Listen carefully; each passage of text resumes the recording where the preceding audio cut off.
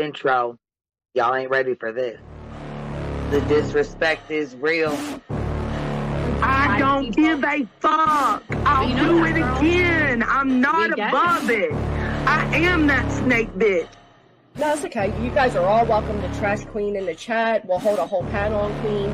I am honest to a point, but a lot of the things I talk about aren't true. Wait, somebody not telling the truth on YouTube? Are you fucking serious? Oh my god. Oh my god. Got a monster inside of me. You better watch out if you ignite me. The road ahead of full prophecy to be the greatest beast the world has ever seen. I feed him every day like the bones clean. I feed him all the hate and he grows me. And he gets claws real big, pissed off quick. And if you cross him, you might drop dead. Metaphorically, of course, settling the sword. Never getting bored, loves the blood and gore. Always wanting more, feeding from the source. They don't really understand until they feel the fourth apart. If you start shit, you'll be heartless in the darkness. Torn apart quick, you left scars ripped. You'll be chewed up and discarded. Me and my friend, we're gonna find you and we're gonna rip you apart like a wave funnel. Snakes don't get a fucking safe space. If she wants to keep it going, then we'll keep going. If she wants to stop the bullshit, then we'll stop the bullshit. But I'm not gonna fucking sit here and let anybody lie on my motherfucking name. Bring your ass. The fucking link is in the chat. That's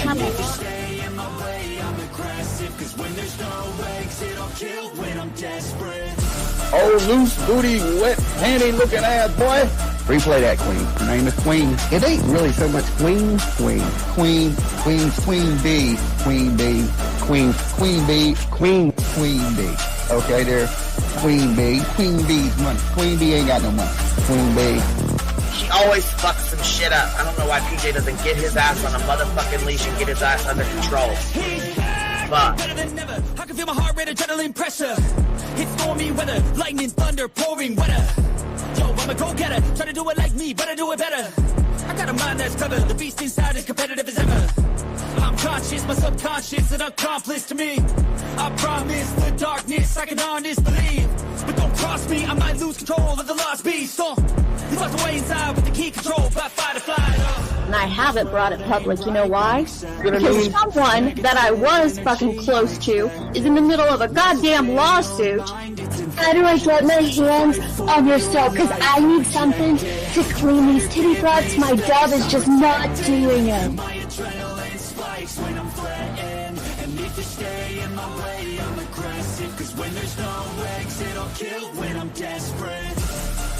Bring your asses. As simple as that. Come in. I mean, bring it. Bring your asses. Hey, don't get Queen B at her 550, 600 service. Bring their asses out. You might have started it, but I'm gonna finish it. Absolutely. Or go to somebody else's panel. Let me just say Queen B's panel. I'm telling you, we all need to go up on Queen B's panel because that seems where everybody's going. I guess Queen B is like the god of YouTube. Queen B Escobar, bro. She's in China just making drugs. You know, I run the cartel on the YouTubes. I run the cartel here. You know what I mean? Like, because that's what boss bitches do. Exactly. He's beefing with the Queen Bee because I heard the stinger sucks. This lady Queen Bee with the lip ring is innocent. You two weirdos are being weird. No, I know who this is. You're the lady that was on Molly Go Lightly. No. You have no doubt QB can hold her own with any female on YouTube. Let me tell you something we all learned a long time ago. I would fuck her up and drag her from here to China. Let's meet one-on-one. Writing checks, their mouth can't cash. Bitch, I didn't write a check, my mouth can't cash. I cash all them motherfucking checks. And I cannot for the life of me understand why people put her on a pedestal. And these allegedly smart people put her on this pedestal like she's something important. We got to tell you about yourself. It's your fucking old lying ass over there. Is her fucking name obnoxiously relevant? Because I know, she changed it. She meant to say obnoxious and irrelevant. That's what she meant to say.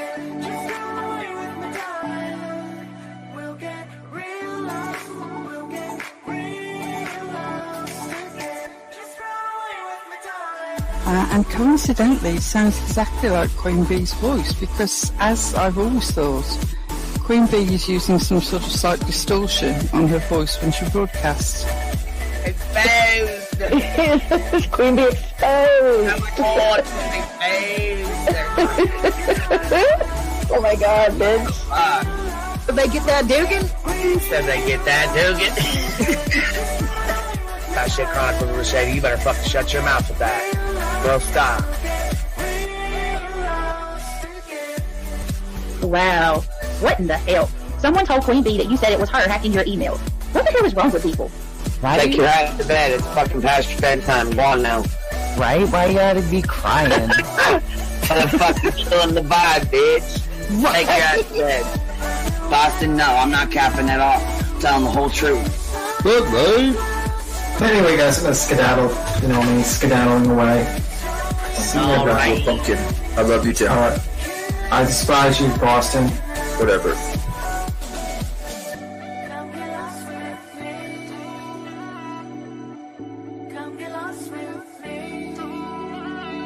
Good morning, beautiful. Happy day.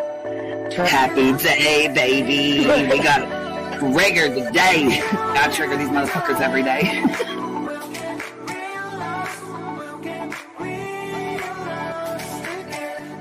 Baby Jesus showed us that, you guys. I swear to God. I know that's right, because you just put right on that shit. Yes, I did. Baby Jesus was like, look here. Yeah, fuck the pause. Pause for the cause.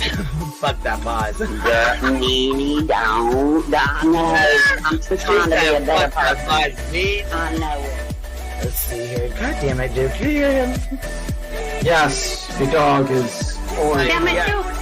Girl, this tea is piping. It's living. This motherfucker's hot. That just burnt the roof of my mouth. Where's Oh, Candy shit. Sue? Where's she at? You heard that like I heard that one. Fire in the hole. Smoke him if you got him. You're like the type of person that would probably be in the back of the class. Fuck you, B-Tim. Ellie's a thug. Right. You don't We're all thugs around here. Shambles. Thank you for supporting the hot biddies.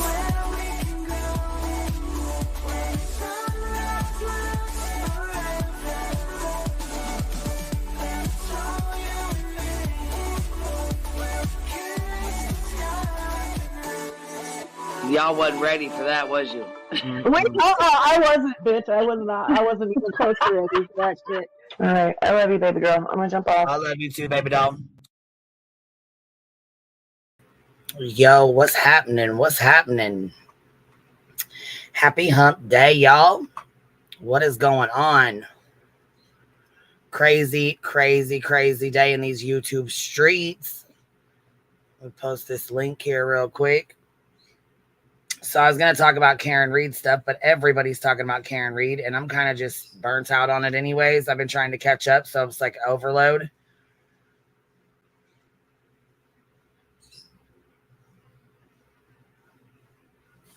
Hold on one second.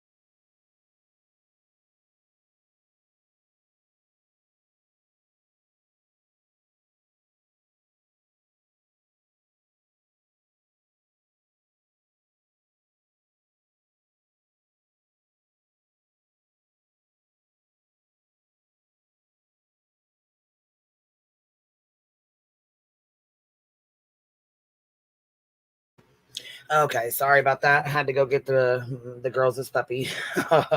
She is ornerier than cat. Let me tell you what, I forgot what it was like having a fucking toddler around. That's for damn sure. Let's see here what we got. Seeker with a $20 super sticker. Thank you so much, love. I appreciate that. Thank you. Spider Woman, 18 months and loving every second. Thank you, baby. Or I guess 13 months. I'm sorry. So you should have had your crown, girl. Remember for 12 months, gray one, got my gold crown. Whoop, whoop. Congratulations, love. Got your gold crown, right? You're holding the gold crown, baby. That's awesome. I'm excited about that. I love seeing the little gold crowns and all the members and stuff. A lot of the memberships are rolling over right now and they're rolling off. So actually quite a few of them are, because it rolls over after 30 days. So any memberships that were gifted are more than likely probably fall off after every 30 days, unless you renew it. So they'll probably be falling off. So if somebody notices they're not green and they should be, message me. We'll try to figure it out. But otherwise, that's probably why.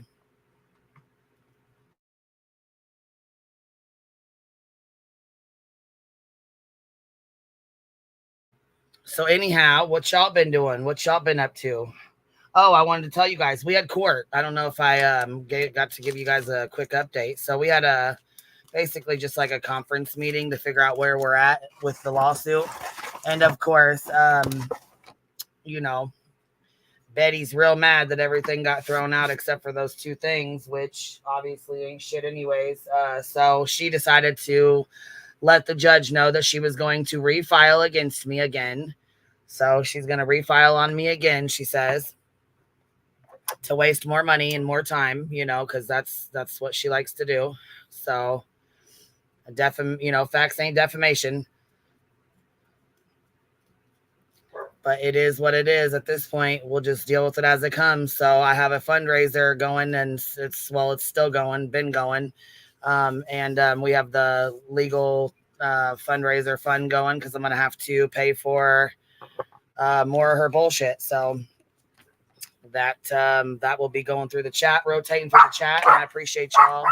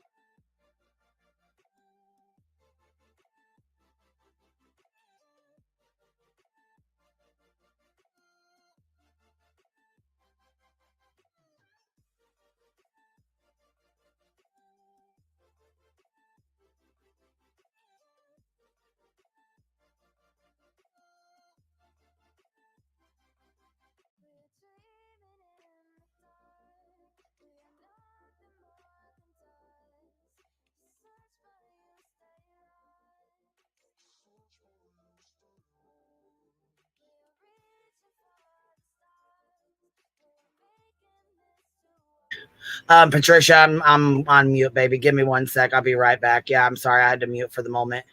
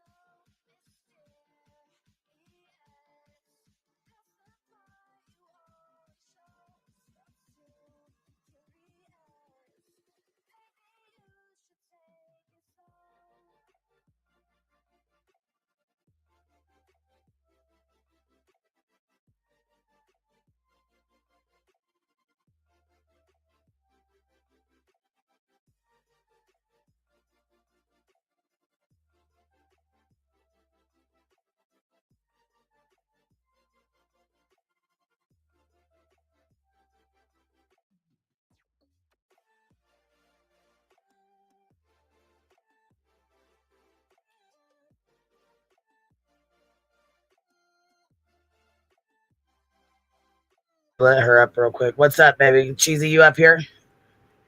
Yeah, I just came up to see if I could help. Yeah, I was gonna say, I'm sorry. I'm sorry. Give me 1 sec. Yeah. No, don't be sorry. I just came up to see if I could help. All right. I came up to chit chat with you guys while she's busy. I'm just sitting here eating Chinese leftovers. The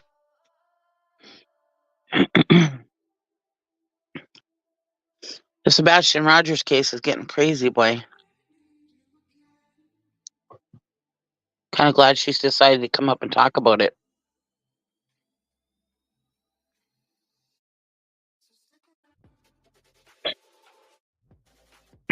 I had to hurry up and chew because she put me up on the show while I took a bite. All right. No, I'm sorry. Dude got Yeah, out. you're fine. He took off and went under the fucking gate, under the fence, and the neighbor was trying to get him and bring him back, and he was barking and carrying on and just. Oh boy. Yeah, so that's what I was dealing with. Beat Tim, you're up here too, and I don't know who this is. Okay. RJ. Yeah, I'm here. Okay, what's up, honey? You're back here with us. Yeah. Well, this whole thing, with people talking about how, oh, Christopher Proudfoot's arrogant. Christopher Proudfoot's arrogant. How would you feel if that happened to your child and people were on YouTube and other social media spreading rumors and everything like that? I mean, come on. Wouldn't you be upset?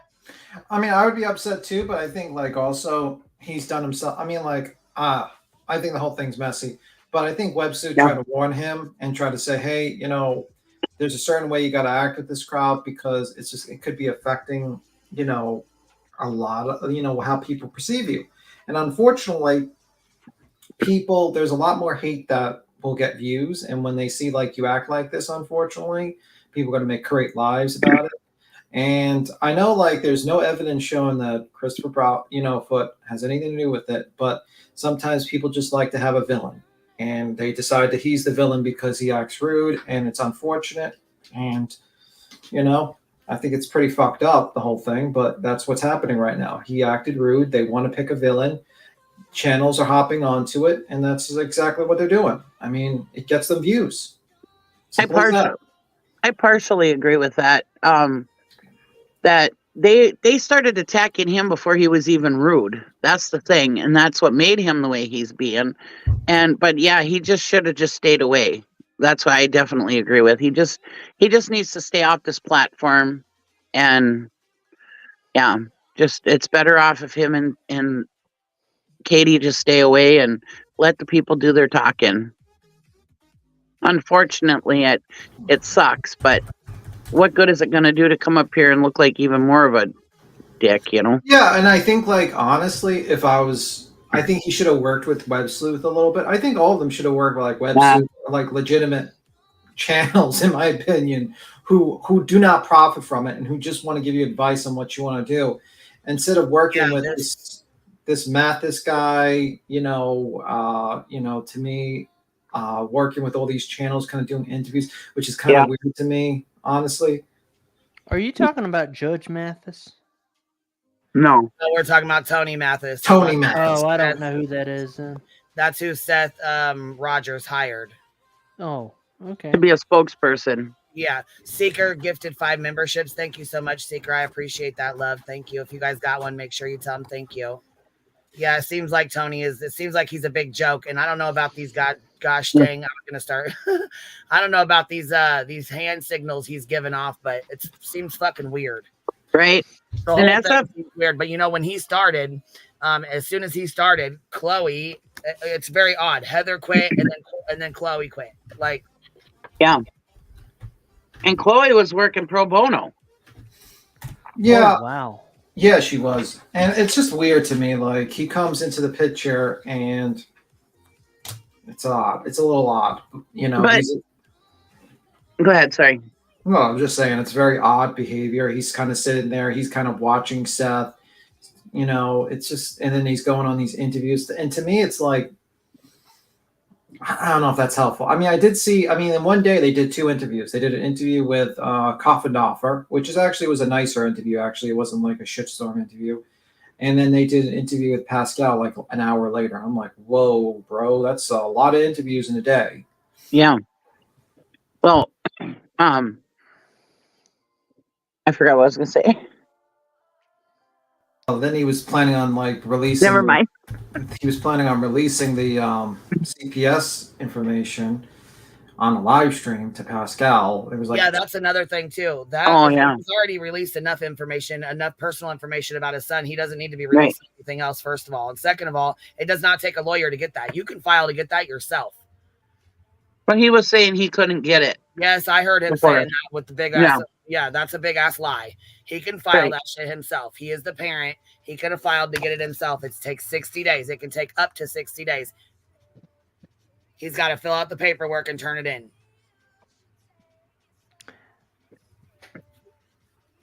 Well, I remember that to be a fact because I helped somebody else do it when they had a CPS case. I helped them fill out the paperwork, because they didn't have money for an attorney. So I helped walk them through it, and I helped them fill out the paperwork, and they turned it in, and they got their whole entire report back, everything. I thought somebody had said that it was because it wasn't having to do with Sebastian was why they couldn't get it, but I don't know for sure. The report's closed. It's already a closed report. You know what I mean? So they can get it. It doesn't matter. Yeah. It's not an open, active investigation. If it was, then no lawyer would be able to get it either. Nobody would be able to get that. You know what I'm saying? It's an open and active investigation, but because it's closed, as long as you're filling out the right paperwork and correctly, you can get it done. The lawyer. Now, why would you have to be told by a lawyer not to release CPS stuff about your missing son? You should be smart enough in your fucking head to not do that. SF Investigates turned him in for that. Yeah, I'm glad he did. I'm glad somebody did, because it's a bunch of bullshit. I'm sorry, but I'm done with Seth. I'm sick of his shit. Because he was gonna say that on Pascal's show, and SF Investigates got a hold of CPS or DCI, whatever it's called down there, and they got a hold of his attorney and said, Well, and Seth, from what I heard, Seth has been going on different live streams himself. Is that true? Seth's been on about streams. Have you not watched the case, RJ? I've watched some of it, but I haven't heard. The only thing I heard from Seth was that night that him and Chris got into it on websites. Yeah, that was the big one. But like he's been on like at least 50 interviews. Yeah, I was gonna say he's been. Oh yeah, God. Like I've seen at least. I've seen maybe 10 or 12 interviews, to be honest with you. Oh, Lord. With this guy, and I feel like he's way more than 12. No, me personally, I've seen 12. Oh, okay. I was going to say, it's been way more than 12 interviews, but yeah. And I just think I just feel like it's getting to the point where, I mean, I get that you're keeping awareness out there, but it's getting a little odd where he's talking about, I have a secret team, we're doing our own search, I have a lawyer. And I'm thinking to myself, where are you getting this money to do this? And then somebody said something about he bought a motorcycle. With what though? Because the GoFundMe, after they got $26,000, they closed it down. Yeah, and why aren't people getting mad at him for buying a motorcycle? Right, they jumped up and down Chris's ass for being in a motorcycle store. Right. But I want to know why they have where did this reward fund go and why is it not up? Where did it go? Well, my understanding where did it go? My understanding with that one is that a bunch of stores kind of put together. They were like a volunteer that they were going to give money out, and there was a guy who was the head of that, who was kind of like collecting the money or was going to do it. And I think it just, I don't know what happened to the guy. I don't know what happened to the reward money. Yeah, that's why. Not only that, then you got the GoFundMe, but then you got a PayPal that he's asking, or a Cash App that's in his fucking sister's name. So people are sending all this goddamn money. Now we got the reward fund that people have sent money for, and it's shut down and gone. Nobody knows what's going on with that. So there's no reward fund for him. This case is this is a messy ass, cash cow ass case that fucking YouTube has slaughtered. Yeah, because I feel like the issue with this case is like there's a lot of misinformation that no one actually understands what is a fact, and you got people who are fake dog searchers. Oh God, yeah, let's go there too. Oh, With this Jesus. fake ass dog search lady. Like, are you serious right now? What? Yeah, there was a fake dog search. Can I bust in just for a second? I want to say that Seth did say that the reward was a bunch of businesses saying giving promissory notes for it, which is common for a reward fund. A lot of big businesses will do that. They'll give a promissory note for a reward fund. And because there's no point in putting it out there if, throwing the money into the account if nobody's going to do anything, right? But anyways, that's what he said, that it was a bunch of promissory notes. There was no cash. So he got an attorney to look into it, and then usually there's cash rewards for almost every missing child. I mean, so Sebastian just doesn't get one. Right, I don't understand that. Where there's just no reward for him at all. I mean, yeah, because isn't there that company that for missing people or something that does it? Equifax, yeah. Okay. But yeah, I don't know. I just think it's just very messy, and I watch a lot of channels when they do the coverage, and I don't know. I don't know. You got Dolly over here with fucking 4,000 people in his chat calling him stank toes, fighting with Chris and anybody he can, talking about pissy pants, calling a 15-year-old fucking pissy pants, and then he's like, "Well, I didn't call him that. Chris called him that." Well, then why the fuck are you repeating it? Right. You should have been smart enough not to fucking repeat it. Well, that was your mistake. Smart enough. That was your mistake. You assumed and then something. put it on a fucking thumbnail because, of course, clickbait. That'll get you every time. That'll get 4,000 people in your chat. That clickbait, boy. I believe Seth is the root of most of these problems with this case because he thinks he's in control of everything. The other night when he was on Pascal, he's like, if people don't want to work with me and how I'm controlling it, then or something along those lines. Those aren't the exact words, but something along those lines, then they can just get away. And it's like, okay, well, you're not law enforcement, first of all. Right. You're a corrections officer or whatever it's called. Which, by the way, I believe Chris actually helped him get that job, if I'm understanding that correctly. Yeah, he said did. that on Web Sleuth. Yeah. Which is kind of like I didn't realize that until I watched Web Sleuth. I'm like, wow. Well, not only that, then he throws Chris's parents under the bus. Like, I heard a rumor. I heard a rumor. Instead of calling them and asking them like a normal fucking person would, or talking to the police department. I heard a rumor they went to Alaska. He says, yeah, he does a fucking dog whistle on a channel with 4,000 people watching. Well, I heard your parents took them to Alaska. What? Well, when he said that on Pascal's show about how he's running the show and blah blah blah, people don't want to do what he wants them to do. It kind of made me feel like that time when he said that he was Michael Long. Okay. Yeah, right, and that he was the way he was in California. When Katie got Sebastian help with a counselor, and he's like, nope, she wasn't doing it right. I didn't like the way she was having him draw and blah, blah, blah, But he was a 7-year-old. Wasn't he like 7 years old or something then? Of course she was having him draw. That's what they do when they're little. Right. But here he went acting like he was the one who knew everything. And he doesn't know shit. That guy, I don't think he's very bright. Myself, just I'm listening to him. And what's allegedly or whatever you want to say, but I don't think he's too bright. Yeah, I don't know. I don't know about the man's. Well, bright. he did. That's my opinion. Admit that Seth did. Sebastian did have internet access at his house. Yeah, which has always been a book. Like I always said, like he's playing like these games. I'm sure he has internet access. Yeah, that's always been. He wouldn't admit it. He wouldn't come out and say that. Which is kind of detrimental to an investigation if you don't tell people he has internet access, because that's one of the ways a kid could be lured out.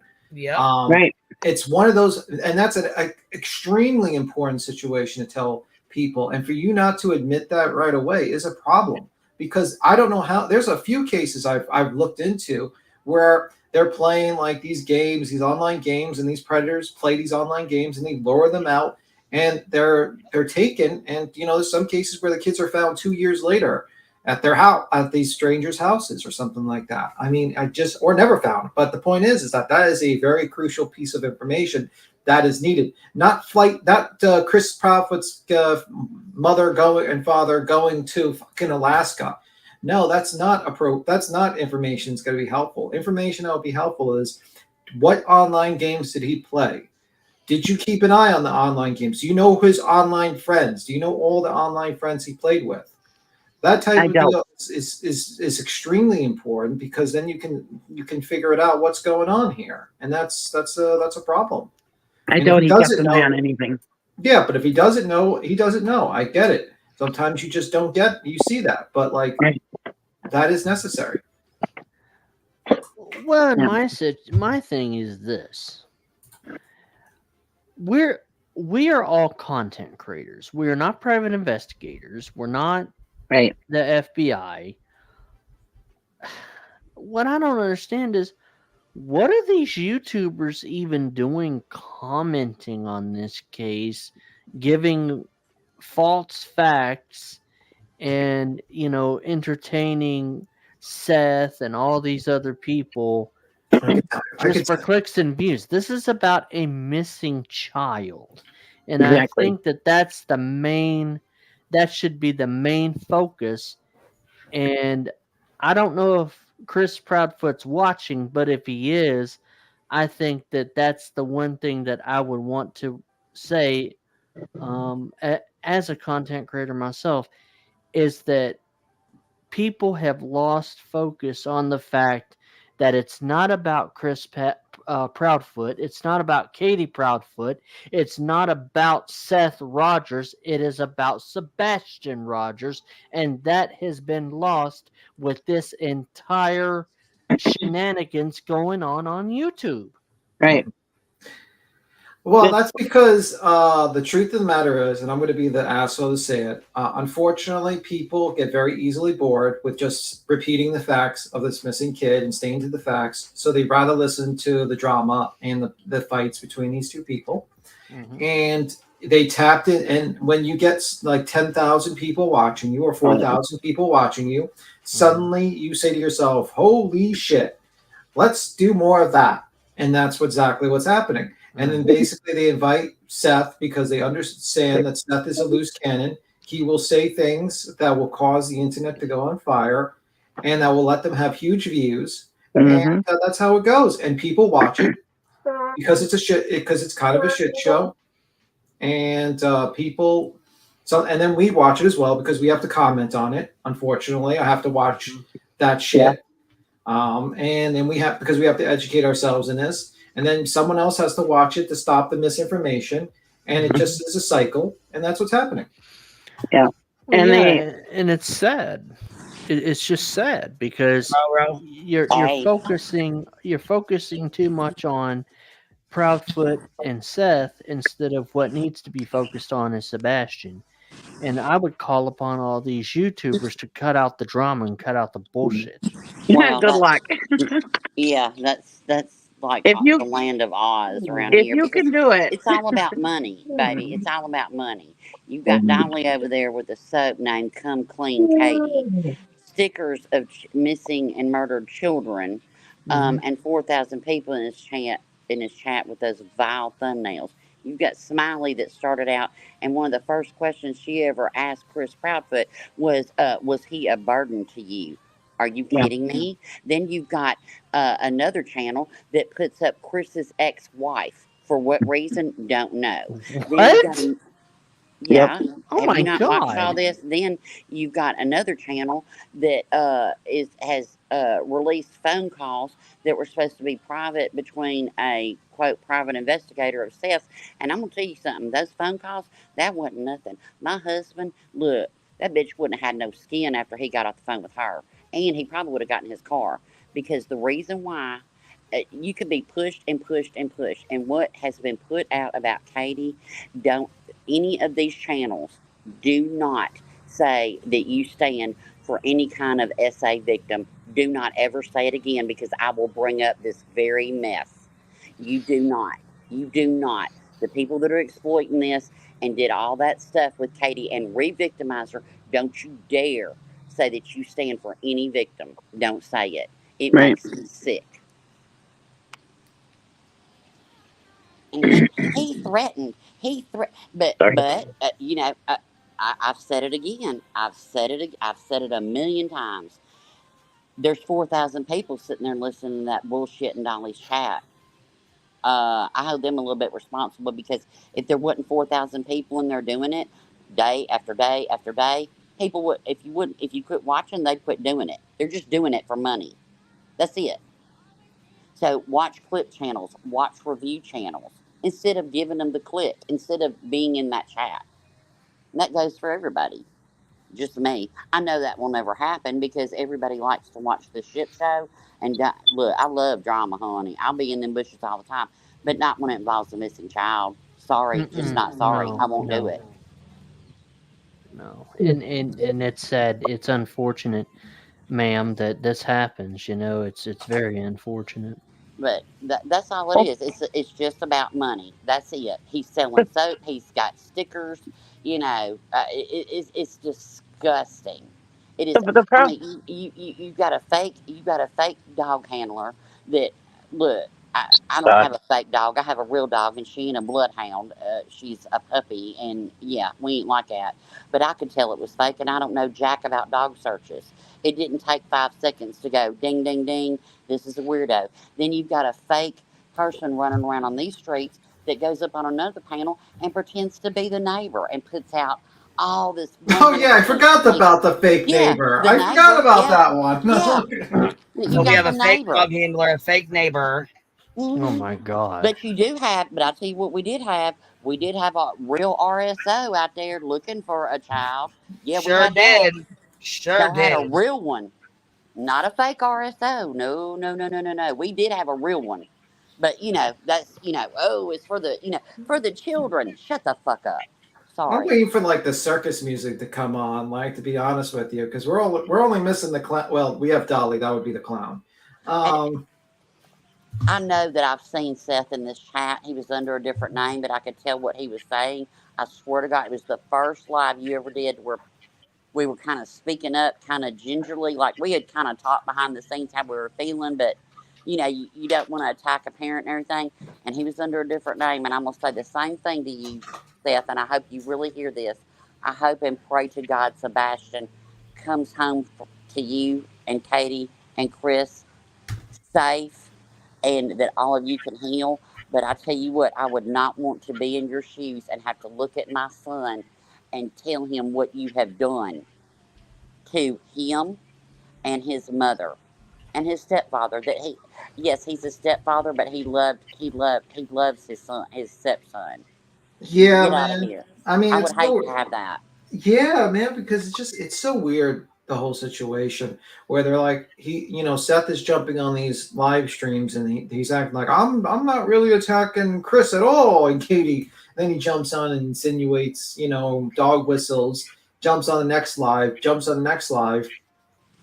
Yeah. That's not helping, sir. No. That's not helping at all. That's why he doesn't actually say things negative against them, but he alludes to it. That's the problem. He keeps it open-ended. He put out the information about what happened to Sebastian when he was a young child. Stop it. No, that is unforgivable. I swear to God. And seriously, the next time you hop on panel, Seth, and Chris, all of y'all, think about when Sebastian comes home to you. What are you going to say to him to justify the words that you have done, the actions you have done, and the promotion you have done? Are you kidding me? And by the way, I'm going to state this for you right now, Seth, if you're listening. Your comment on Pascal about saying, well, T-Rev and Pascal and all these people, the good ones, but the ones that just take the content and get super chats to watch and review are the bad ones, negatively review. Sir, unfortunately, there's a lot of misinformation. And there's channels like Nonsense that basically had to debunk a fake dog handler. And unfortunately, the true crime channels that you're talking about didn't do jack shit. They literally just like fed into that shit. Okay. So yes, sometimes you have to actually have people to review these channels and actually say, hey, this is full of shit. Because unfortunately you're so that's my opinion, sir. I think you need to stop with that, thought process. And the people taking advantage of you right now, Seth, is T-Rev, Pascal, all these other channels are taking advantage of you. The lab. They're all taking advantage of you at Dolly Vision because they can make money. They're making money off of your tragedy and they're making money off of your son. And that should fucking piss you the fuck off. I would be furious. I would sit there and be like, listen, stop spreading misinformation about my son. Stop with the fake dog handlers, the fake neighbors, interviewing the fucking Chris's ex-girlfriend, ex-girlfriend. Can you guys just have a poster of my son, state the facts of the case, and just keep it 100? But stop dragging all this negativity about about the whole situation and throwing it on my son. And stop it. And maybe tell Tim Mathis to do better hand signals. He is, and that's why I feel like he's continuing to keep doing it. Yep. And then Tony Mathis comes out and says, "Well, we're not going to protect the Proudfoots anymore." When did you? When did you? One time. When did you ever protect the Proudfoots? Are you kidding me? Exactly. He tried to one time, and Steph still couldn't stop himself. And then the guy goes, and then Tony comes on to a live stream and says, "The gloves are off. There's no more line." I'm like, bro, how is that professional to jump on a live stream and do shit like that? There ain't nothing but and I don't care. This pro bono, you're doing stuff pro bono. You don't have to get $1 to benefit from a case. It could be recognition, praise. It doesn't have to be monetary gain. It can be for future cases. I worked with Sebastian Rogers case. I was the PI on that case. It doesn't have to be if you're monetized or not. It don't. And Testicle, Testicle, I value, I respect your opinion as far as Chris going off on the PI and the woman and whatever. Yeah, if that put yourself in his spot. If what was said about one of your loved ones, if what had been done to your significant other, your child, your spouse, your whatever, your parent, if that had been done to you, what would you do? I know what I'd do. I know what my husband would do, and I would expect him to do that because he's protecting me against the weirdo. I don't know if someone else. It's words. It's words. It's words. Okay. Chris didn't put out her any of her real life information. He didn't do that. It was words that he said to her. Yeah, so I tried to say something, but you kind of interrupted and I lost my thought. Sorry. I was sorry. Like, I thought you, well, I guess you took a breath. I'm sorry. I thought you were done. Did Pascal hide this live or what? Where's it at? Pascal's live? Let me see. Yeah, because it's not popping up. So, here we go. One day ago, I found it. That would be kind of like, he had 10,000 people live watching. I'd be Yes, crazy. I know. I cannot believe people. I know. Well, it was like, unfortunately, what I felt like, it was like blood in the water, and it was like and a bunch of sharks just pooling around it. Yep. Like they want to see like the situation, and I don't know if maybe he got worried about the tweet from SF. Maybe common sense hit him and said, maybe I shouldn't release this on a live stream at all and keep it private. Maybe common sense hit Seth to not do that. No, the lawyer told him not to because he was going to get in trouble if he did. I know I interrupt at times, no problem. All right, I guess we'll play it. I'll keep quiet. Did you hear me? Go ahead. No, go ahead. The lawyer told him not to. That's why he didn't do it, because he was going to get in trouble. Because CPS called him and told the lawyer, no. I mean, it's common fucking sense. I don't know why anybody has to call and tell him this shit. Right. I'm just saying he didn't have any sense. Weekend dad. That's right. That's what that is. He doesn't know. Yeah, but like, why would it even help? How would it be helpful to release the CPS records on a live stream? Like, I get it if it was like, you know, if you had to give it to the cops to give them an idea of what's going on in the household, fine. Because that's jokes. Everybody wants to hear about what happened to a little kid. I mean, come on now. Why do you think there was 10,000 people in the chat? Cops already have it. What happened to this little boy? It's the salacious details. I want to hear how his head fell in Seth's hand. Let's hear about that. Let's hear a little bit more about that, there, bud.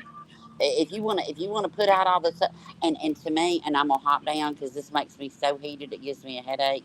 But to me, I don't have to be told and threatened that I'm going to do something illegally to not do something that's going to hurt my child, because the love of my child comes first. Over, I don't have to be told don't hurt my child, but that's just me. So I'm just a piece of shit. But I'm gonna go back down and chat because I'm kind of losing a little bit.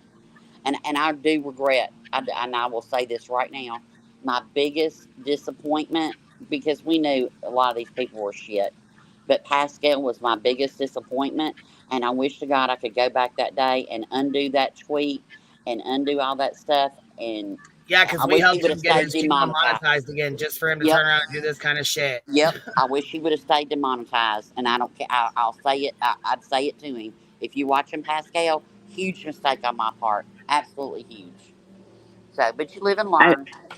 I want to say to Pecan Pie, SF did not involve himself in this case that much. He's just been tweeting about stuff, but he stuck up for that kid, because otherwise, if he wouldn't have called in, he wasn't doing the drama.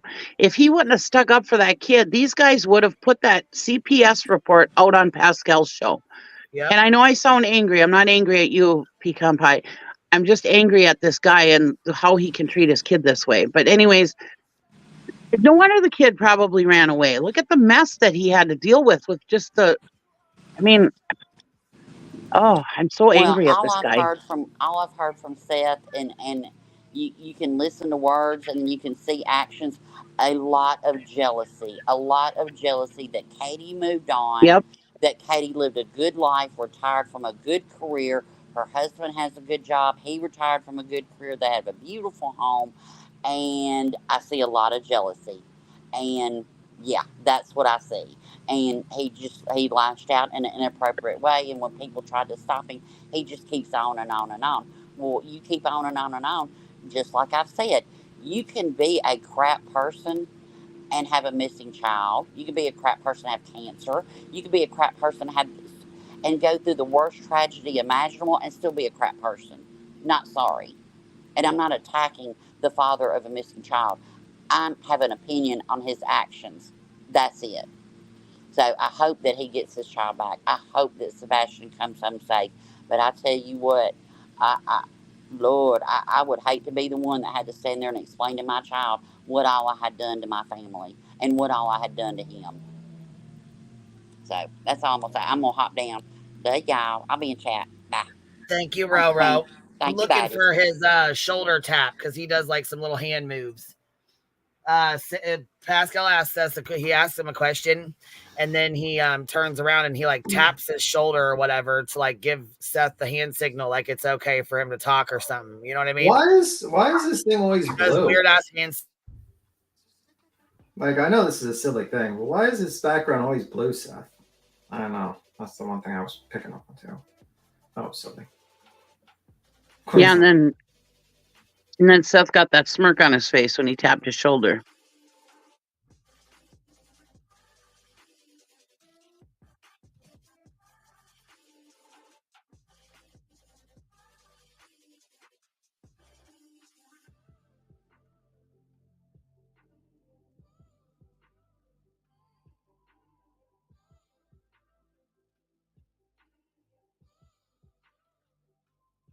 Everyone's quiet. No, there's no volume on it. I'm just looking for the little finger tap, like he does like a shoulder tap. Oh, we're gonna do the shoulder tap. Oh my God. I'm waiting. Yeah. He does like a little hand move. He does like I'm looking for a shoulder tap where he does this little fucking shoulder tap to tell Seth. It's like he's got like a hand gesture that he does for Seth to like let him know it's okay or whatever. He does like this little shoulder tap thing I'm looking for. It was almost right after you started it the last time he did it. Was it? Yep. right here. So they've been about right here because he does like a little shoulder tap. Like he does like a tap where he like asks him a question and then he looks over at him and then he does the shoulder tap to like let him know it's okay to answer the question or some dumb shit. It was right around where he had his hand on his head. Oh no! Right about where you started this the last time. I thought it was back here.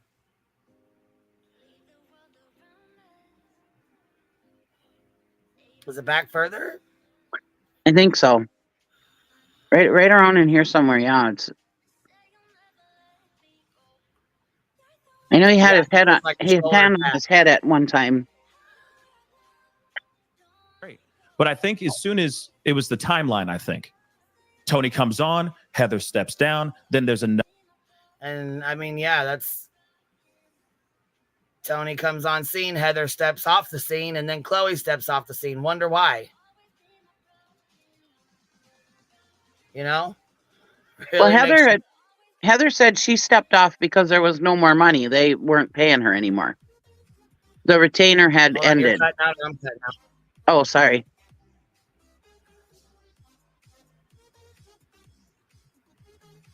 Oh, you just fell off? She just found Cheesy's gone. Cheesy's yeah, gone. I was like, I couldn't hardly hear her, and then bam, she was gone. That was probably the signal. Did you tap her on the shoulder? Yep, I gave her the tap. Get out of here. Yes, Doxy. Dolly is a full-on tragedy pimp. Oh, He's been pimping since been pimping, baby. He found out the way to make money, and he's been making bank. Well, I mean, listen, they support it. Look how many people go over there and support that chat. Look how many people go over there and watch it, listen to it, sitting there, and you know what I mean? Well, he did say he was a tragedy pimp and his pockets were full of money. He's right. He'll tell you himself he's a tragedy pimp. He don't give two shits. Mm-hmm. People are still going to pay him. They're still going to watch. It don't matter. What's it matter for? It don't. You know? We can scream all day from the rooftops about how he's a tragedy pimp. Show people how he's a tragedy pimp. Show examples of what he does. And they still don't give a fuck. Do I sound better now? Yes. Yes, ma'am. Okay, thank you.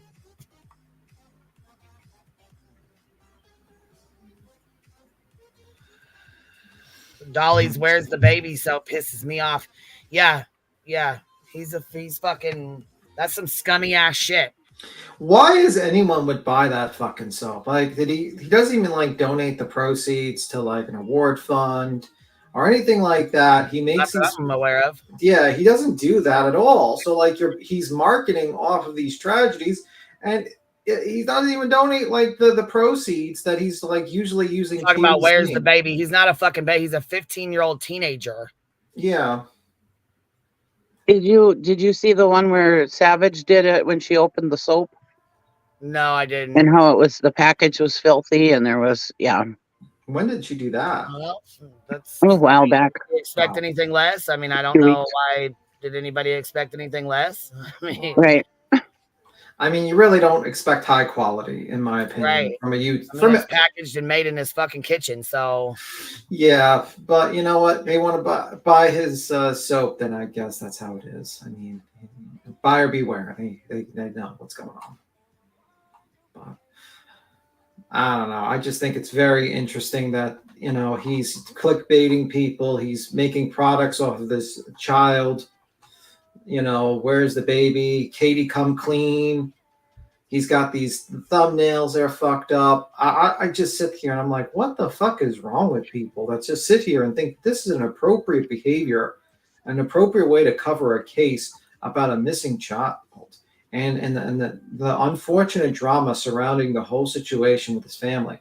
Like, this whole family is being torn apart. We're all looking at it online, and everyone's just running and profit from it. And it's like, oh my God. They said go to 1244. Oh, thank y'all for coming through. That's what I'm talking about. 1244. That's what Pecan said. Coming through for us. We're at 1245. Okay, here we go. Let's go back. There we go. 12. With any other PIs or no, I ain't telling. Any updates? Okay, nothing. Okay, that's fine. There it goes. Did you see the shoulder tap? Look at y'all coming through for your girl. The shoulder tap. Oh my God. Look at the shoulder tap. Look at Seth laughing. Yeah, and Seth got a smirk on his face. Yeah, What an yeah, they idiot. know it's bullshit. They know it's some fucking bullshit. Any updates? Okay, nothing. He said any updates. Okay, nothing. Here we go. Okay, that's fine. Oh, good job, Seth. Nothing. Do you think like Pascal saw that too, and that's why he like gave like a double look? He was like, "What the fuck? Fuck What yeah! did you do? What the fuck Come was on now. that?" They're fucking giving. Come on now. Well, that was Traders, why you've been doing really good on your lives. Trader's been calling out the tragedy pimps for real. Yeah. She's been doing pretty good on her channel over there too. Well, that was why Tony said that he wanted them to leave it this way so that all three of them could see each other. Because when Seth would talk, he would focus on Seth and put Seth full screen. Well, then Tony's like, "Hey, I want you to keep it like this." Yeah, he's got to be able to see. He's got to see what's going on. He can't. So they can do, so he can show him gestures. Right. If Pascal was a real one, he would have asked immediately, "What the fuck is that? What you shoulder tapping? What's up?"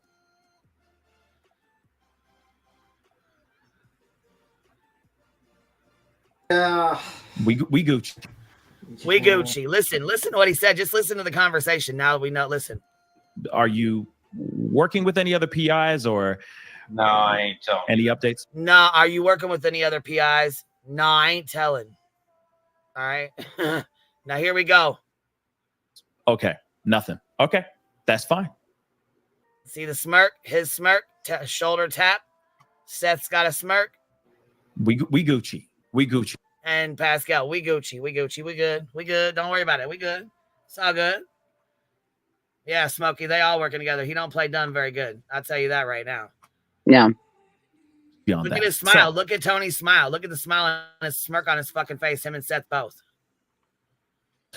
Moving on. Let's talk about this here. The leaked audio. Chris. Oh, yeah. Let's talk about that. The leaked audio. Who do you think leaked that audio? Because in my opinion, I think Seth did it allegedly. Just gonna put that out.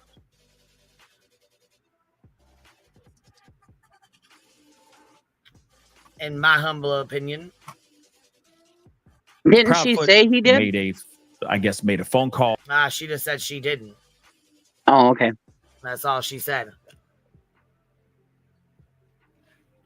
And yeah, Kodo, it seems like Tony really likes that he's in control of this. But he's making Seth think he's in control of it. If you notice, he lets Seth think he's controlling stuff, but really he's the one controlling shit. And that information or that phone call got leaked.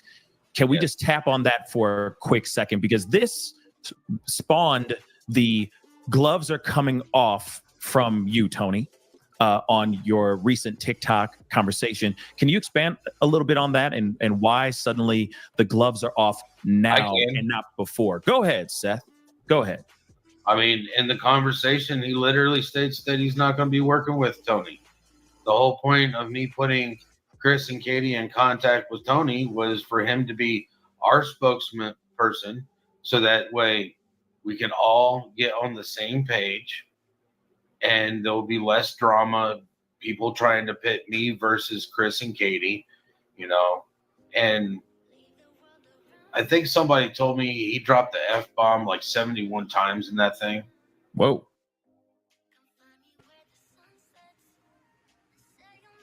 Now, see, I don't know. I haven't listened to all the leaked audio. I only heard a part of it. So if anybody has it, will you email it to me? Yeah, I haven't even heard it. The only drama is coming from Seth's camp. Yep. And not only that, he's like, okay, so first of all, hold on. After all the shit you done said and did, you want Chris and Katie to sit back and allow this man to be the spokesperson for you and for them? Right. Absolutely not. Fuck no. Right. Seth is the fucking drama. That's where the drama's coming from. Him. Seth is mad because they don't want to work with that guy. They're doing what law enforcement is telling them to do. Exactly. That's who they're listening to, not some felon who Seth has is blowing money, bunch of problems and can't keep his financials straight and everything else. I mean, he was paying Heather. She obviously quit. Was like, fuck this. And Chloe quit because she wasn't getting paid. So obviously the money's getting blown through. The GoFundMe shut down. He's got a cash app, but it's in his sister's name. So what, are you hiding them from taxes? Or, I mean, what are you doing? What the fuck are you doing? Well, let's not say like that. Like with the taxes. I'm just asking, what the fuck are you doing? Like, what? There's only so many different reasons why you would put it in somebody else's name. Like, what is going on?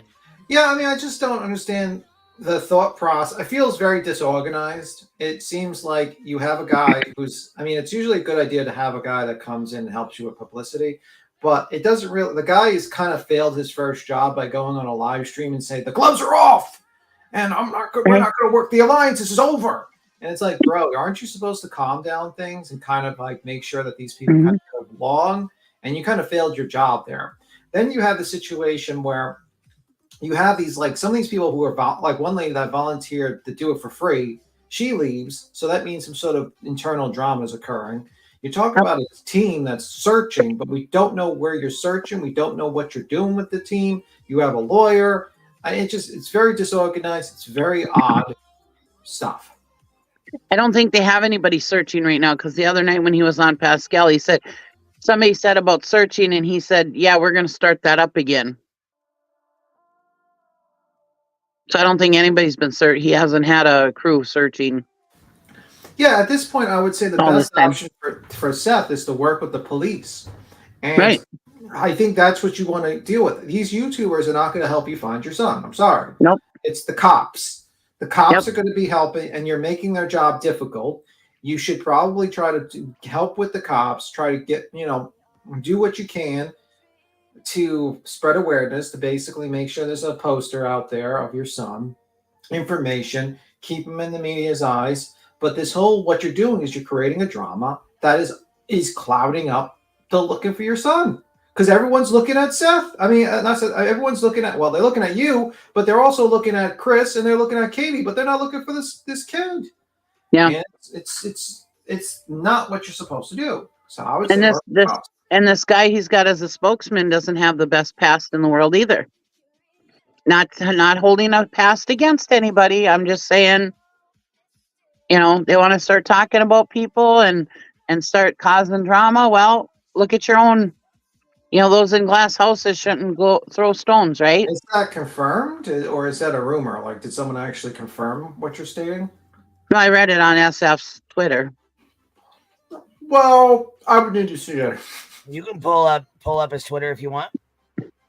I don't know how I can while I'm on here. No, I mean, beats him. I think he's got Twitter on his. I was going to say. What I mean is that, like, just because FF Investigate says it, I don't know if it's true, to be completely honest with you. Well, yeah, I'm not saying that. I'm just saying I saw it on his Twitter.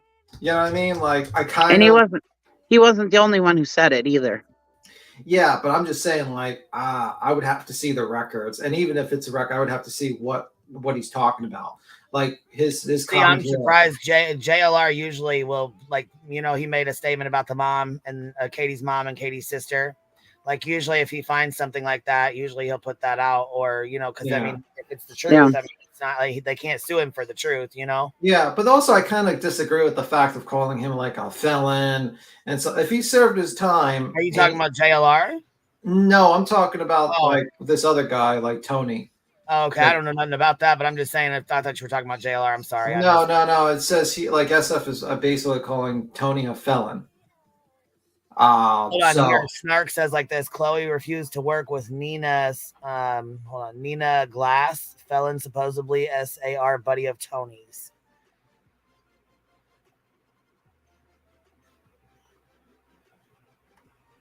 And it says somebody said Tony had money fraud felonies, which makes this case right. Which makes this case right up. Oh, okay. Okay, I see what you're saying.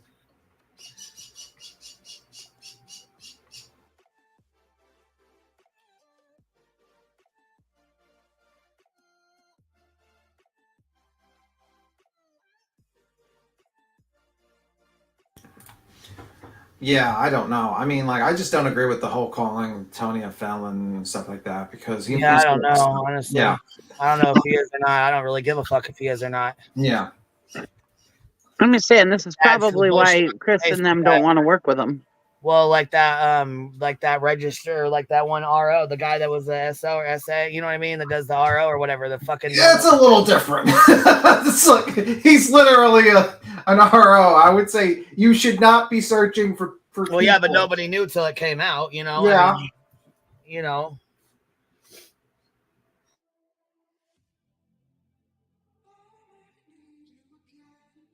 I don't know if he was even paying the PIs, to be honest with you, Dynamite. I mean, like $25,000 or $30,000 he got sounds like a lot of money, but like lawyers, PIs, that money goes super quickly. Yeah, he's like lawyers, PIs, bills. He ain't got that money.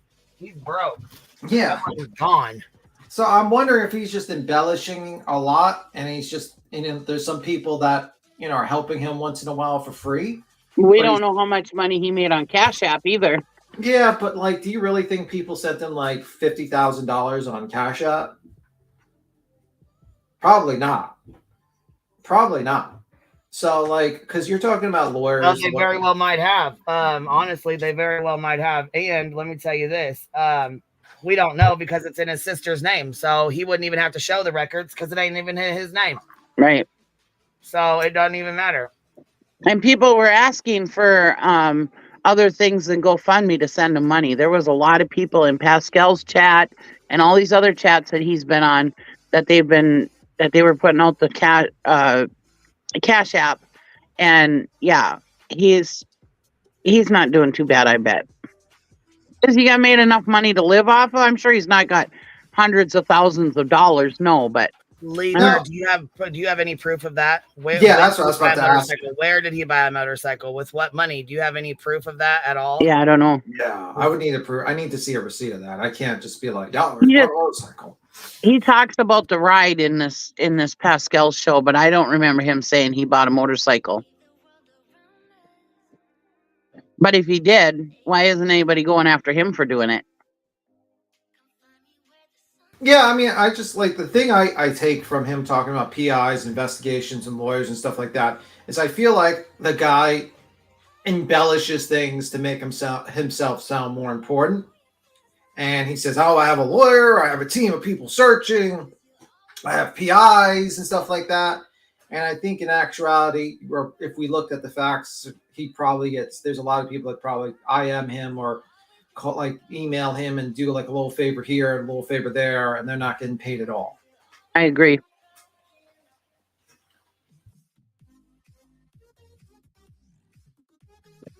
I just get that from that guy. I just feel like he embellishes things a lot. Just I don't know if it's just like how he is, like so he just like sounds bigger or stuff like that. I don't know. That's just how I feel. When it comes to $26,000, I don't. It's not a ton of. It's a bit of money, but it's not like money. It's not PI lawyer money. Let's just say that much. Right. Definitely not PI lawyer money. Like I said, Heather said that she quit because of the retainer had ran out.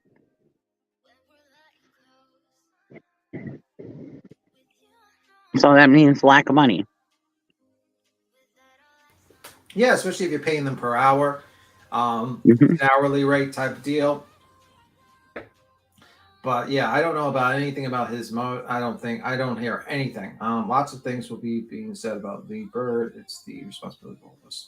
So yeah, I don't know anything. And honestly, personally, my problem with Seth is he goes on these programs, he sets drama alert he's causing rifts with these two groups of these two families.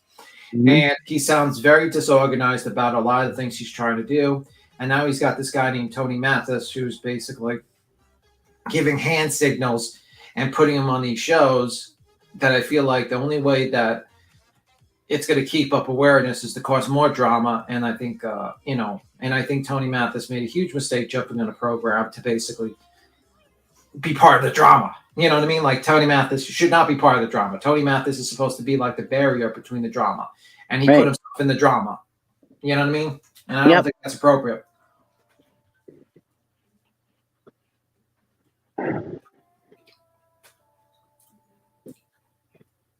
Yeah, this is all just a mess. It just makes me so angry.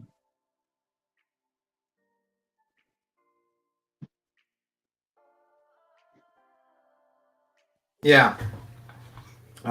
Yeah. It's sad. It's a very sad situation.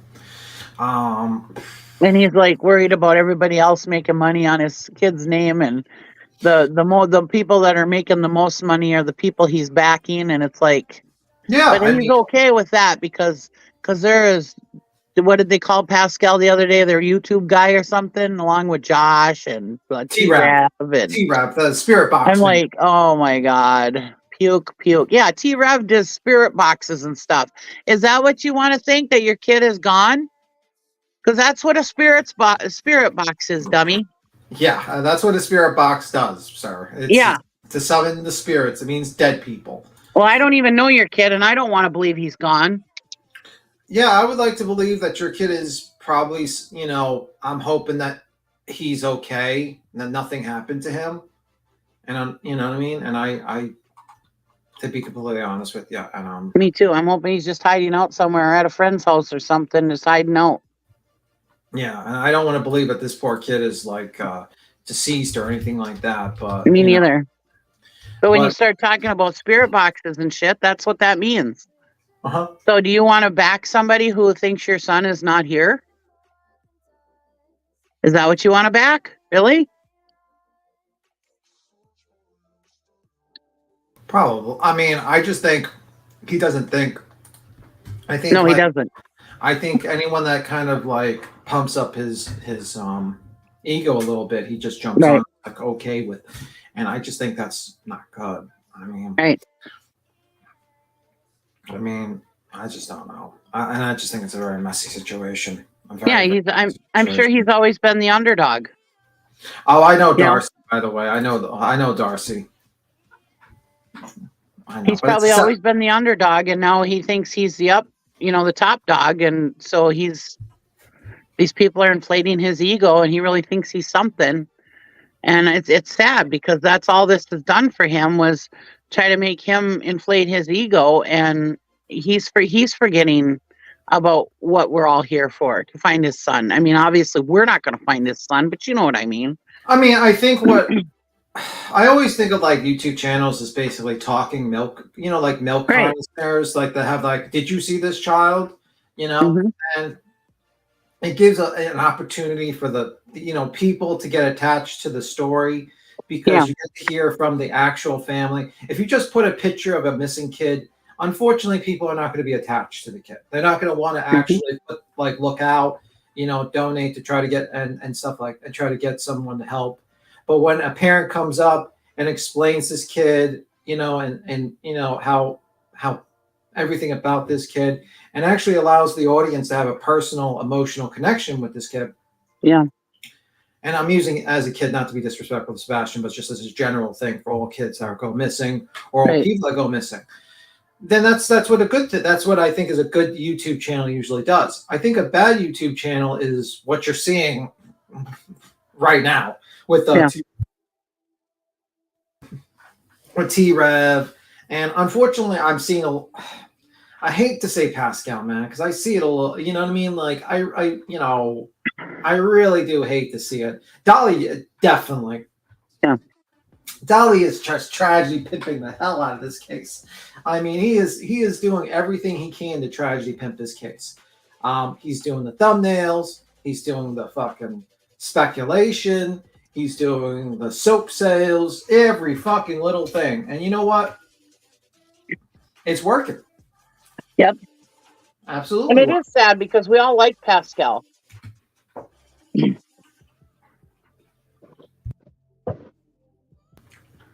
Unfortunately, these methods work, and that's why they're done.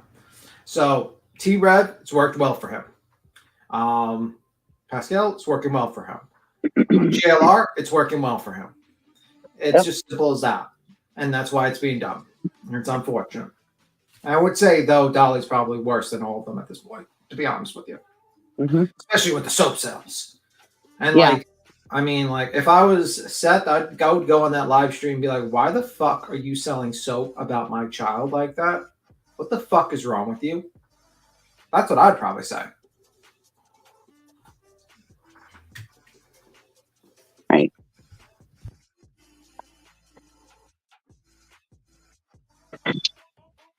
Yeah, and that's why he wants the gloves off with Chris and Katie, because they're not following his plan. So They're doing what law enforcement tells them to do.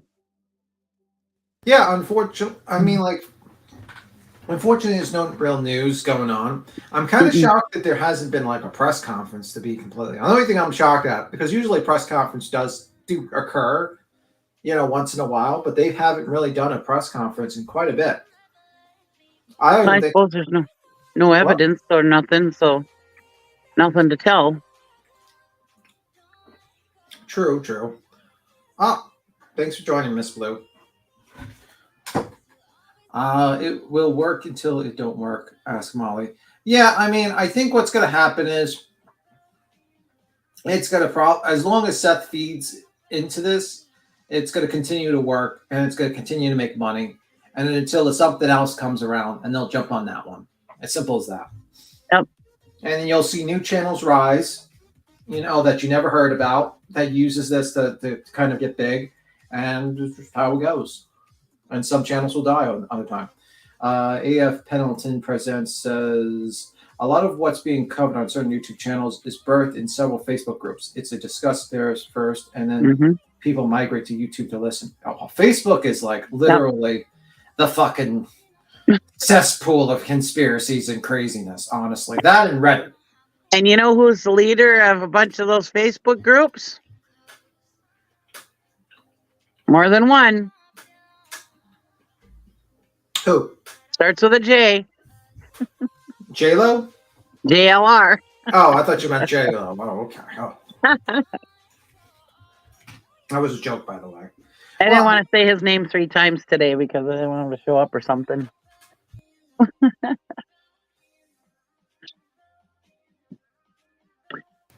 Yeah. Well, it's worked very well for him. It's a tactic that's worked very well for him. He's got 200,000 subs. He gets a ton of views, and there's a lot of people that just watch him every day. Oh yeah, he's making bank. I don't know if he's making bank, but I don't know about the money situation because views don't automatically equate to cash on YouTube. Just because you get views don't mean shit. If you get 50,000 views and you don't get donations, you're not making that much money. But somebody with 200,000 followers does make money on YouTube. Yeah, but decent money. Depends if he's getting donations and sales and stuff like that. But I would, looking at, he probably makes a good amount of money. He probably makes more money than Dolly. Let's just say that much. Oh, definitely. One day you'll say my name right. AF Pennington Presents True Crime Weekly. Is that the way you say it correctly? Pennington, like Pennington Bear or something like that. That was Paddington Bear. Paddington. Maybe that's the right way you say it. Paddington. No, hers is Pennington, but your Paddington Bear is. It's similar. I don't know what the hell's wrong with that. It's similar enough. It's enough. Amazing how all these. You know what? I never like Lee Bird to hold people's past against them. You know what I mean? Like, I think people have the ability. The only thing I really don't like is sex offenders and child stuff. Those people. But people that serve their times, they've been punished once, and I feel like continuously punishing them for their past, it seems like a little messed up. Like once you serve your time, once you get out of jail, I think you served your time, you paid your debt to society, and hopefully you learned your lesson and not commit more crimes. I hope. And that's fine as long as they learned their lesson and they're not continuing on with what they were doing. Yeah, and that's the whole about. That's why I usually don't like bringing up people's past. Though you could use as correlation to, current stuff that they're doing. Like if a guy is doing frauds in the past, and then you see him potentially doing frauds now, then you say, "Whoa, maybe you can bring that up as correlation to present behavior." But yeah, I just kind of like because I think everyone has a past. I like to give people the benefit of the doubt. Yep. No, I know lots of people who have had very big criminal pasts with drugs and all kinds of things, and they're great people now. Yeah. I don't have a record of myself. I had a perfect driving record until just recently. I was driving down the road and I had my phone on my lap, sitting on my lap. Well, somebody had pulled out in front of me, and I slowed down. I wasn't looking off the road. I was looking on the road. And I slowed down a little bit just so I didn't hit them. And not erratic or anything.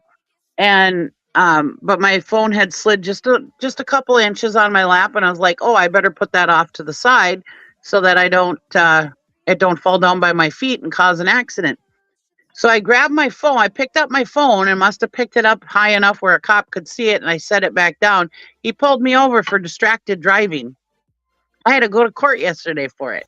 I've driven over 1 million miles, and I have a perfect driving record. We'll have to until get this happened. Jackson. We'll have to get Alan Jackson to fight this. It was pure corruption while you got arrested. I know.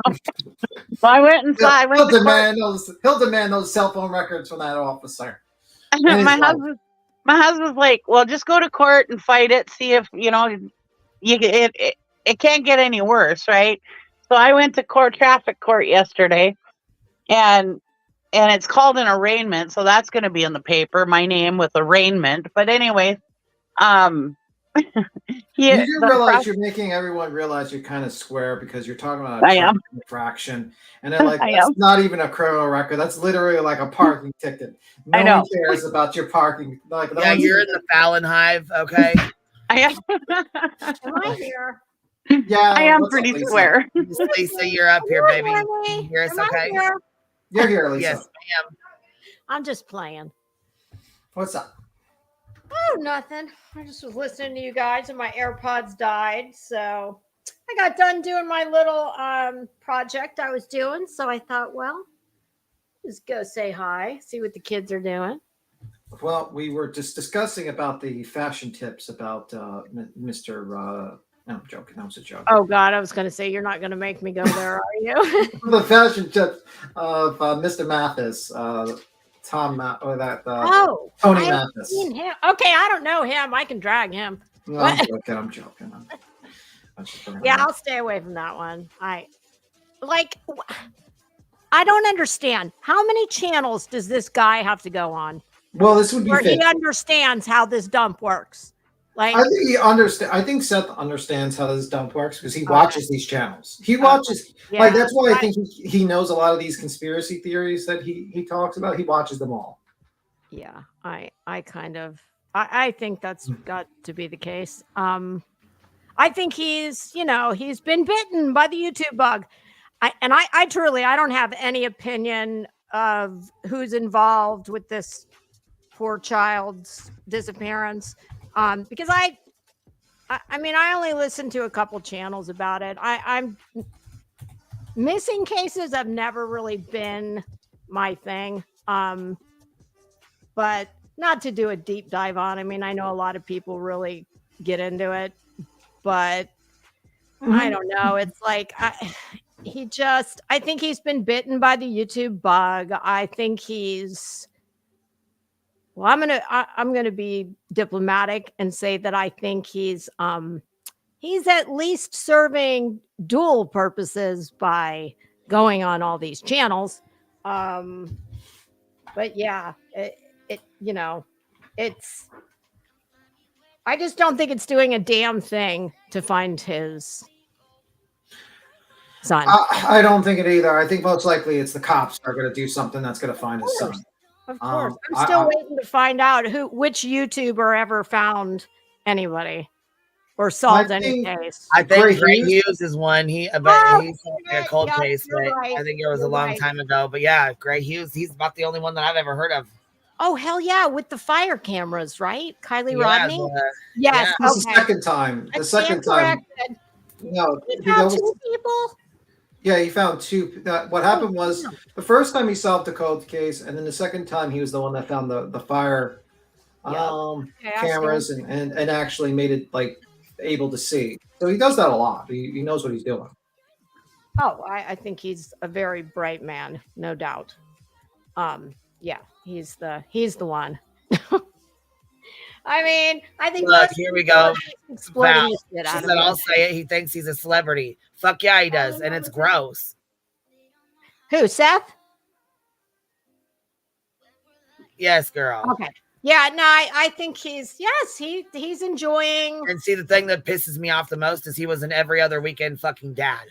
Okay, not an everyday dad, not an every fucking every weekend dad, an every other weekend dad. Dad no less. And that's his dad. I get it. But you spend every other weekend with him, not every day with him like his mom did. Oh, yeah. It's just all very, very sad. And I don't know. I just try and think like if this was, God forbid, if this had been me when I was a kid, I can say as sure as I'm sitting here, there is no way in hell that my parents, either one of them, would have participated. I mean, in the beginning, yes, I get it because they didn't presumably know kind of how this works. But they're very well aware now how it works. Yeah. And to continue to participate in this, I mean, to me, it just says something. Yeah. By the way, myself what it says. Yeah. By the way, Queen, did you hear about the Grant Smith Ellis news? Oh no, what? No, what happened? Apparently, you know that lady that like attacked his chair? What? Yes, yesterday. Yeah. Yeah. So she filed an order of an HPO against What do him. you mean attacked his chair? She attacked his chair, like threw his chair, put his chair in a different location. He says attacked. Oh, So one she of those filed- Fruit Loops who's out there every day? Yeah, she filed an HPO against him, and now he's doing an emergency hearing, and he's going to try to get attorney's fees and like fight against the HPO to get it modified. Oh my God. And So and he submitted the paperwork, and it's like looks like scribble a little bit. I can't even read it. I was like, "What the hell is this?" Well, I'm surprised it hasn't happened sooner. I mean, I keep waiting for somebody to just, you know. I don't want to see a TKO. I want a KO. Technical knockout's not going to do it for me. But yeah, that's the news with Grant. Poor Grant. He takes so much shit out there. Yeah, I mean, I think they did that on purpose, but that's just a tactic. But I just wanted to tell the Queen that that's just the Grant news that's going on. That video Kato had of him with his hand on his hip. Oh my God, that was so funny. Oh my God, that was so hilarious, man. I'll tell you what, when JP dropped that clip in the Discord, I was like, oh my God, I fucking laughed so goddamn hard. You know, but and then somebody put the Karen wig on him, and I mean, I lost it. Do you know, I swear to you, this is honest to God, this is the truth, the whole truth, and nothing but the truth. For some reason, it took me until yesterday. The light bulb went off, and I figured out what Chronicles of the Oblivious, where the name came from. I swear to you, I was like, oh my God, is that? Uh-huh. Yes, that is what that is, dumbass. I always wondered, I'm like, that's such a cute name. I wonder where it came from. Maybe it's because I was walking the dog in the rain. It's where I have a lot of my, brilliant ideas. Yeah, I get most of my brilliant ideas from. God, you're a tough crowd this afternoon. Like no one laughs. It's it was. I need a sound effect, but you need a fucking shepherd's like like the staff, the shepherd staff to pull you off the fucking live. Yeah. Did you get to see Tony tapping on his shoulder, giving No, I was bedazzling cheetahs. So if you want to show it to me again, I was only able to listen. He does a shoulder. I heard you guys talking about that, but I was still working on my little project. So okay. Let me show you the shoulder tap. Okay. Guys, I'm like, you gotta be joking me. They even got a fucking shoulder tap. Seth has got mood lighting going on, so I mean, is right. It's like, is he sitting in a room with a black light? What's going on there? I'm surprised he doesn't have his massager. I will not even ask. His shoulder massager. Oh, okay. Have a signal you're gonna do when you see All right. Okay, I'm ready. Lay it on me. With any other PIs or no, I ain't telling any updates? Oh, okay. Nothing. Okay. Okay. So first, before we even get started here, he says, "Oh, we missed it already. Damn it." Pascal's like, "Hey, are you working with any other PIs? You know, anything else going on? You know?" And he does this little tap or whatever, and says like, "Nope, we're not saying anything. We're not going to say anything at all." Nope, the 374th is a charm. I'm sticking with my man Tony here. Yeah, let's watch his finger tap here. Any other PIs or No, I ain't telling. any updates? Okay, nothing. Okay, that's fine. We Gucci. Well, that We was Gucci. subtle. That was settled. Okay. Yeah, what'd you think? Did you? It was very, very subtle. Wow. Did they practice that beforehand? They did.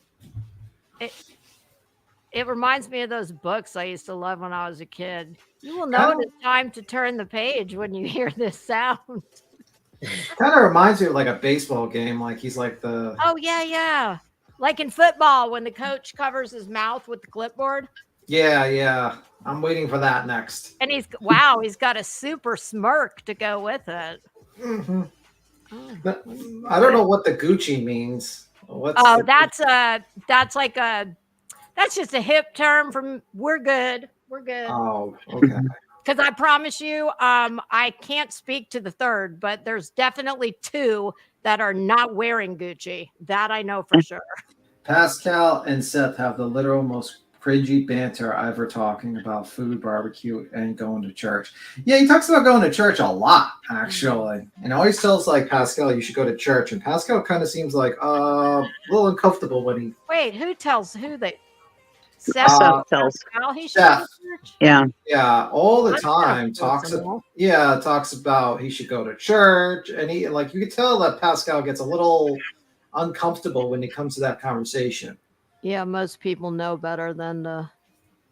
Yeah, that's you know what they say about the things you're not supposed to talk about, and yeah, you know there's nothing wrong with having religion. There's nothing wrong with saying I'm praying for you. There's nothing wrong with saying that you believe in God, but don't push it on people like that, you know? Exactly. Especially not in this context. It's just, I mean, right. Yeah. And even if you want to say one time, hey, you should probably go to church, blah, blah, blah, blah, blah. It's great. Da, da, da, da, da. Okay, you said it. That's enough. Right. I go to church. And if anybody ever wanted to talk to me about church, fine, let's talk. But I would never push it on somebody, you know? Yeah, because it just does. It makes people uncomfortable, even. Right. And he doesn't know. I mean, he could be any number of different religions that don't go to a church. Right. You know, not all religions go to church. I mean, he could be into Scientology. You don't know. Yeah. I don't know what he's into. And that's his problem. That's his business. He might have an e-reader right now under his desk right now. It's called an e-meter. E-reader. What's the difference? I'm not going to tell you how I know all that. Oh, shit. We're going to have to get Rabbit to talk to you. Next interview, Rabbit's going to have to interview about you being an ex-Scientologist. No, God, no. There are no ex-Scientologists. Oh, no. Oh, shit. If any of us knew the right way to heaven or the planets or hell or whatever you believe in, then everybody would be doing it, right? I can also tell you there's no poor Scientologists. Well, no, I shouldn't say that. There are some, but they are relegated to certain occupations within Scientology. Yeah, Rowena says he tells people to go to church, but puts out his son's essay history and ex-wife's essay history. GTFOH manipulation 101. Yeah, and you know what's strange to me? I can understand that, you know, he didn't quite understand how this place operates. I mean, it is like another planet, so I'm not going to take that. I can give him that. However, I don't think you need to, if you're protecting your child like you should be always in all things, whether they are present with you or not, you just don't like, that is just not some, I would have never done that. Never, ever, ever, because it has nothing to do with why he is on here. that's one thing that I cannot. I can't get past why he would do that. I mean, my God, he took like what was a campfire and he's turned it into the towering inferno. I mean, he just threw an oil tanker full of gas on it at the expense of his son. I mean, I don't know why. I mean, like, he thought it was a great idea to do all these things. Because people are losing interest. Yeah, well, they want to see more shit. They want to see more dirt on this family. And it actually sickens me, actually, to be honest with you, because it's not the proper things to do with this family. Like, yeah, I suppose the money was slowing down at the time, and they told me we need more. As it does with all cases, because eventually people kind of get bored with you. They kind of get bored unless you're able to introduce more drama. I mean, it's the same thing with like Summer's case, like people got bored with the parents eventually, and then the time that they disappeared for a little bit, and then they came back, and everyone was talking about them again. You know what I mean?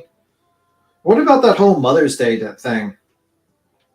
Remember the whole Mother's Day? That was terrible. That was really foul. That's another one of those things. You don't have to. You just have to be a semi-decent person. You don't have to know anything about anything to know that you can think anything you want, but it just, I don't know. It never fails to surprise me, the things that people say on this platform. And don't seem to think it's a problem. Yeah, like they were like saying, "Oh, best, worst mother of the year" or something like that to Katie. And I'm sitting there, Do you think anybody needs to say that to her? Do you think the woman doesn't feel that way already? Yeah, and I just sat there. I was like, man, like these people are like pretty heartless. That just I wouldn't say that. I wouldn't say that to somebody that I could not stand. I wouldn't say something like that. And how does that make somebody feel? Let's say Brandy Neal.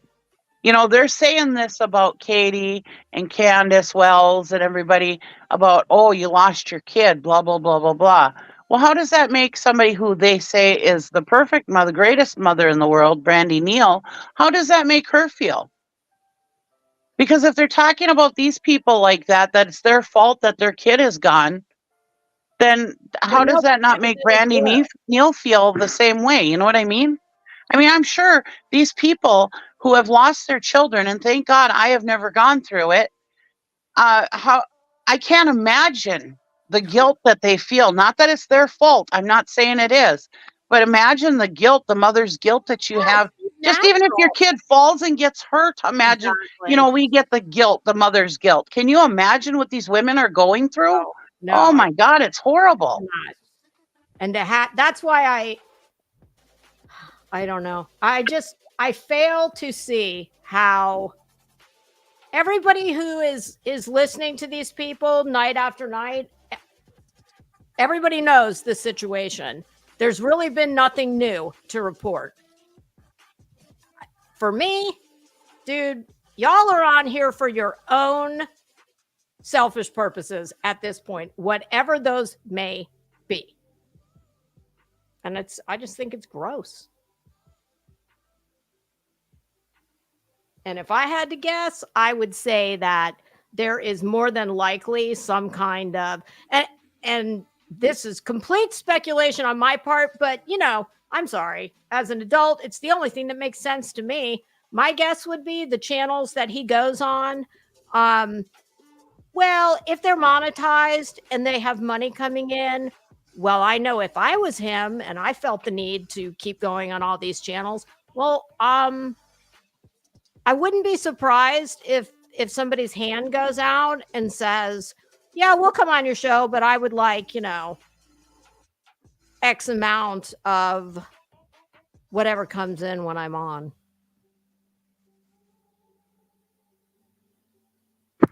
Yeah. I wouldn't doubt it. I don't know if there's any sort of monetary deal on behind the scenes. I just think like most likely I just think probably it's like just odds, basically, views. Oh, I'm going to get 10,000 people to watch, and I'll put your Cash App to the donations or your GoFundMe. Oh, okay. Well, well, there you go. That's something. If it's not, I want X amount of dollars. If he's running the Cash App, well, there you go. And I get it. I mean, is he still out searching and not working? Is he still I think he said, I heard during this stream, Cheesy said that he stopped. Yeah, he said they're going to start it up again, he said. Yeah, and they're going to start it up again. So they stopped, and they're going to start it up again. I personally think, I don't think his ability is, he has the ability to do proper searches. And I don't know.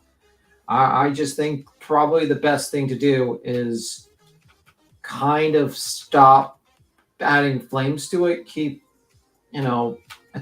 positive attention on his son, and try to work with the police, because I feel like the only people that are going to be really able to help him is generally the police. And what do you think my understanding is he works within a branch of law enforcement. Yeah, prison guard, I think. Well, okay, do you think anybody in that realm of that he knows in law enforcement is telling him, oh yeah, YouTube, that's the place. Yep, keep going there every night, go on every I find that very hard to believe. I think when I'm listening to Seth, and I could be wrong, I have the feeling that he likes to be in control of situations, and I feel like he feels as though going on these live streams and doing this is a way for him to get control of something he does not have control over, which is finding his son. He believes that by doing this, he will have control, and it will eventually it will happen. Personally, I usually I'm like, whatever, if it helps you mentally deal with this insanity that you have to deal with your son being missing, I'd be like, okay. But my problem is I think he's adding more pain to other people on it, and he's not doing it correctly. He's not really doing the situation correctly, in my opinion. And I think he's adding more suffering. Now everyone looks into Katie's Proudfoot history. You find out that she suffered some bad situations in her past, and you got people still going after her and making soaps, and you got Chris, who, like him or hate him, he's not a criminal. He's just some people can call him an asshole, but in the end of the day, is he a criminal? No. Does he need to have all this bullshit happen to? No. And I just feel like that's the situation. So I'd say he gets into control. He likes control. He thinks this will help him because it's the only thing he can control. And you can even see it with the interviews. I can understand that to a point, but he's not. He doesn't appear to be stupid. He doesn't appear to be smart either. Yeah, but that's just my nice way of saying I think he is very much, like I said, dual purposes, and maybe he's kidding himself by thinking that doing the the panel tour nightly or however often he does it is going to help find his son. And who am I to say you shouldn't believe that? I don't believe that, but there comes a point when it's so distasteful that to me it is in bad taste. It's just yuck. There's nothing more to say right now. Like, what more can he say that he hasn't already said? And I feel badly for all of them. All of them. It's horrible. But I think that poor child has been completely lost in the sauce. And if you asked me what percentage of people covering this case I thought actually gave one rat's ass about that child, I'd say maybe 10%.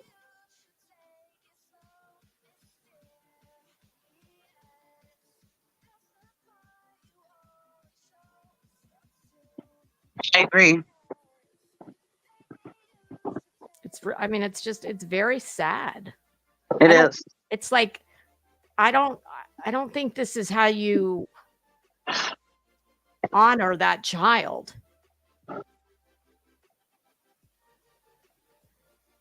Well, the thing is I don't think he had Sebastian as much as he claims he did, because didn't he say at the beginning that he hadn't seen Sebastian for like a month before he was missing? So, and then a lot of things that had come up, he didn't know the answers to, of certain questions about Sebastian.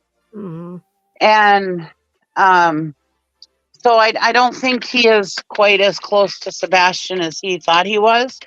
And I think part of that is, so I think some of the guilt is coming from that. Sure. I mean, let's face it, if they were on anybody who's ever been divorced or, even had a child with someone, whether you were married or not, and that child was subject to a custody order. Well, I know it's changed a lot from when my son was a kid, but when I was divorced from my son's dad, it was the typical every other weekend he went with his dad. And while I have no doubt that his dad loves him very much, I would say you could ask him questions that he'd have no idea what the answer to was. Right. Because he just wasn't as involved with him. I know and then you throw in the fact that there was autism involved to whatever degree. And that's a whole nother layer of. Yeah. I think a lot of people, I feel like with Seth, there's certain information he did not know, like especially the online information. What do you mean online information? Like, I think before he was he wasn't sure about the if he was on. He said that he wasn't online. He wasn't online at the time. My understanding. Oh, I gotcha. Well, and I will also add, just because I looked at the chat and it reminded me, there are children who live in an intact 2-parent home whose father couldn't answer certain questions despite the fact that they're living there. So it's not, That's what I was going to say. My husband, I've been married for 31 years to my kids' dad, and we're very close. And he's like, my kids are adults now, and we're all very close, like best friends. We all do stuff, everything together.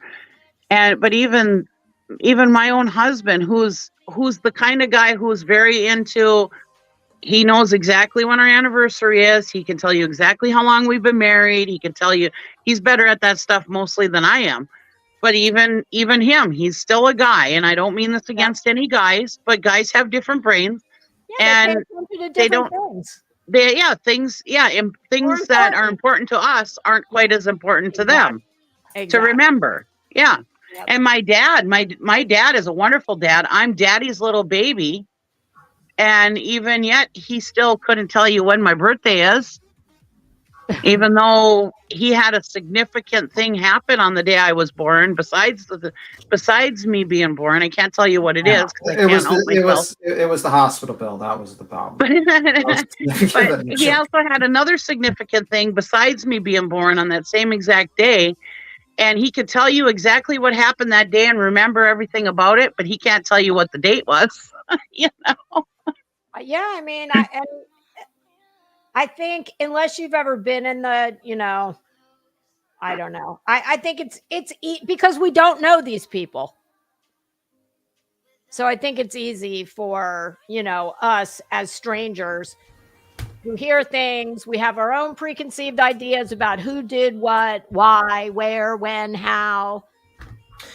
So far, in my opinion, we have no information pointing, like they're painting Chris as this arch villain, but there's no information saying that he's had anything to do with anyone Sebastian Rogers being missing.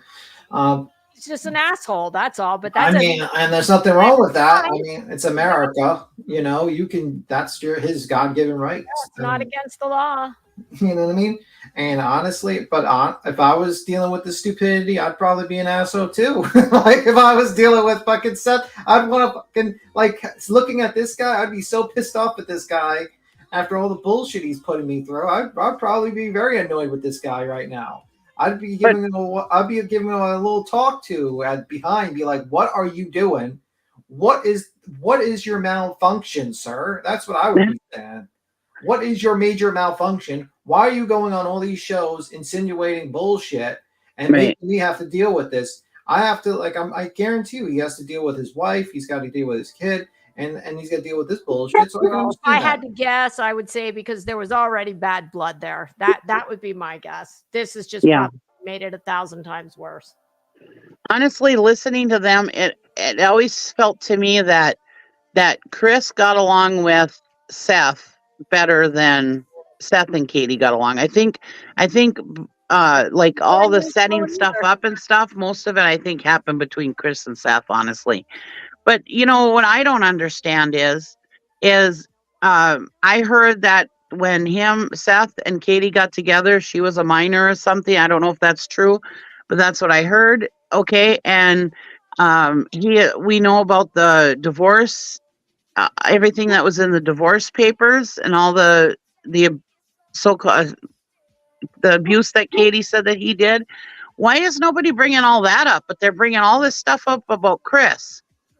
You know, and I'm not saying anything about them dating when she was a minor, because I was a minor when me and my husband started dating, and we've been together for 31 years. That's just what happened back then. That's the way it was. And it was fine back then. But anyways, but still, so I'm not saying anything negative about that, but everybody's so quick to say stuff about Chris, but they're just glazing over what Seth has done. Seth has made his own mistakes. I'm not saying he should be persecuted too, but he's not perfect. So what about him? Why aren't you going after him? Like you are, Chris. I mean, the issue is that why go after anyone? Exactly. That's what I'm saying. I mean, if they haven't broken the law, you are not a police officer. Right. You should be reporting. I mean, I think people have lost the plot of their channels. When these channels sit there and they say, I am for the missing and I am for true crime, I get you. But you're using Facebook groups and Reddit as your source for facts. And you think that's actually going to help you in true crime. And you're covering e-drama between the parents while you're not even talking about the kid. Let me ask you a question. With Pascal, did he start off the date that the kid was missing? Went missing? I don't think so. Has any of these channels started off date, time, missing, location, missing, graph showing location where he was last seen, stuff like that, as before they jump into the e-drama? No, they haven't. You know why? Because they know the audience is not interested in that. Unfortunately, the audience is interested in seeing a family tear itself apart in front of their eyes, and that's what they're interested in. And unfortunately, they've lost the plot.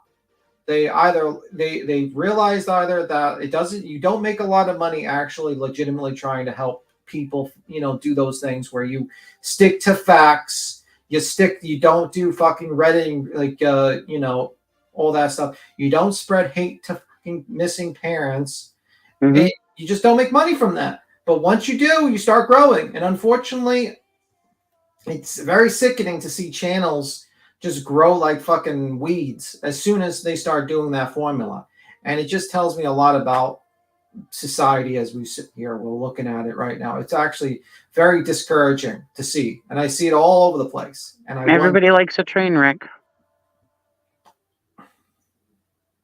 And please don't anybody think that I was dogging Seth and thinking that anybody should go after him. I'm not saying that. I'm just saying, what's good for the goose is good for the gander, Yeah, I get you. But the thing is, Seth is likable to some people. Right. Like in the beginning, he was very friendly to channels. And that's probably why they didn't go after him. And he was giving them exactly what they wanted. They wanted an interview, and they got the interview, and they put him in a positive light, and that's exactly what happened. And Yep, and help them unfortunately, grow their channels and get the views. yeah, and they put him in the positive light, and the audience generally got to know Seth. Yep. And the other guy did the opposite, where he didn't go on multiple live streams, and he didn't do that, and now they all hate him. And No, they he all- did what he was supposed to do. He listened to law enforcement. Yeah, well, that's like, I mean, I wonder if we're going to get into an age where law enforcement actually protects victims. Mhm. I mean, like I've watched. I mean, I've been obsessed with the Karen Reed case, and I see actual witnesses being harassed in that case.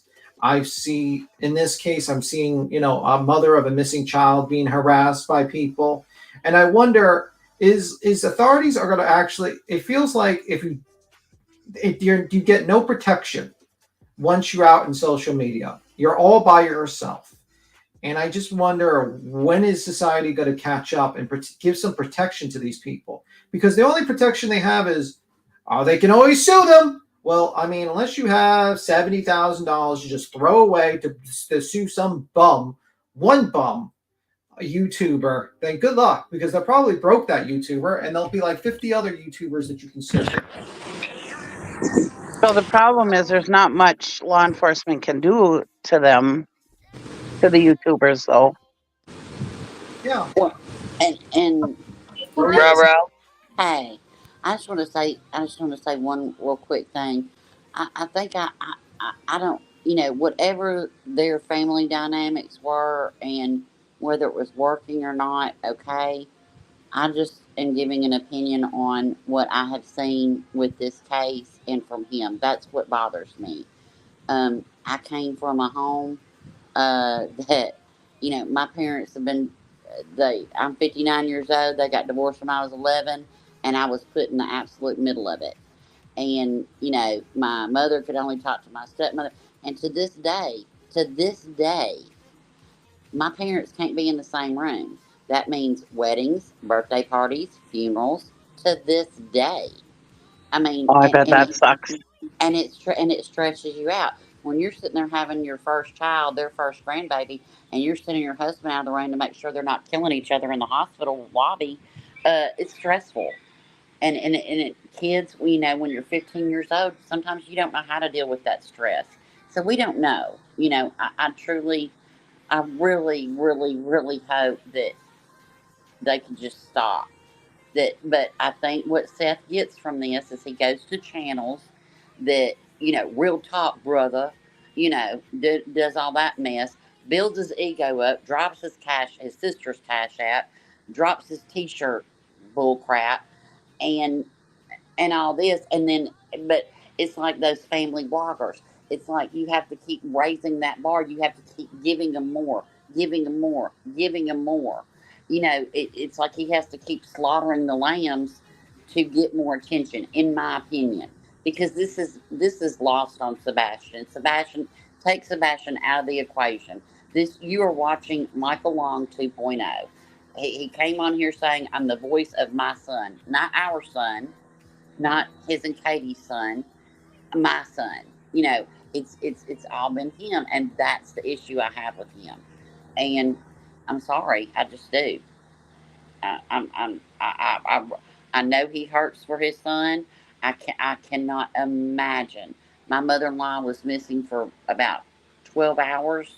She has Alzheimer's. She was missing.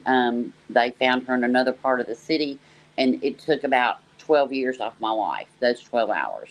I can't imagine laying my head down at night not knowing where my child is and she's grown. I can't imagine that. I can't imagine that pain.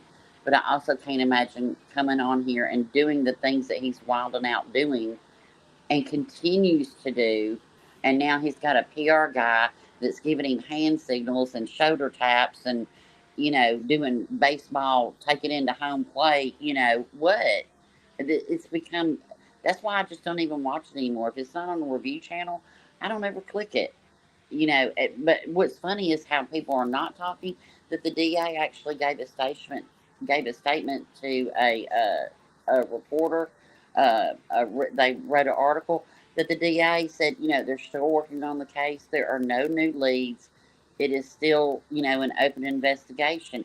But nobody's saying that the DA made a statement yesterday or the day before. Nobody's talking about that. Am I wrong? Has Seth said anything about that?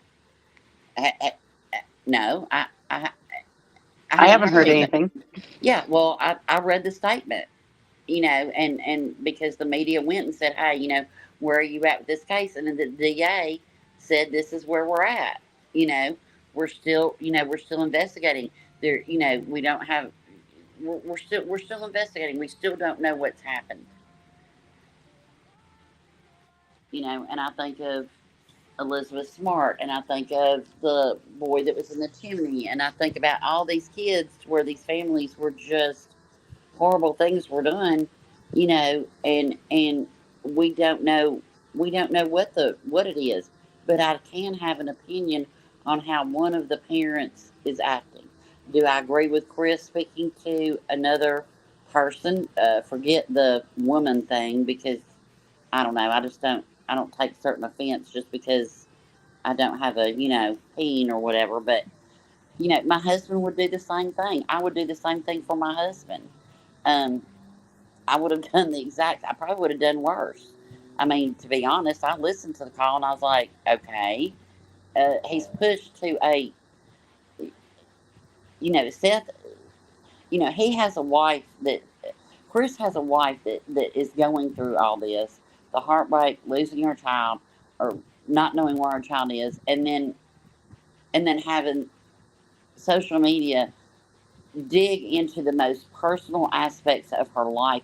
If you think that's not putting a strain on her marriage, y'all need to go look up stress. Well, you know what? It's weird. It's weird that people dig into these people's lives like that. I feel like it's a harassment campaign, and I've seen it in the Karen Reed case. I've seen it in the Kylie Rodney case. Yep. I've seen it in the Quentin Simon case. I've seen it in the Dylan Rounds case. I've seen it in the Summers case. It seems like the moment that the content dries out for the legitimate information for the child or the person, they start digging into everyone around there and then just play a fucked up game of Clue, whereby everyone decides to name who they think is the killer. And instead of just keeping it to theories or thought process or maybe an open discussion on a panel, they decide to not only be investigators and like spies into people's lives, but they decide to fuck with these people by contacting jobs, by trying to get them fired, by tracking them down and following them in real life. I mean, I heard one story during the Karen Reed case.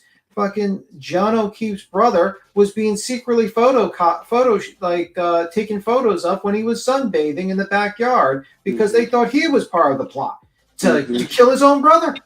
Well, go ahead. I'm sorry. And I'm just saying that the fact is that you see, I mean, like Jagger was followed constantly to the point where he had to throw away people searching for him. You got Dylan Round's mom's whole bankruptcy records were completely put on a live stream, and she was, and that piece of shit Jim Terry was incinerating saying that she got rid of her kid because of the insurance money that she could get.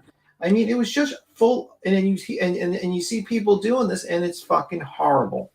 And then you've got, in this case, you've got St. Jude that is having to spend extra money on security, which is taking out of the budget for their budget for extra security because Chris went back to work. What? But we love children. Stop it. I'm so it's like it goes so much deeper. It's like Michael Long 2.0. If you were here for Michael Long, it's like this is a actual missing child. That my wasn't. And it's unfortunate that you have situations that you have fake neighbors, fake dog searchers. You got an RO doing dives. You got a fake guy. You got a harasser who literally thinks that it's okay to go on social media to say, I'm going to go into another man's fucking backyard and film him or break in and think he's not going to get any kickback with that. you got the ex-girlfriend trying, and it's like, holy fuck, how does any of this have to do with this child and the information to the lead to finding this child? And it gets to the point, but it's the same formula every single fucking time. All I need to do is just change the name of the kid, and it's the same formula because it works. It makes the money. And the more salacious, the more money I make. But the problem is with those other cases, it was all YouTubers digging. And I think this is what bothers me so bad about this case, is that now you have a parent that is actually giving them information to run wild with. I did not need to know anything about Sebastian's history, nor did I need to know about Katie's history. That had absolutely nothing to do with Sebastian. Absolutely nothing. But then they're going to stand on their channel and say, well, I support, victims of SA. Shut up. I swear to God. I'm just warning y'all, I've had my belly full, and when I get my belly full, it's bad. Y'all might see me wilding out in some chats. I'm just saying. I'm warning you. Queen, I'm warning you. You're going to get emails, and I don't care. You can boot me from everything, but I'm about to wild out. I'm just saying. Well, this is the way YouTube works, though. All these channels, it's notorious for YouTube channels. Like, look at like that Daddy 05 and stuff like that. They start out as like family channels, and then they have to grow with their audience and start doing more erratic things, and that's when you end up with people like that Daddy 05 channel who really start abusing their kids. Because they have to to do more. To get more views. They feel like they have to. What about that woman that locked up her kid, joined a cult basically, and locked her kid in a safe room until the right. Ruby Frank. Frank. Yeah. Right. There you go. Perfect. And that's what I'm saying. It's like the bar keeps having to be raised.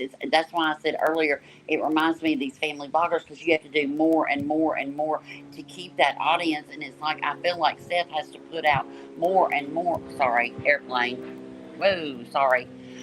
I feel like Seth has to, I just leaned over like I was dodging the airplane. How stupid. Anyway, but I feel like he feels like he has to put out more and more and more to keep people's interest. Yeah. And that's sad. Yeah. Sorry to interrupt you, bro. You continue. I'm sorry. You're good. I'm good. I'm done. But by the way, I just wanted, people are pointing out in the chat that Yannetti, the moron, had opened the door to the harassment. Love that for him. Yeah, and then she was re-asked questions about the harassment because he opened the door by the Commonwealth, and she told about the harassment and even cried on the stand. Fantastic job by the defense. Yep. Brilliant. Love it. Love it for Brilliant. You. Love it. And did you ever? I knew the door was going to get opened. I knew it was going to. And who told you that was going to be opened? When I said that, you better be careful. You better be careful. But they didn't want to listen. So now you have a pretty 20-year-old girl laughing about people following her and messing with her. And it kind of relates to this a little bit. And I'm just saying, I just find it. It's all great for them. And you got Karen Reed before leaving smiling with a woman crying. Fantastic idea. Fantastic. But anyway, I just wanted to state that. I have to watch. And Cullen's being deposed. He's being crossed, direct, and he's going to do a cross tomorrow. Beats him. They also narrowed down the time. She hit him to between midnight and 8 a.m. Oh. See, I already thought that he was hit by like 12:40 or something like that. And I said that to the glare. But that was just a combo. I'm sorry. Choose children. Well, didn't we already know that he got hit or abused or whatever? Didn't we know that happened between midnight and 8 a.m.? I mean, no. Well, she said 5. Because they left the bar at like midnight or whatever, 12:15 or whatever, and then she called the cops they called the 911 at what, 6 something, didn't they? Yeah. She called no, she didn't call the cops. Actually, it was well, you know what I mean. She didn't call anyone. Well, Jen McCabe called. You know what I mean. Well, that matters. If you don't call, if the person doesn't call the cops, you know what I mean. Just sorry. Just my Okay, opinion. the cops were called. Excuse me. You know what I mean? Anyway, I'll get back to the Sebastian. I just wanted to point that out because I thought that was brilliant by the defense. I wanted to point out how stupid they are about that. And I really just hope that Sebastian can have excuse me, Seth can have one person that is for the right reasons, that's not going to go public and be a PR person, but that can sit down and really have a heart-to-heart talk with him and tell him, please stop for the love of your son. Well, this guy ain't doing it. I mean, but look at the picture that's frozen. That's been frozen for the past hour, by the way, on the screen. You got Tony Mathis with a smile. Yeah. You got him with a smile. Yeah. I mean, it's just the affect, is odd. I mean, like, I'm just saying, like, I get it, not blaming the parent, but the affect, it's like, I don't know. It's weird. It's all weird. And I just wish we were in an age where this happened and we just went back to, like, like people had a little bit more respect for these cases, man. Sometimes I hate just even covering sometimes because you feel like it's just so fucking filthy. It's disgusting, actually, that like all these people are profiting off of this poor child. And it's like, and maybe Seth got, maybe, he lashed out in anger. He got caught up and then it just built and it built and it built. But I wish somebody would stop the snowball from rolling down the hill and just stop. Just please just stop. But one thing I thought was funny on Pascal, I watched on another channel that was reviewing, he was talking about how these channels make all this money off his son, while Pascal's ticker across his thing had his Venmo, Cash App, membership link, all the stuff running right across the bottom. And Pascal's face, it was hilarious. It was so funny. He was like, I'm so disappointed. And then he was like, "Oh, I don't mean you, Pascal. I don't mean you. Right. I don't mean you. I don't mean you, brother. I don't mean you, brother. We'll eat barbecue. Real talk. Real talk." Did he really say that? No, I don't remember him saying that. No, I was just being a smart aleck. I gotta be a smart aleck. But come on now. I mean, if you see it, you see it. So, what do y'all think will be his next? Put a hand gesture up in chat, a hand gesture emoji of what will be the next. We've had to touch the shoulder. What will be the... Blinking. I don't think he can do the zip the lips. I don't think he can do that. That'd be, like, too obvious. I think he'll, like, tap his forehead and scratch his belly. think he's going to go with the furious blinks. Yeah, blinks. Well, I don't know. Blinks are kind of, if your screen's not big enough, you might not see anybody blinking, But I think it'll be tap the forehead 3 times. Tap the forehead? Tap the forehead. Scratch the temple, Scratch the temple? Yeah, the temple, your temple, your temple. Okay. On the side of your head, you scratch, scratch your temple. I don't think this guy is the answer to what Seth needs either. No, it's not. No, I think he failed the first time he went on a live stream and started saying the lights is off, and I'm like, bro, what are you doing? Like, right, bro. I'm gonna show my age, but y'all remember a show called the Carol Burnett Show? I love the Carol Burnett show. Yeah, she would tug her ear, and because her kids would stay up, and that would be her sign that she loves them, saying "I love you" to her kids. And so that's what it kind of reminds me is the whole hand signals of Oh, Tiffany said he'll probably go with the maybe picking of the nose.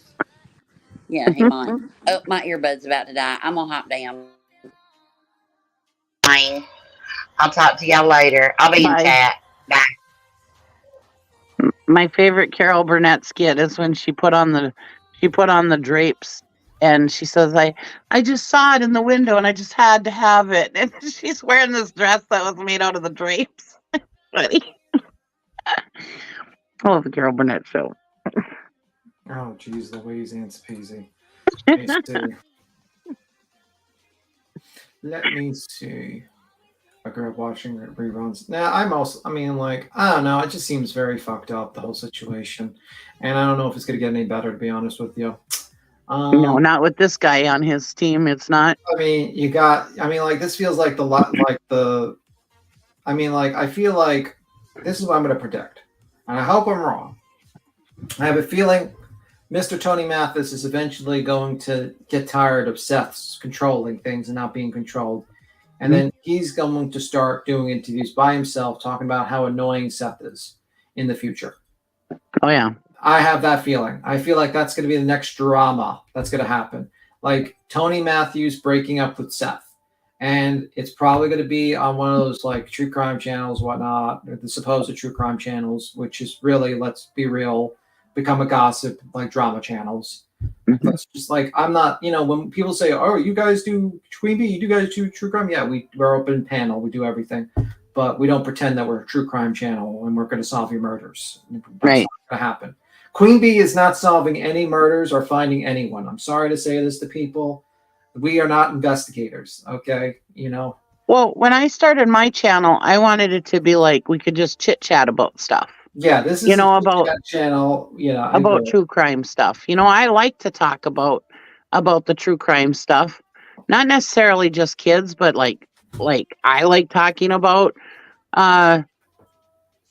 serial killers and that kind of stuff and those kind of cases, and even stuff that's going on now, like the Karen Reed trial and stuff like that. I like to have nice, friendly discussions about that stuff. And maybe you might get into, I wonder who did it and blah, blah, blah, but not take it far, like delving into people's backgrounds and putting out different things about, I don't Google people. It's not right.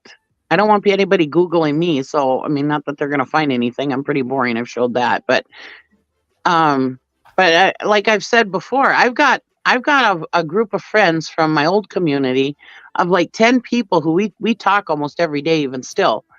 And I have not once, I know everything about them, and I have not once Googled them. Yeah. And not one time. Except for that one night in band camp. No, I'm joking. Right. But I mean, it's none of my business what they do. I think and also people I don't have an issue with case discussion. For instance, I feel like when we were talking about the Coburg case, people, I personally look back, when we were talking about the guy next to the food truck, there was a lot of people that were speculating. I kind of felt bad about that, but in the end of the day, no one tried to harass that guy. Everyone was just speculating, well, maybe he knew something, or maybe he knows something. But I think when it jumps from the internet going into real life people's lives is when I have a problem with it. If we're just discussing and theory thinking about a case, like if you say to yourself, yeah, I think, it's very odd. The timeline doesn't make sense with, the disappearance of Sebastian Rogers, and you talk about the timeline. And I feel like, oh, I think, Chris, there's something, I don't really believe the timeline. To me, that's fine. But when you're like, I'm going to fuck with these people in real life, film them in real life, then I'm going to have a surveillance team to watch them while they are in the trailer and in a bike shop. Then I'm going to threaten them. It's like, okay, guys, you've lost the plot of true crime discussions and being a true crime channel. You've become a harassment channel. You've become a stalking channel. That's what you've become organized stalkers at that point. And it's funny to see channels that claim that they've been stalked or they're being fucked with sit there and then do that to people who are not in the public view and not in the public eye. They are not people that are online doing live streams. These are private citizens that unfortunately were put with a tragedy and propelled them into the public spotlight, and they have no defense over the deluge of fucking people that don't understand that they have no place to be in the middle of an investigation. They can watch, but don't touch. That's what they need to figure out. Well, like the first person we don't talk about on this channel has always said, oh, well, they're a public figure now. Well, they didn't choose to be a public figure. Yeah. You chose to be a public figure because you're on here. But these people, they didn't choose to be. They didn't choose for their child to go missing and everybody want to know everything about their life. They didn't choose to be. I'm sure if they could choose, they wouldn't have chose their kid to go missing and be a public figure. I mean, I just, and they use that to justify what they're doing. oh, they're public figure now. No, they're not. They're not. They didn't choose that life for themselves. Yeah. Yeah. And everybody thinks I always hear people say, well, we have the right to know. Why isn't LE coming out and telling us this and that and the other thing? We have, as a public, we have a right to know. We don't have a right to shit. We don't have a right to people's privacy. Just like I don't have the right to invade, Pineapple Tree's privacy and what she does. The right is not there. You are not a cop. You are not an investigator. You are not the police. You need to stop. And I think you need to reflect on, just like a lot of these true crime channels need to reflect on case discussion, fact finding, and stop with the background searching, trying to interview the fucking ex of the person involved in the case. To me, that's so fucked up to do that. Because you wouldn't like that. You wouldn't like me to come up to you and say, I'm going to interview, you know what, Queen Bee? Let's interview so-and-so's true crimes ex that has a bone to pick with them. And we're going to put that on a live stream. And we're just going to pull up all this shit. Oh, and that would be so fucked up. That would be low down, dirty, disgusting thing to do. But yet that's done, and that's acceptable in the true crime, community. And that's so fucked up, in my opinion. It's really fucked up. Yep. And they're like, and all this stuff, the law enforcement, yes, they need to know some of this stuff about the history of the family and stuff like that. Of course they do, so that they can figure out why this may have happened or whatever. But we, as the public, we have no right to that information. That is none of our business. Because like we've said before, we're not the ones who are going to figure it out. I mean, Jesus, this stuff just baffles me at what these people think. But then when you're Trump on their rights, they're the first ones to bitch about it. By the way, Queen, are you there? Or I'm not sure if you're there. Yeah, Queen. We really haven't given her an opportunity to talk. Talking channel.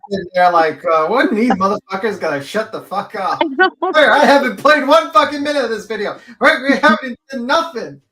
We did nothing with this video. I mean, if we didn't fair use this video by now, I don't know what has. Like literally I feel like we should change our names to fucking what was that Uni Rock, where he played 30 seconds of a video and tirade for fucking 2 hours with his bandana and his hand gestures and shit like that. And then oh my god, she's got two of the people with the biggest mouths out here helping her on her YouTube channel. I don't know if people like that. I think people are unsubscribing right now. Like, okay, we're done with Cheesy and B10. We're done.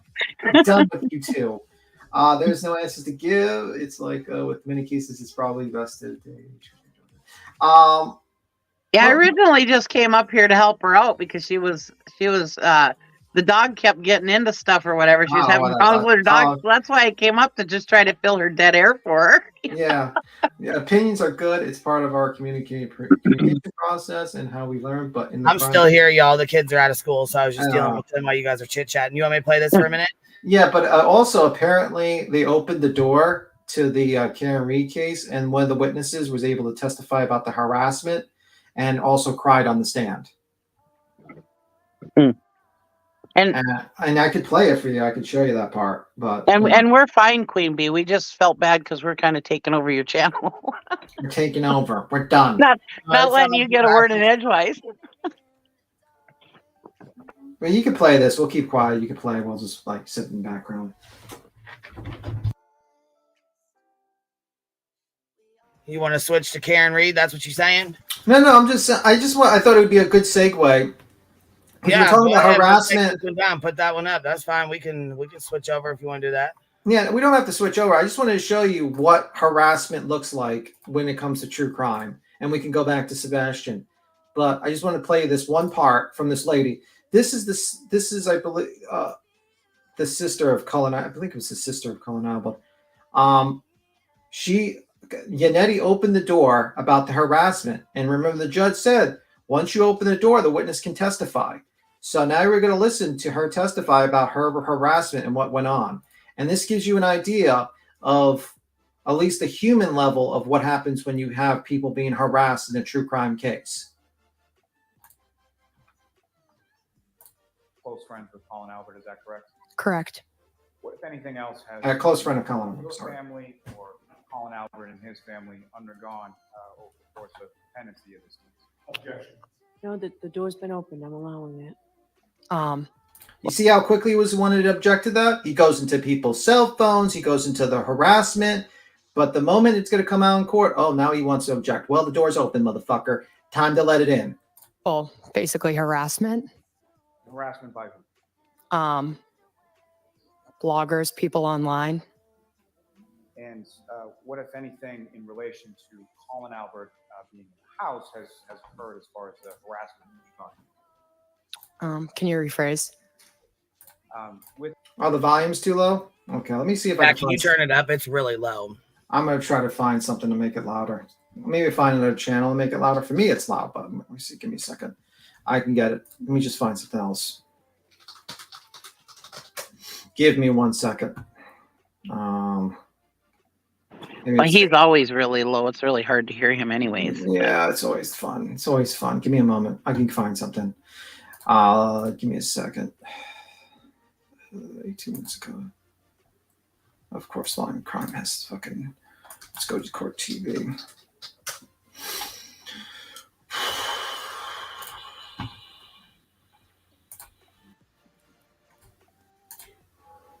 Give me a moment. You guys would be sad if you could hear my dog right now. I'm outside having a cigarette. And he's in the door crying like a little baby because I won't let him out here.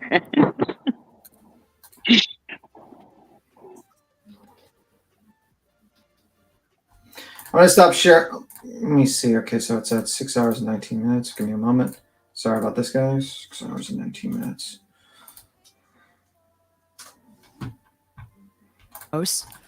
Okay, so give me a moment. See if this is better. Upgrade. Sometimes new iPhone or upgrade information and your content within that text message we're talking about. Correct. With reference to relevancy, is that what you were talking about? Correct. And what, if anything else, you're close friends with Colin Albert, is that correct? Correct. What, if anything else, has your family or Colin Albert and his family undergone over the course of pendency of this case? Objection. No, the door's been opened. I'm allowing it. Well, basically harassment. Harassment by who? Bloggers, people online. And what, if anything, in relation to Colin Albert being in the house has occurred as far as the harassment you're talking about? Can you rephrase? With reference to what you were talking about as far as the relevancy of Colin Albert being in the house at that time, what, if any, harassment was there in relation to that and in relation to Colin? Well, No, go ahead. She can answer. Colin wasn't at the house, so he's being harassed he was not at the house when John was there, so I drove him home. So people are harassing him saying he was at the house when it's not true. When you speak about harassment, what specifically type of harassment? Phone call, constant phone calls, emails, awful messages. I'll allow it. Focus on this witness, not Colin Albert at this point.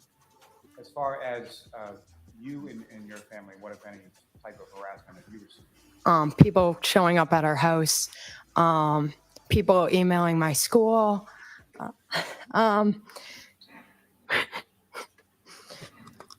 just like a lot of harassment.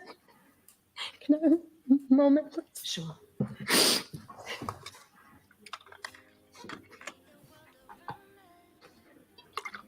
And I just want people to pay attention to that moment. This is what happens when you email people, harass them, go to their houses, fuck with their jobs.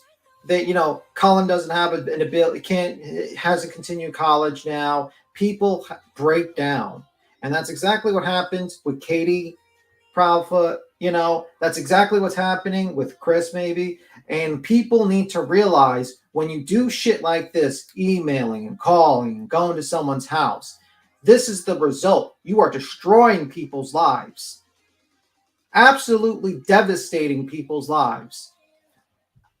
And somebody like Katie, who her life is already devastated and ruined by her kid being missing, you're making it 10 times worse or 100 times worse. Yeah, and this is what the mob does. And I don't want to be a part of the mob. I'm sorry. 4,000, 5,000, 10,000 people want to be part of the mob. YouTubers want to make money from the mob. Well, you guys can sleep at night. I'll try to sleep at night. But this is what your harassment campaign does to people. And this is what you're doing to Katie. And this is what you're doing to Chris. And this is what you're doing to people. And you're selling soap. And you're encouraging your fucking people to go to people's houses. This is what happens. And now you see this with the Karen Reed case, where this girl here, 20 years old, has been harassed for 2 fucking years.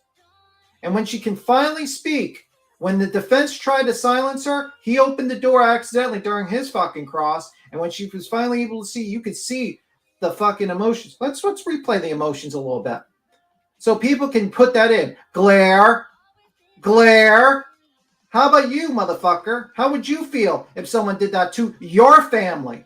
Your fucking kid. Called up your kid's family. Called up your wife or ex-wife. Try to do an interview with her. How would you feel? Sir? This is the problem. You can get fantastic views being part of the mob, but you're destroying people's lives here. And let's play this again. Right, he doesn't like it when people bring up his kid and stuff. No one likes it when they bring up their kids, but you want to be part of the motherfucking mob? I will not be part of the mob. Your family, what if any type of harassment have you received? People showing up at our house, people emailing my school,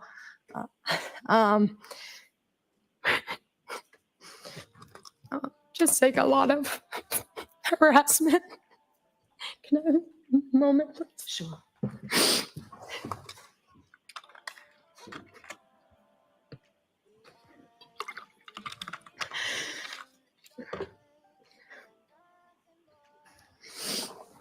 Okay, I'm sorry. I have some, thank you. And how long a period of time has that persisted Very long time. Thank you. I have no further. Yeah, you better have nothing further, you fucking piece of shit, because you helped that mob. And I want all the motherfucking law tubers to watch this shit. Because maybe this is why the witnesses in this case are fucking angry, nervous and scared. And maybe one day you might go through this and realize the fucking stuff you're going through. And I want every YouTuber to think about this when it comes to this case. Sebastian Rogers. Think about it. Tell your fucking audience not to harass these people anymore. Stop doing interviews with fake dog fucking walker, searchers, fucking fake neighbors, fucking exes, because you're forming a mob of people to harass good people, to harass people that have nothing to do with anything yet. And it's disgusting. And you're trying to make fucking money from it. And it disgusts me. Every single one of you. So stop it. And didn't you say she's only 20? Yes. And this she's just starting her life. Just stop and think about when you started your life. If you had people harassing you and going after your college and going after this, that affects people's lives. It affects people's jobs. Can you imagine if you went to your work one day and your boss said, you know what, I really think we need to cut ties because you being here is causing too much trouble for our business or whatever. And I imagine that that's happening for Chris, Yeah. And when people are harassing him at a place like St. Jude, they don't want that kind of publicity. And unfortunately my heart breaks for people like this because the harassment doesn't end after the case is over. You think this is going to end for this poor girl? You think it's going to end for Sebastian's mother, who's already gone through? I'm just jumping from case to case because to me, all these people, it kind of relates that these people are innocent and they have not done anything wrong and they're victims at this point. So stop the fucking harassment of Katie Proudfoot with the fucking bullshit soap. Stop trying to fucking join the mob and maybe try to stop the mob from fucking trying to attack these people. And then, and unfortunately, in this YouTube space, when you join the mob, you make money, and it sickens me. It absolutely sickens me when people join this mob and do this. And they never think about the people, the lives they're destroying. Every case I see someone's life being fucking wrecked. Jagger's life being wrecked. Freaking Dylan Round's mom's life being wrecked. This case, the Albert's lives and being wrecked. In the Sebastian case, Katie Proudfoot's life being wrecked. Chris's life being wrecked. And everyone just sits here, this mob of people that think it's appropriate to stalk, to harass, and never think about the emotional implications, about the life-destroying implications of what you guys are doing. And I think people need to fucking wake the fuck up and realize you are destroying people's lives for super chats and views. And honestly, you disgust me. Every single one of you. And the glare disgusts me. DUI disgusts me. Fucking people who are trying to fucking make money from harassment of Sebastian Rogers' mother disgusts me. When they just do interviews with the ex and do interviews with fake, dog walkers without doing even dog searches, without background checks. It's just fucking disgusting, every single one of them. And we all can move on with our lives, but these people can't. This will follow them the rest of their lives. The internet is forever. Yeah. Yeah, it is forever. And you know what? You get to walk away. You get to go to the next case, but you leave a trail of wreckage behind. And I've seen that trail. I've seen it. It's terrible. It's terrible. And I have to see it every case, man. Same thing. And you got the glare coming in, gloating about things, and he does not give a fuck about victims. Not one little shit. And the same thing goes for T-Rev. The same thing goes for Dolly. They're all tragedy fucking pimps. And honestly, they disgust me on a level below. I've never seen them. Just complete disgusting. Every single one of them. So, enjoy your views. Enjoy your super chats. Enjoy it. But one day, that mob's going to come for you. And no one's going to be there to stand up for you. Good luck with that. Fucking pieces of shit. Anyway, right, and the glare, he didn't like it when everybody was going after his brother and stuff. Yeah. We'll see. Well, not glare, Dolly. No, glare when when JLR and stuff was going after him even before that, and they were contacting his brother and stuff. And then he said, "Well, I talked to my family. I was going to get off of YouTube," and then my family said, fuck them. We don't care about them." And so that's why he continued his channel. But he's told that story many times. And now he's that he was going to get off of YouTube because they were going after his family. And now you joined the mob. Yeah. Now you joined the mob. Congratulations, guys. And that's when I stopped stopped watching the glare. I never followed him. I watched him. But that's when I stopped watching him, was when he started. I couldn't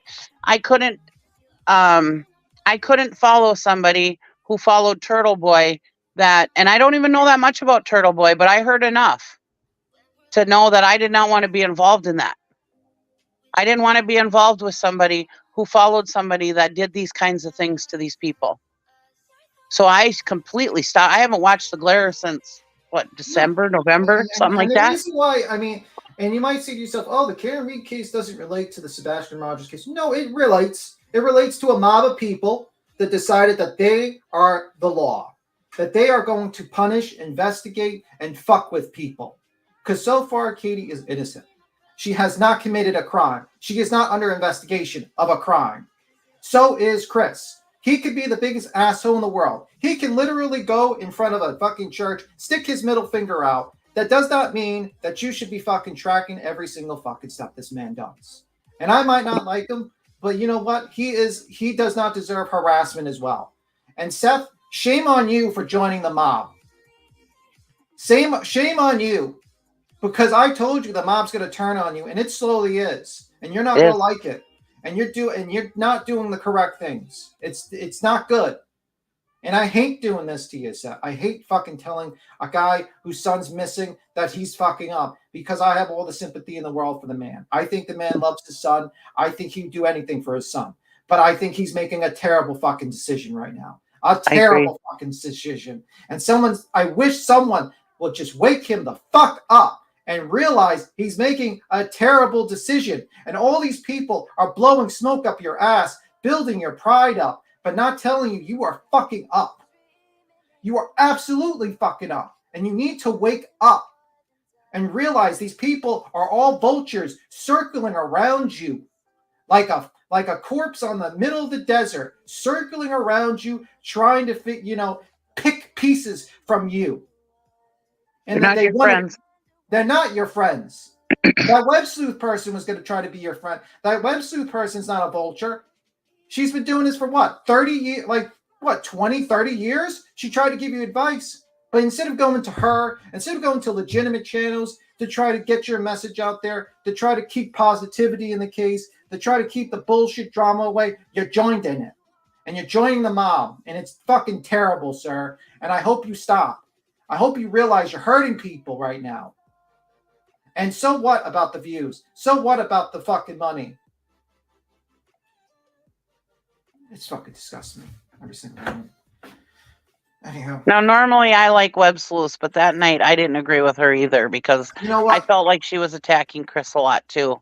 I think she's trying to explain to Chris how the internet works. And unfortunately, how the internet works fucking sucks. It's a popularity contest. And she was trying to tell him in many words, unfortunately, it's a popularity contest. And they don't I felt like they were attacking him, though, on that panel quite a bit. Yeah. Yeah, I know. I get it. It's a tough situation. That's my opinion. Yeah, I know. Anyway, I just wanted to play that part, Queen, with that whole Karen Reed stuff. Man. And then they say this lady's fake crying. These pieces. Is that what somebody said? Yeah, that's all saying that. All of them saying that she's fake crying. You tell me this is fake crying. You tell me this is fake crying. As far as you and your family, what, if any, type of harassment have you received? People showing up at our house, people emailing my school,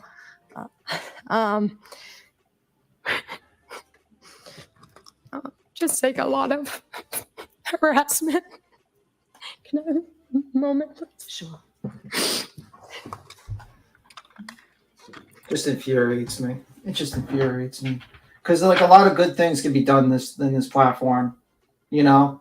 A lot of good things. And unfortunately, we go to the lowest base, you know, like the worst, you know?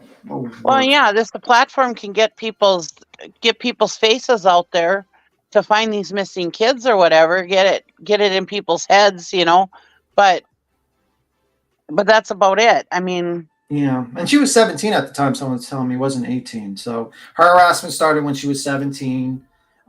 Colin's been harassed.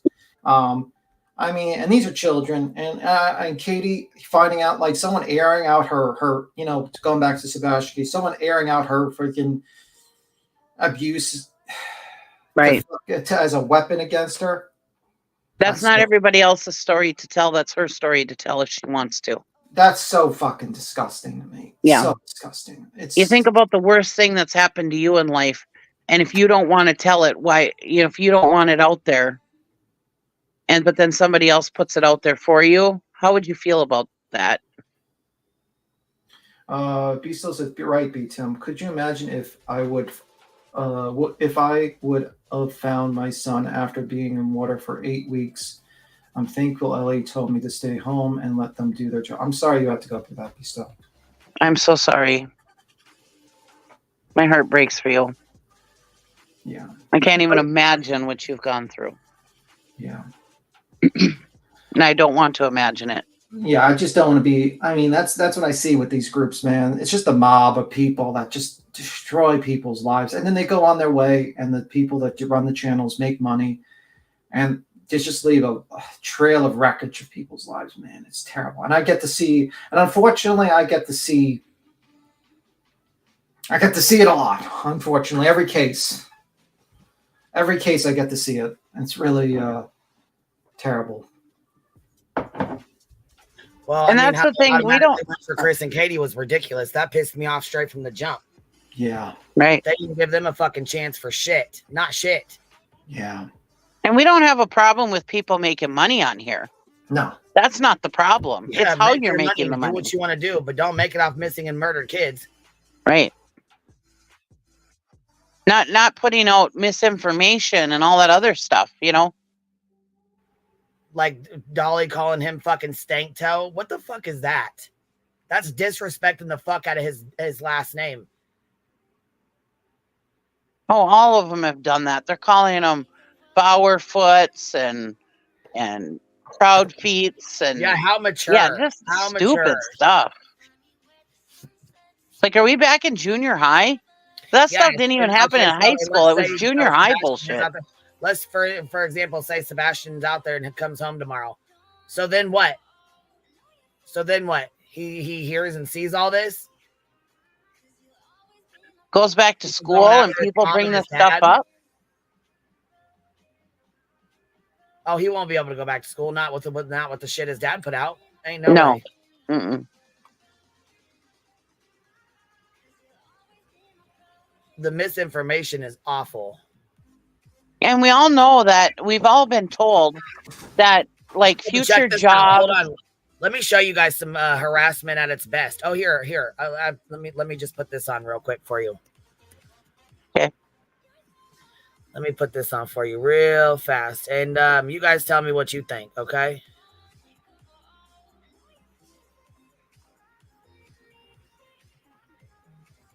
Oh, and we got the call too. The call. We'll put the call on too. We'll listen to that call. Supposedly the.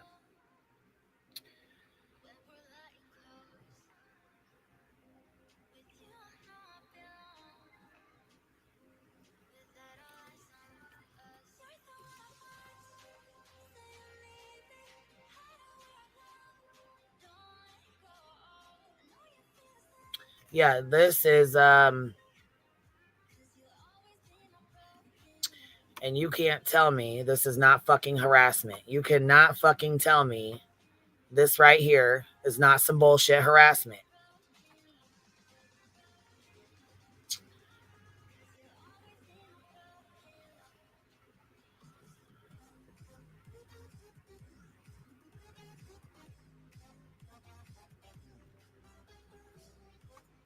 So here we have, let's see here, CJ, right? So here we have CJ. We have with CJ, Sebastian Rogers search Sony Cam 4K neighborhood. CJ, Sebastian Rogers search GoPro 5.3K neighborhood. Sebastian Rogers, Grandma Robin approached me.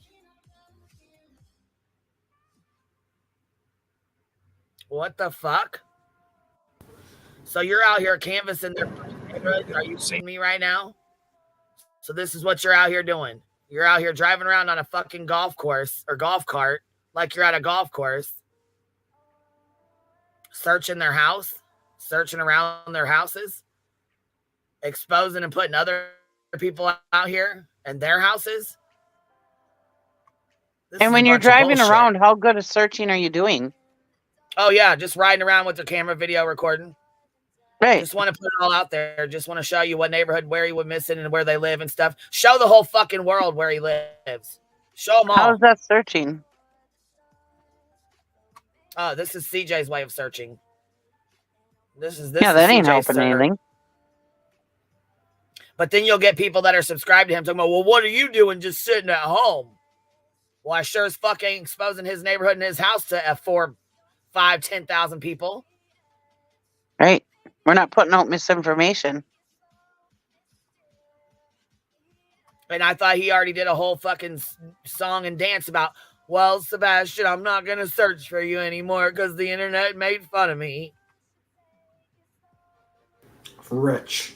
Absolutely rich. He sits there on panels making fun of Proudfoot. Yeah. And he's mad that people are making fun of him. Okay, bro.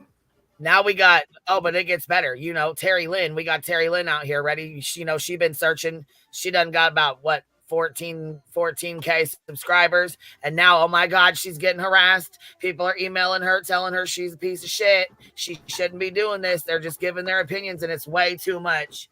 It's way too much. She getting attacked now.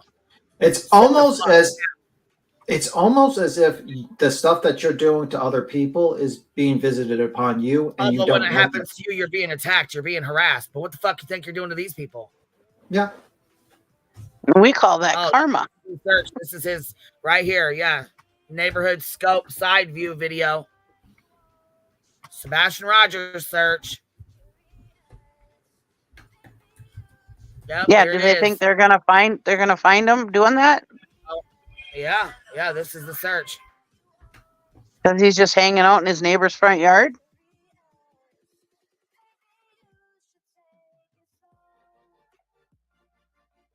Yeah, he's stalking. He's literally fucking cyber stalking people in real life. He's decided to become a stalker. Well, that's what I'm saying. Do they think Sebastian's just going to be hanging out in somebody's front yard? No, I mean, yeah, I don't know what the fuck they're thinking. I don't know what he's thinking. I think it's just easy money, easy fucking views. Him and virtue signaling, look, I'm searching. I'm driving my car with a GoPro. It's like, give me a break. I mean, granted, everybody brings back that thing with Red, White, and Bethune or whatever their names were. Or that was a fluke that they were just driving by when they saw Brian Laundrie and Gabby Petito's van. Wouldn't they? They weren't even true crime channels. I think No. they were van life people, right? Yeah, they were van life people. And that was just a fluke that they were driving by and caught that on camera. That was just a fluke. How often do you think that's actually going to happen? That's like 1 in a million billion, I would think. I mean, granted, it did help find Gabby Petito, but like I said, that's just a fluke that happened. Some would call it a miracle.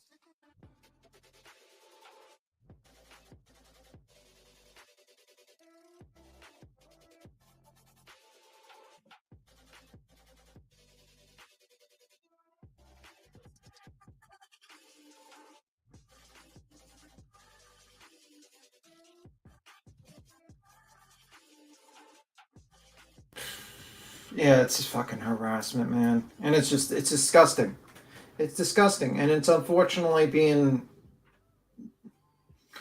cheerleaded by a bunch of people. A bunch of people are just saying, well, this is the greatest. This is wonderful. No, it's not. It's absolutely not.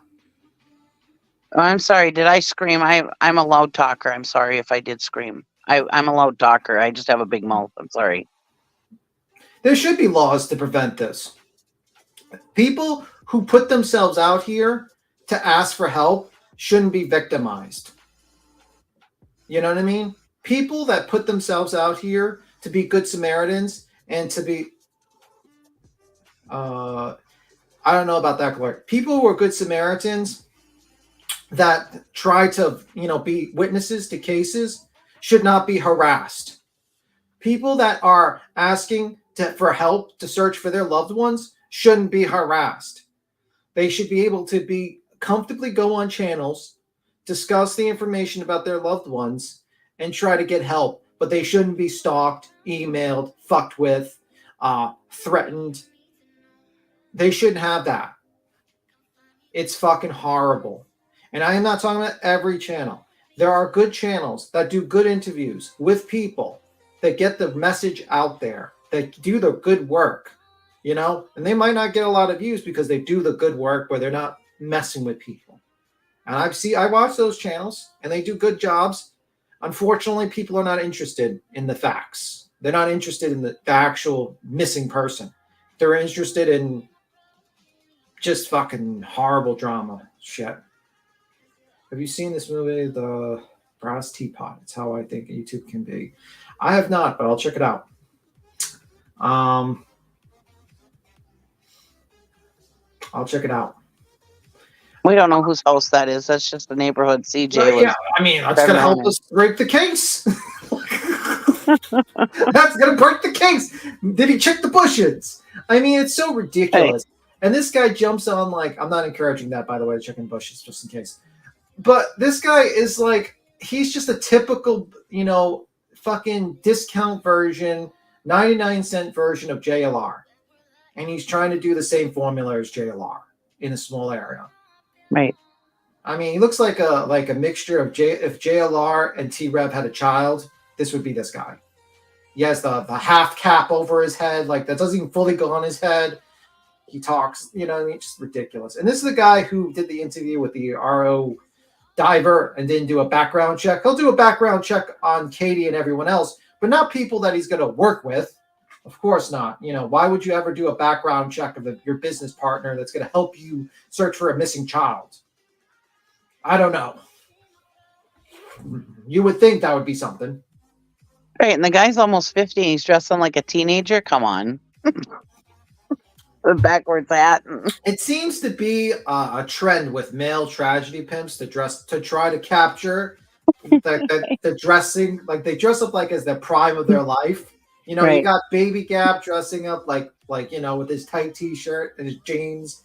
You got this guy with his cap and his shirt. Like they try to dress up like when they were 20 years old, and then like almost 50-year-old men. I was like, oh my god, I can't imagine. Like if you actually saw me on a live stream, you'd see me like in like a comfortable sweater, comfortable pants. I wouldn't give a fuck about fashion. I'd just be like, I'm comfortable and I don't care. I don't care. You know, presentable and comfortable. That is it. Do not care about dressing up like I'm 20 years old because I am not 20 years old. Fisherman pants. I would, if I was on a cam, I would definitely not be dressed up in fisherman tie pants. That would be damn sure. I'd be caught dead in live stream with that, to be honest with you. It's pointless driving around like, well, it's pointless, but it makes you able to get super chats. Super chats. And then you can virtue signal channels and say, look what I've done, guys. I've searched for Sebastian on the street with my car. I looked into that bush over there, guys. I did a search. It's like, oh my God. That's like me going out in my yard and looking around my yard and say, I searched for Sebastian, guys. I searched for him. He's not in my backyard. So I did a search, and I have more virtue than any of you because you all sat in front of your computer. All of you, I mean, like, that's how ludicrous that is. I might as well just be like that and say, I searched my backyard, so I searched for Sebastian.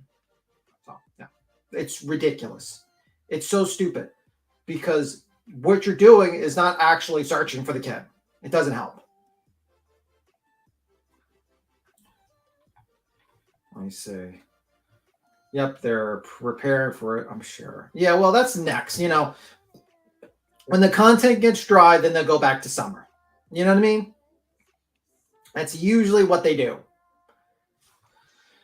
You know, content dries up, let's go to summer. That guy PJ person does the same thing. They're all fucking the same bullshit. Absolute bullshit. Yeah, it's a nice neighborhood. It's a nice neighborhood. Definitely looks like a nice place to live. I love it when they say junk like, what have you done? Yeah, it's so rude because, and I'll say, and you know what? I'm going to say to them, I looked in my backyard. He wasn't there. I searched just as much as you searched, which is nothing. Like, you fucking morons. Like, you're searching places that are obviously just a waste of time. You've actually done a net negative to society. You've actually wasted gasoline and people's time and eyeballs looking at things that obviously this kid is not at.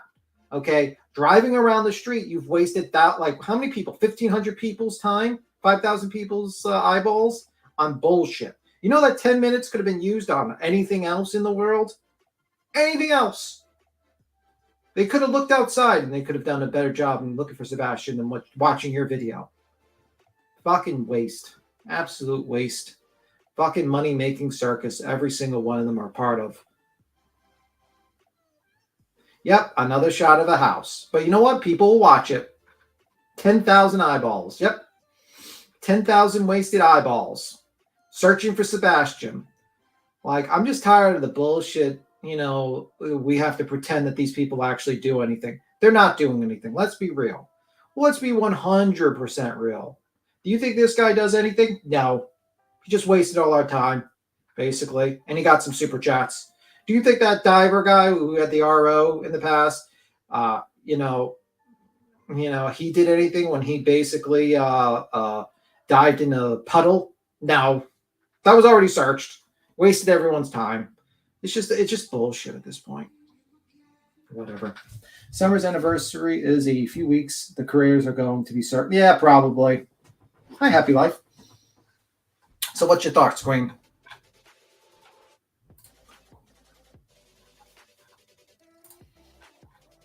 Queen's probably dealing with the dog. The dog.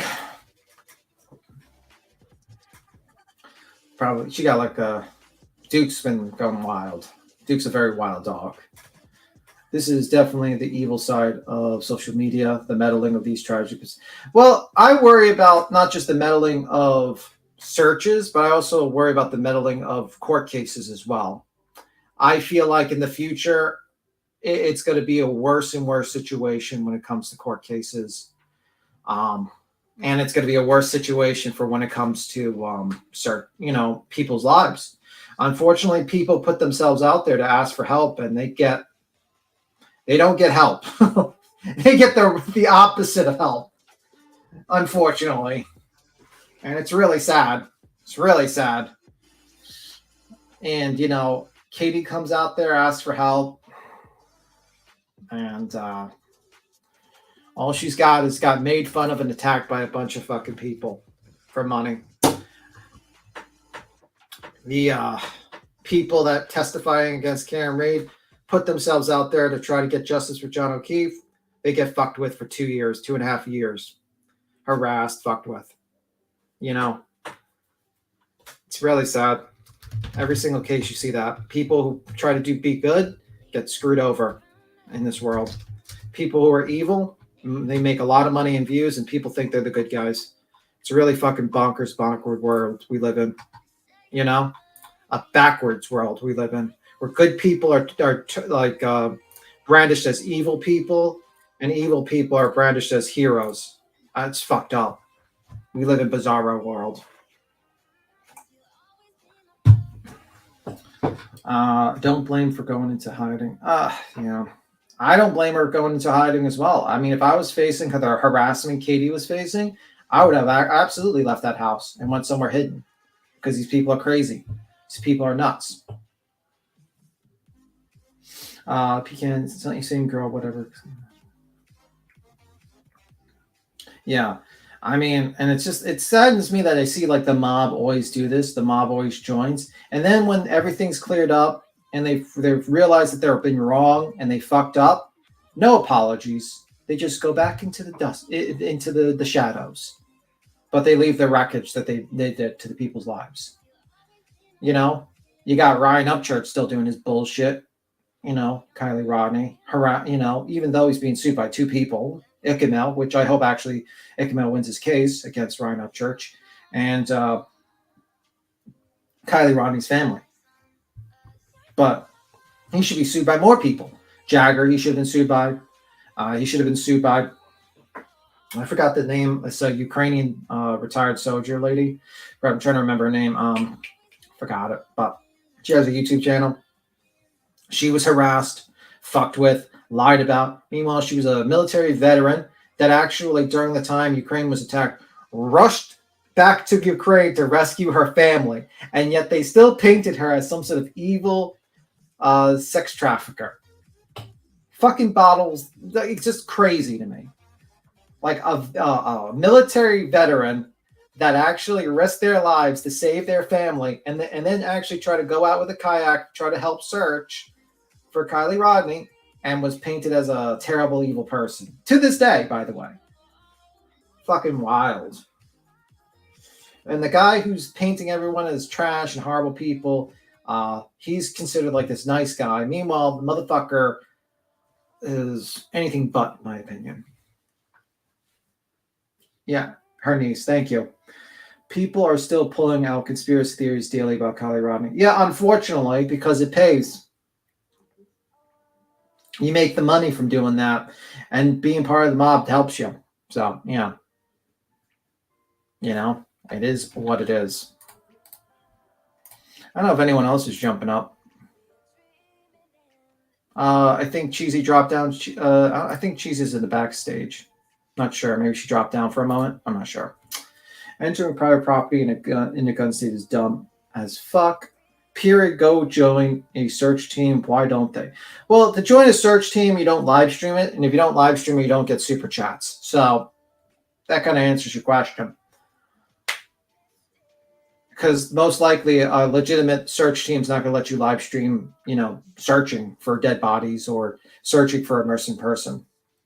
Does anyone else remember the world before Ronnie, when the majority of the public stayed out of? No, you're kind of wrong. Summer Wells people were going to people's fucking with. Brian Laundrie. I mean, it's always been the case. It's just social media has made it like that anyone can do it now. It's made it even more possible. You know, before it was just TV crews, and then it just became more and more because it's just become easier. I blame kind of StreamYard as well, because StreamYard's so easy to use. Anyone could become a streamer at this point, to be honest with you. So that too. So it is what it is. I usually suspect we're there. I just remember most of us doing the best we could before that. Yeah. Want more Karen Reed updates? Pretty much. I could tell you what I saw this morning. The canine DNA specialist came on. Basically said no canine DNA was found on the swabs of the clothing that was sent in. They tested it. They found, I think, pork or pig DNA on a little bit on it, and that could have been him. It's so sensitive that it can actually pick up the food you ate. My understanding of the defense, they kind of threw a bunch of other bullshit things like, could it be claws? Because the claws won't leave the DNA on there. And then I think I don't know. I didn't hear them say this, but someone brought up like baking treats. So I don't know if they thought that the dog from Gotta Have Bacon was attacking John. I don't know. Pretty much though, it was like he tried to make points. Some of them were okay, but to be honest with you, the main point is there was no canine DNA found on the swabs.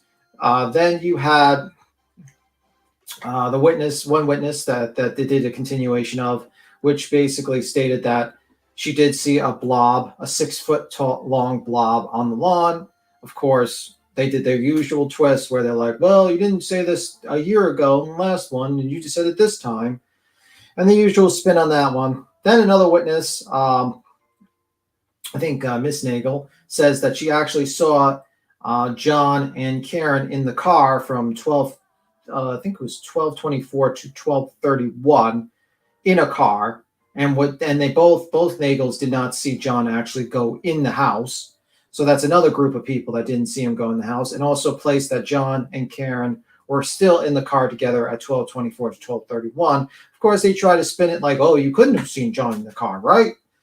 And then you just saw her, the lady that we just watched. That's Jen McCabe's daughter, I believe, the one that was crying.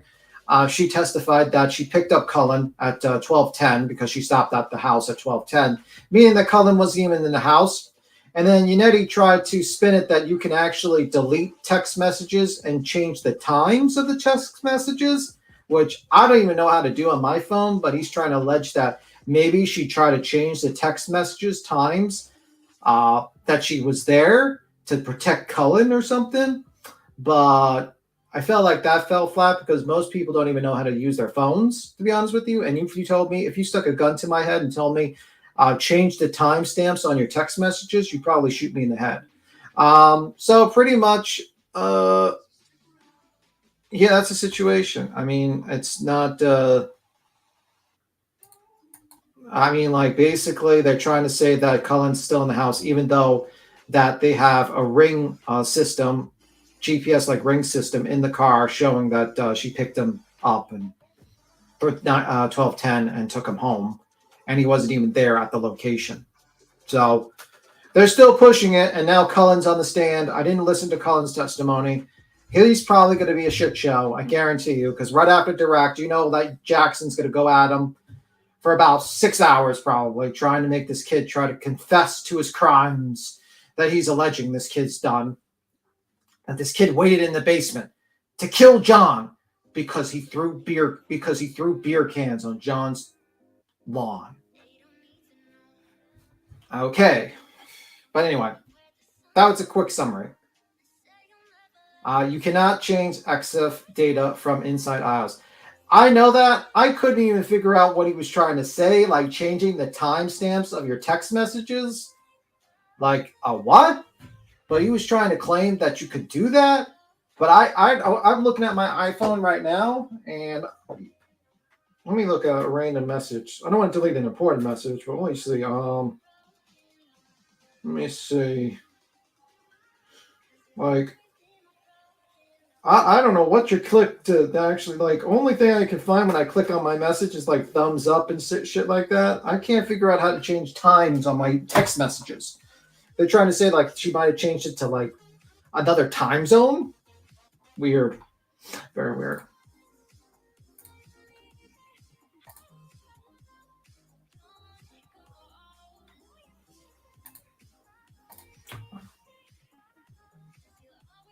Yeah, please don't do that, Juicy. Anyway. But yeah, that was their defense. I think their defense is falling apart.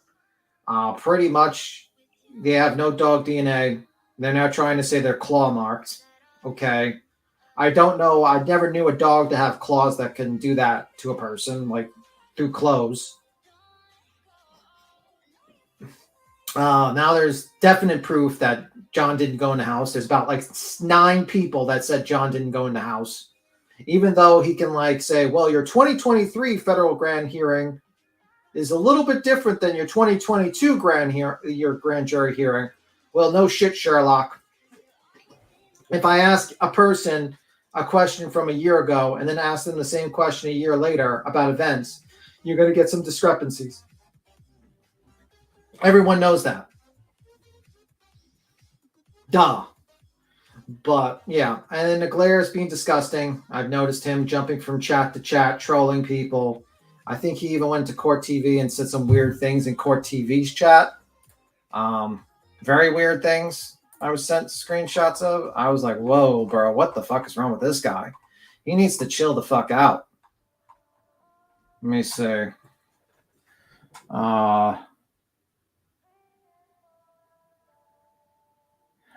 Like such things as Grant Smith, Ellie smokes weed to keep his splinter from bleeding.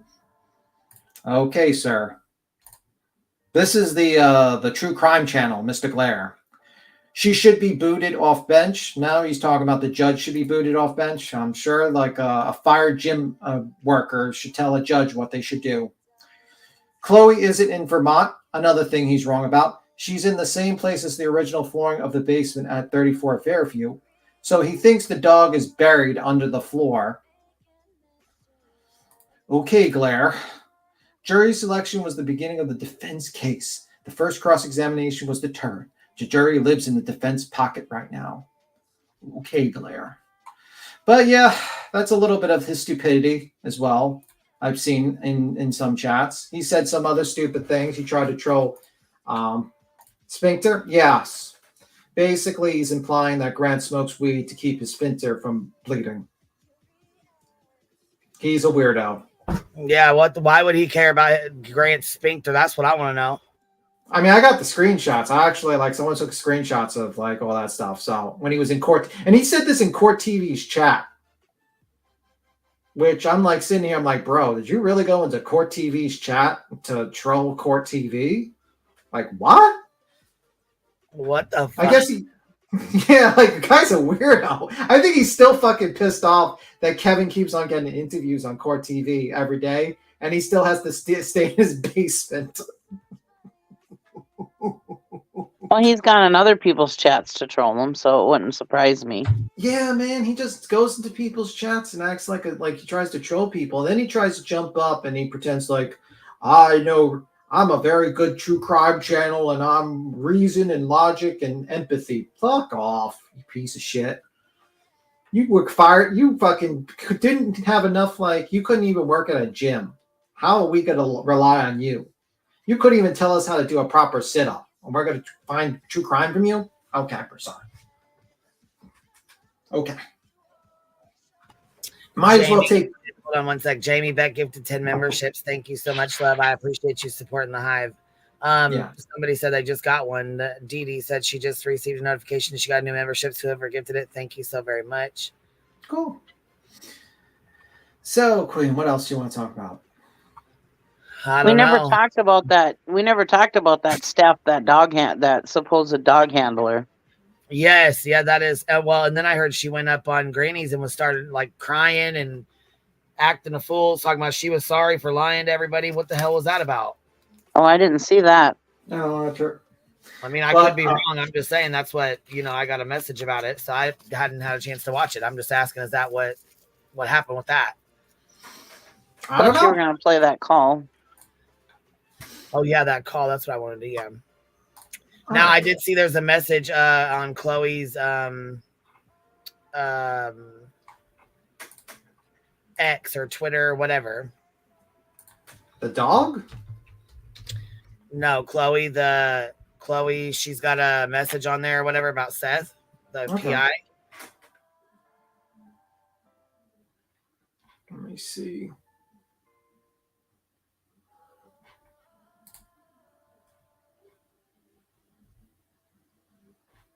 Seth the PI. Chloe. What's this, Chloe?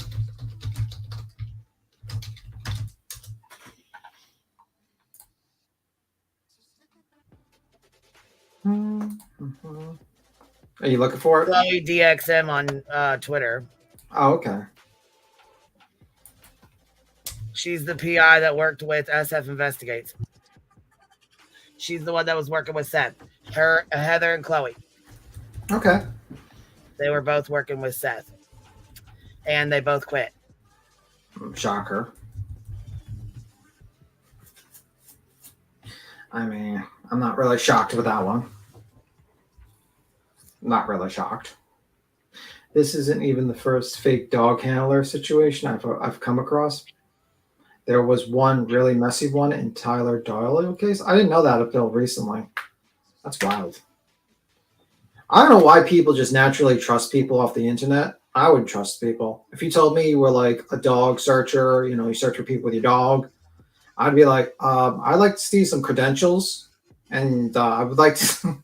I like to see some real credentials, and I want you to live stream you and your dog. We need to know. Like, if you're gonna pop up on a live stream with your face, then it would be pretty easy for you to bring one of your dogs over to just pet. You know what I mean?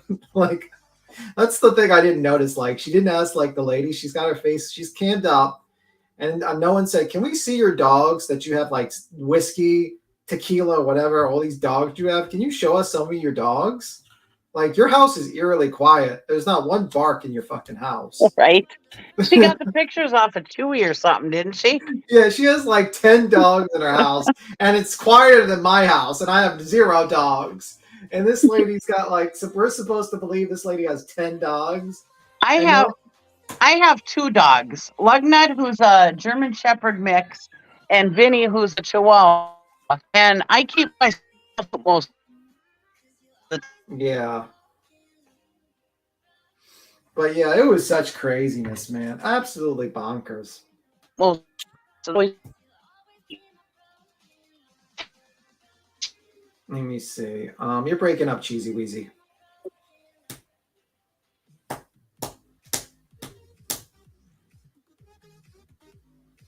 I can imagine the real dog lady being upset to be paired with a scammer on her on a live stream, because it'd be really embarrassing to you, because you're a legitimate person, you're legitimately doing a job or something, and then you got a scammer with you. You know what I mean? Okay. I've been asking these handlers. It's been over 2 months. Lots of storm ran through. How is your dog going to pick up? The answer is there aren't. They're not going to pick up anything. We're literally not going to see that happen. And what if he was picked up in a car? What if he was just picked up in a location and driven away? We don't know. It's a little too late for bloodhounds to be used at this point. Makes no sense. Just like it's too late to be trailing around the neighborhood with a live stream. That's not going to help the situation. Sorry. You know what's going to help the situation? People stop fucking around and causing trouble for the police officers so they can actually focus on their jobs and actually look for this kid. That'd be great.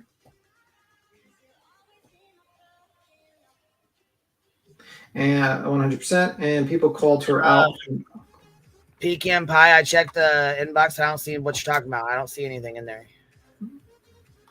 Debbie Nelson, hold on. She said, you are one of the creators who deserves a paycheck. Thank you, Queen. Thank you, Debbie Nelson. I appreciate that. There's a lot of creators out here that do, though.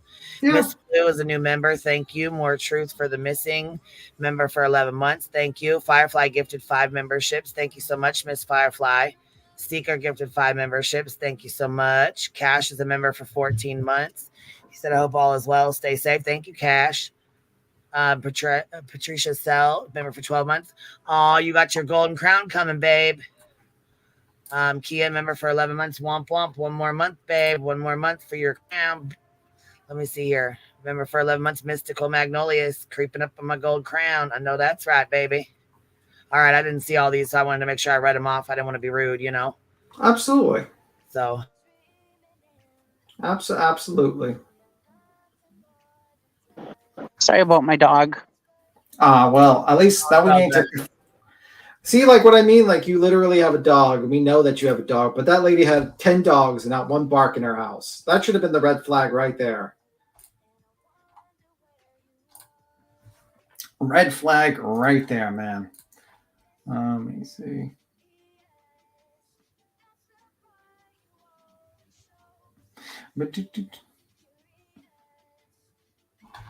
Oh, well, anywho. So you got to play that, or are you looking for it? It's also funny they get mad at Chris and Katie because they don't want people coming on their property searching. They did the same thing to the Wells. But in the beginning, all these parents had let everybody, all the law enforcement and everything come in and search everything. But when LE is done with it and they don't want all these YouTubers up there, now all of a sudden they're trying to hide something, right? Yeah, I'm not going to let some wacko from online to walk through my yard. Sorry, I don't need you to drop like a fucking bottle on the back of my yard and say, well, we found this bottle. And pick it up. Like, I know what time it is with some of these motherfuckers. They just do this shit. Reviews, and I wouldn't be shocked if any of them just go on the property and just place shit there. And Seth and his spokesperson are backing this. They're like, why won't you let the dogs come on your property? And it's like the dogs were already on the property, the professional dogs. Get the hell out of here.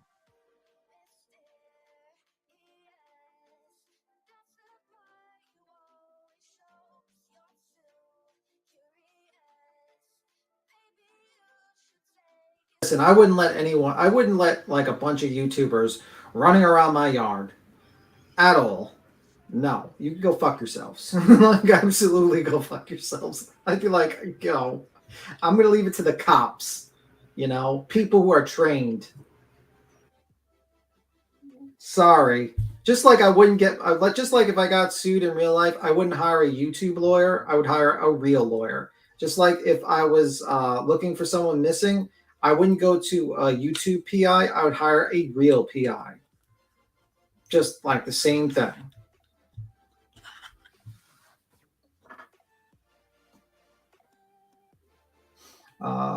YouTubers are owed nothing or private property in efforts to make content. Yeah, and also you don't know if they're going to drop shit in your yard.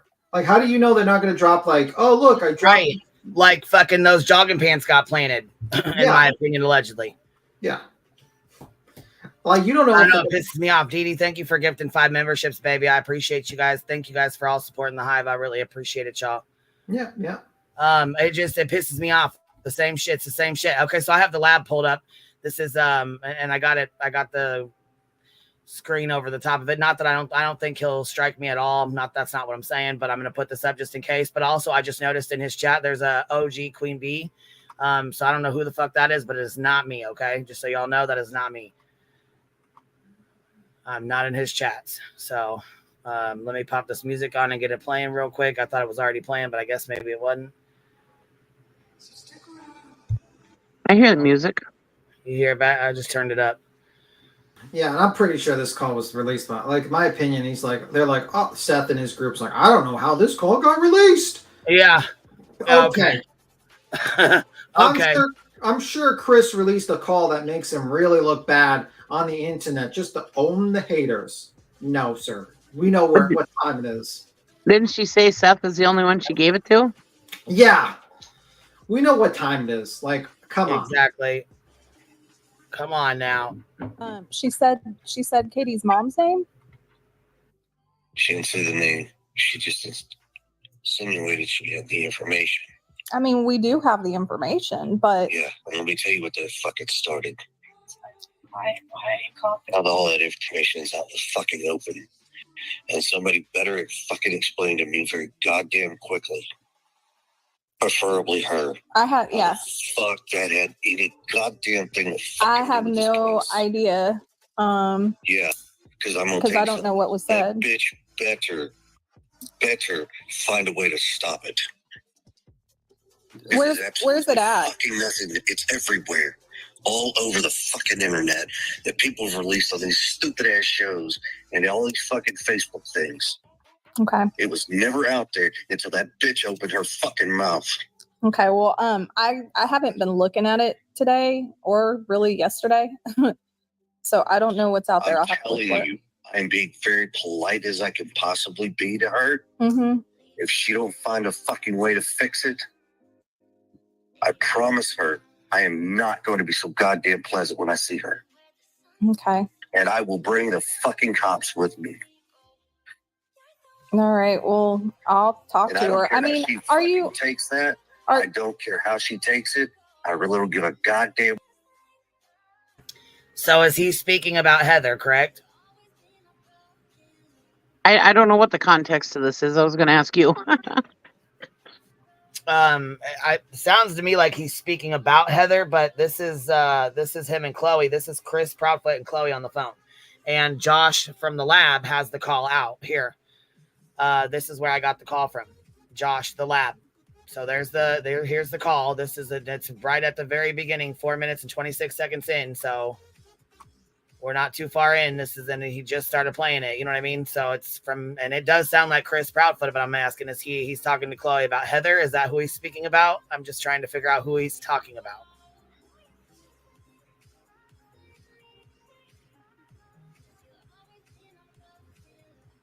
What I have to fucking do, but I can promise you there's a difference in helping find Sebastian and just being a stupid fucking cunt. okay? Well, let me ask you something just for a second. Like, are you sure it was her and not like one of these sleuthers or something? Because other it's people her on the fucking show. Okay. It is her. Okay, because there's other people that are digging. Web Slut or Sleuth, whatever the fuck that woman's name is. Web Sleuths. Yeah, whatever. I mean, it was on that fucking show. But I don't see. I can't see Chloe just giving out. Oops, sorry.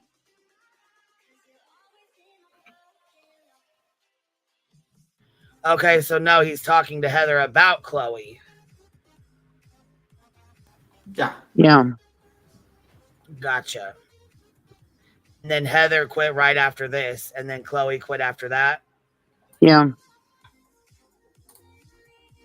Yeah, I don't know what the context of this is. Insinuated she had the information. I mean, we do have the information, but Yeah, let me tell you what the fuck it started. Now all that information is out in the fucking open. And somebody better fucking explain to me very goddamn quickly. Preferably her. Fuck that had any goddamn thing to I have no idea. Yeah, because I'm gonna because I don't know what was said. Bitch better better find a way to stop it. Where's it at? Fucking nothing. It's everywhere. All over the fucking internet that people have released on these stupid ass shows and all these fucking Facebook things. Okay. It was never out there until that bitch opened her fucking mouth. Okay, well, I haven't been looking at it today or really yesterday, so I don't know what's out there. I'm I'll have to look telling for it. you, I am being very polite as I can possibly be to her. Mm-hmm. If she don't find a fucking way to fix it, I promise her I am not going to be so goddamn pleasant when I see her. So y'all see, you see what Lippy said here? Do y'all know why he was so mad? She released the charges that were against Katie's mom. Yeah, it's fucked up. Yeah, I think he's got a reason to be mad. Yeah, I would fucking say so. And everybody says he's being mean to women. He's protecting his wife. Yeah, I mean, if someone did, like, for instance, if someone, like, released... Oh, and did you see what Rowena said? This conveniently was really... right, Lippy, I'd probably been locked up too, girl. I'm gonna tell you right now, but listen to this. Did you see what Rowena just said? Supposedly, this was leaked the day that Chris had a custody hearing with his daughter. Yeah. Are you fucking kidding me? Wow. Yeah, I would understand the hostility. And they brought his ex on the fucking show, and she, did that whole storytelling shit in the middle of a custody case. Yeah, this is fucking messy as hell.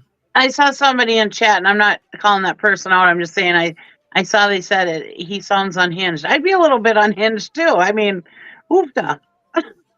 Fuck, right? He's protecting his wife. And you know what? If you're going to act like a see you next Tuesday, you shouldn't be stunned if somebody calls you a see you next Tuesday, okay? Because this kind of behavior is what a see you next Tuesday would do. Yeah, well, I think the man's trying to, like, he's getting fed up by a lot of people that are just kind of tearing his family apart. And you see that very clearly. Right, like somebody said, they don't want to say why he is acting like that. Right. Right, they don't want to say why he's mad. They don't want to say why he's pissed the fuck off going off like he is. But that's all right. Yeah, defending his wife's honor. Right. None of this helps find Sebastian. None of it does. Seth going on 1 million shows, putting everything out, Chris arguing, being upset, then putting out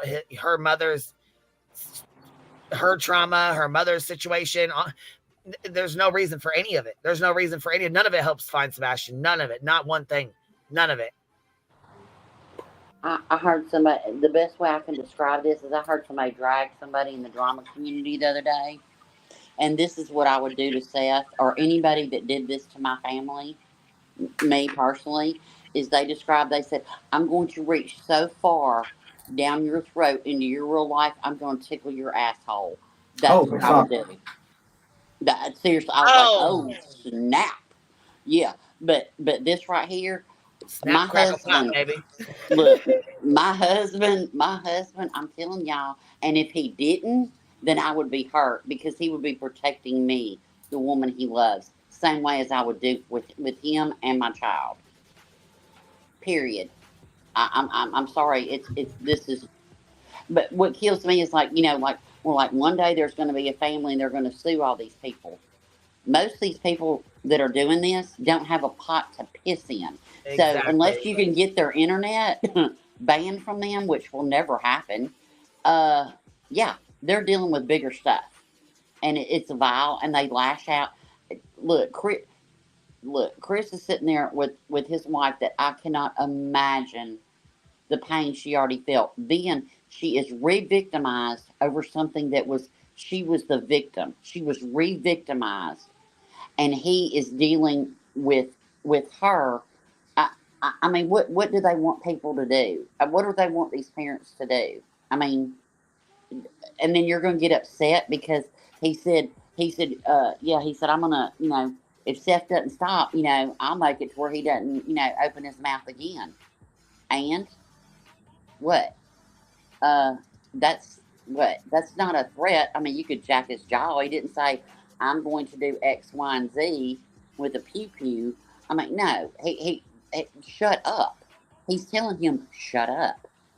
Don't make me get in my car. Don't make me.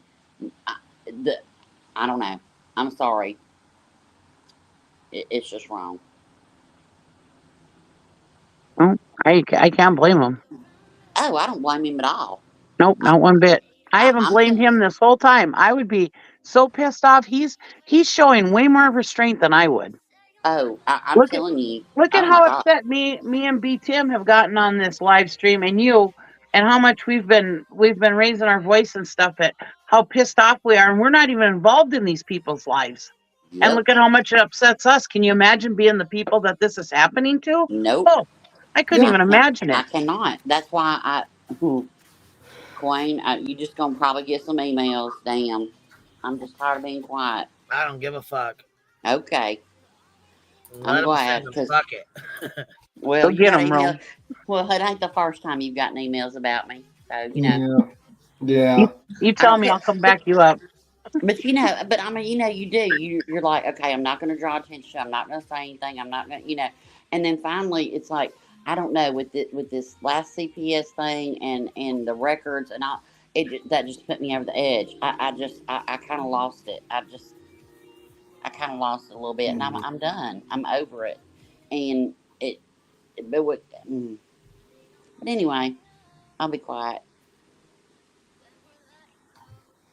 It's my heart breaks for all of them, and it truly breaks for Katie because she was re-victimized over being a victim of her son that is missing, and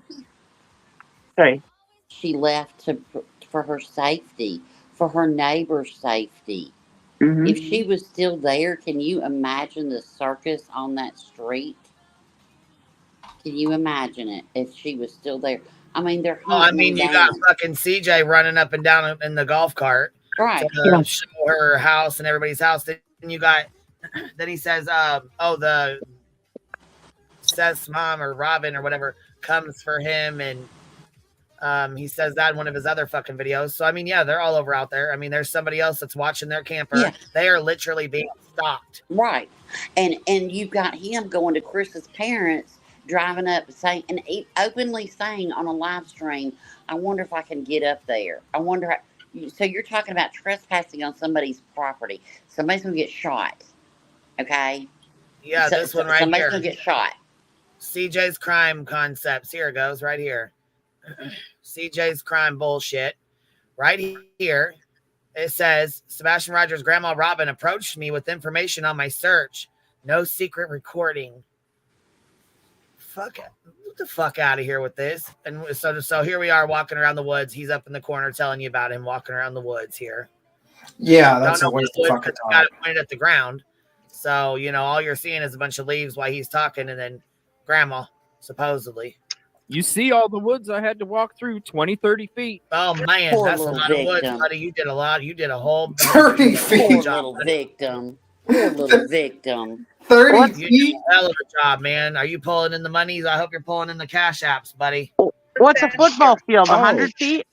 Well, nice to meet you. Am I it's 100 secretly yards. recording? No, because I was searching for 2 hours and 11 minutes when I was approached during my stream, which I was found from my stream. Hello.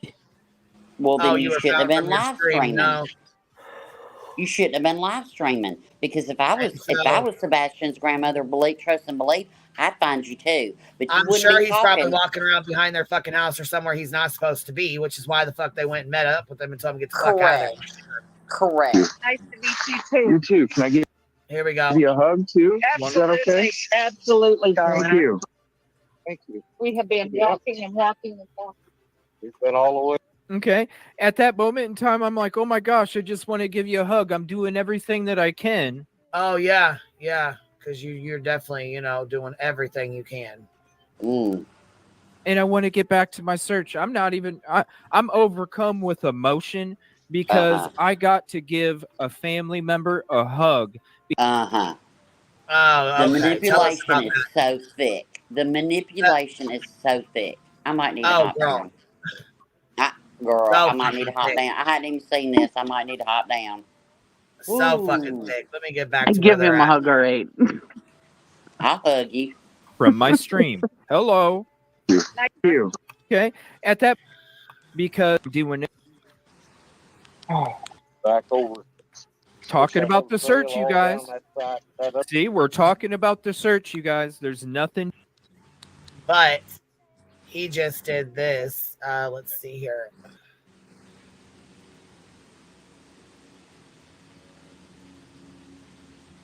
Well, I thought he had quit searching because he was getting all those death threats and he was so scared.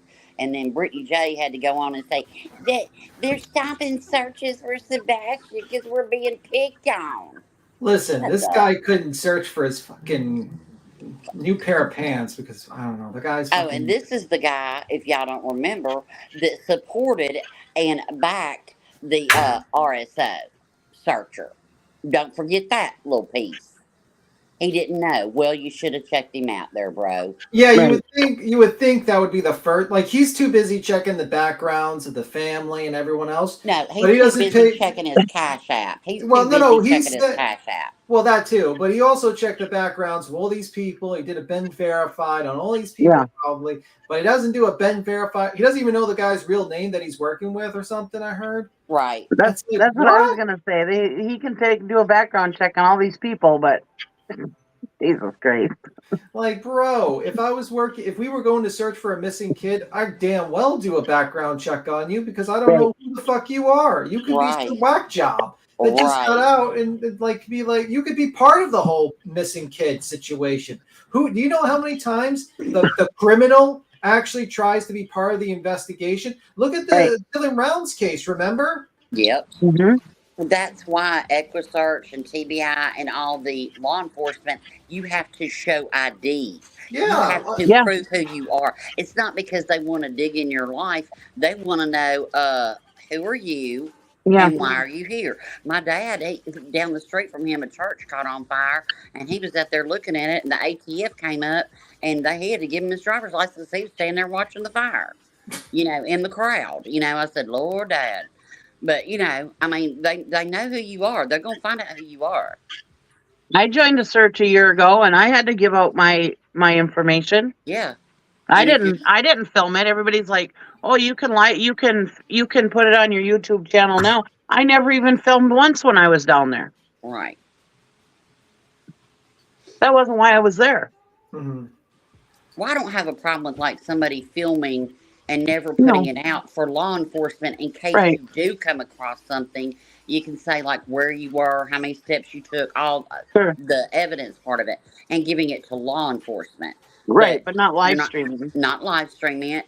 And if you don't find anything and you want to put it up on your channel, that's up to the person. But you're not supposed to live stream it. But I don't have a problem with somebody videotaping just so I can say, yes, I walked up this way and I turned this way. I mean, they're going to want to know every little thing. No, me neither. I don't have a problem with that either, but. Mm-hmm.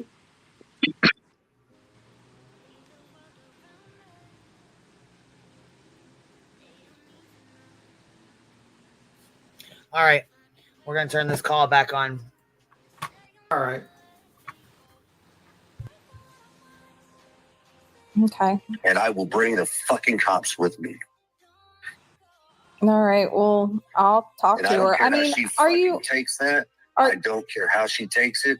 I really don't give a goddamn what I have to fucking do. But I can promise you, there's a difference in helping find Sebastian and just being a stupid fucking cunt. Okay, well let me ask you something just for a second. Like, are you sure it was her and not like one of these sleuthers or something? Because other people her on the fucking show. It is her. Okay, because there's other people that are digging. Web Slut. Or Sleuth, whatever the fuck that woman's name is. Web Sleuths. Yeah, whatever. I mean, it was on that fucking show. But I don't see. I can't see Chloe just giving out that information though. She did. You're missing my statement. Okay. I didn't say she gave the information out. I said she made a statement that she had it and wouldn't fucking release it. That right there was a trigger to start this fucking shitstorm. when she shouldn't have opened her fucking mouth in the beginning. Okay. I don't know what kind of fucking PI or whatever the fuck she thinks she is or how she does this. But if she needs a fucking education and schooling on being a PI, I guarantee you I'll find somebody who is truly a PI and let them school the fuck out of this woman. All right. Well, let me try to figure it out because I know neither her or I have given out any of Katie's information. It's not giving it out. Yeah. All you have to do is start one sentence. I have the information. I'm not going to release it. Yeah. She started a shitstorm. Actually, she better figure out how to fucking fix it. You know, something else I'll tell you, there was a woman that reached out to me that before I had ever even, before I ever knew anything about Katie's family or past or whatever, there was like this random woman, like Sleuther, that reached out to me with like some of Katie's family's names and whatever. Like, I will say. Now you're listening to a conversation between Chris Proudfoot and a PI that was working on the case, who I believe is no longer working on the case, talking about the PI Chloe that showed up on Web Sleuth's show. So this is Chris Proudfoot, and this was sent to me a couple of days ago. I sat on it. I was waiting for today. I planned on releasing it today. And so why not just do it? Yeah, why not? Yeah, because it was the day. I don't know what happened in court. No. Yeah, see, okay, that's the day of the hearing, the custody hearing. Let me see. Wow. Yeah. But it was distributed to me. Distributed anonymously. Sure. Asked if I would hold off, and I absolutely will and did. She was wrong about, she was talking about Penny Payne, and she thought there's a Penny Payne that runs like some sort of Penny Irene Payne or some shit. Yeah, I don't know any of Katie's information. It's not giving it out. Yeah. All you have to do is start one sentence. I have the information. I'm not going to release it. Yeah. She started a shitstorm. Actually, she better figure out how to fucking fix it. You know, something else I'll tell you, there was a woman that reached out to me that before I had ever even, before I ever knew anything about Katie's family or past or whatever, there was like this random woman, like Sleuther, that reached out to me with like some of Katie's family's names and whatever. Like, I will say that she was wrong about, she was talking about Penny Payne, and she thought there's a Penny Payne that runs like some sort of Penny Irene Payne or some shit. Yeah, I don't know. Some medical place or something. Yeah, it was the wrong Penny Payne, but she had the right names. She has the right names. Just like the wrong people. Katie Lynn Payne. Yeah. Who supposedly murdered a 4-year-old. Right, exactly. And that's the problem with a lot of the sleuthers, is that they get a name and then they find somebody with that name and they run with it. Mm-hmm. That happens a lot. The worst part, and that's fine. That's understandable. Personally, I think everybody fucking starts looking for shit. Yeah. Ain't even worth the fucking bacteria of the foam that forms on the fucking worst form of bacteria on Earth. That's what I truly feel. Yeah, I feel you. I hear you. I can feel it through the phone. Oh, trust me. Chloe's lucky I'm not standing in fucking front of her. Like I said, I will bring the fucking cops when I see her. Okay. Well, and it was more my protection than hers. Because right now, you can inform her. She fucking calls me, says my fucking name, anything of that fucking nature involving Katie or me or anybody else, I'm going to slap the shit out of her with the same fucking thing I told you. I'll cease and desist letter and then let her open her fucking mouth one more time. And then I've got her dead to fucking rights. I think that's I'm trying to be as civil as possible. Isn't that the only interview she's even done? I don't think she's... I don't fucking know. Yeah, I don't think care. She's not my PI. She's not. Yeah. Bitch don't fucking mean a goddamn thing to me. Right. she was on fire, I wouldn't piss on her to put her out. Mm. Well, I mean, it's not like Katie, it's not like Chloe, because she's very private. Like, I'm more public than she is. I mean, you know that. I promise you, I watched that fucking video. Yeah. Go watch that fucking interview. Okay. I mean, I was watching it. I know what she said, but she's usually very, very careful about what she says to the public. She ain't fucking careful. Yeah. She's fucking sloppy.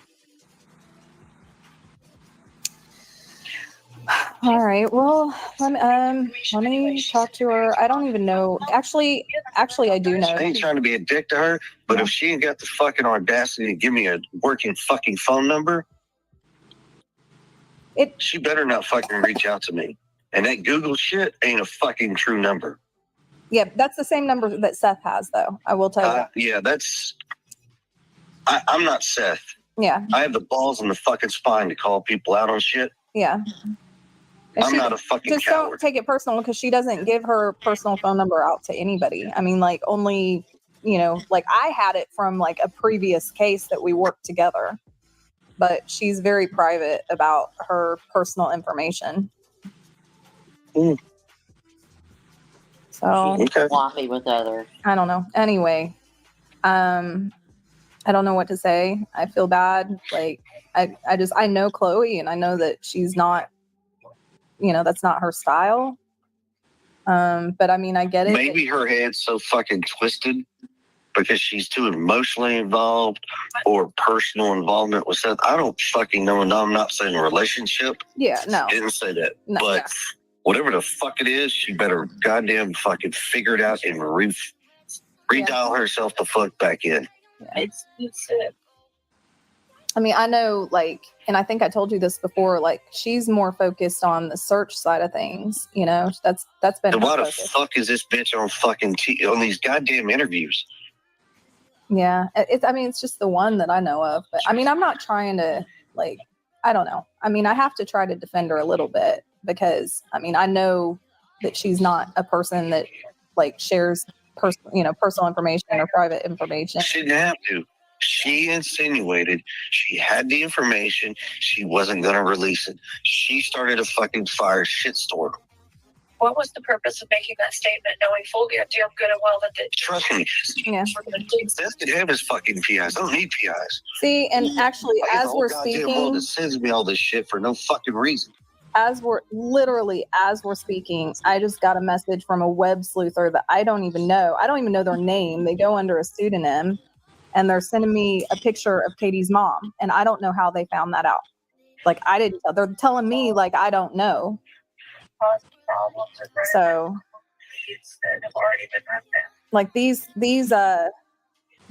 web sleuthers, like, I mean, they are like batshit 99.9% of the time, but they're pretty good at finding shit. And some of these people are just doing it on their own. Yes, I know. That's one thing. Yeah. She opened her mouth, made the statement. She's the cattle. Sorry. Hold on. Help. All right. Well, yeah, it was the wrong Penny Payne, but Or me or anybody else.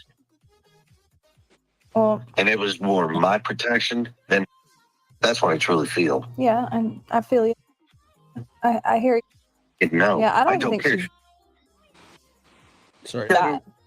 I promise you, go back and watch that fucking video in order to put her out.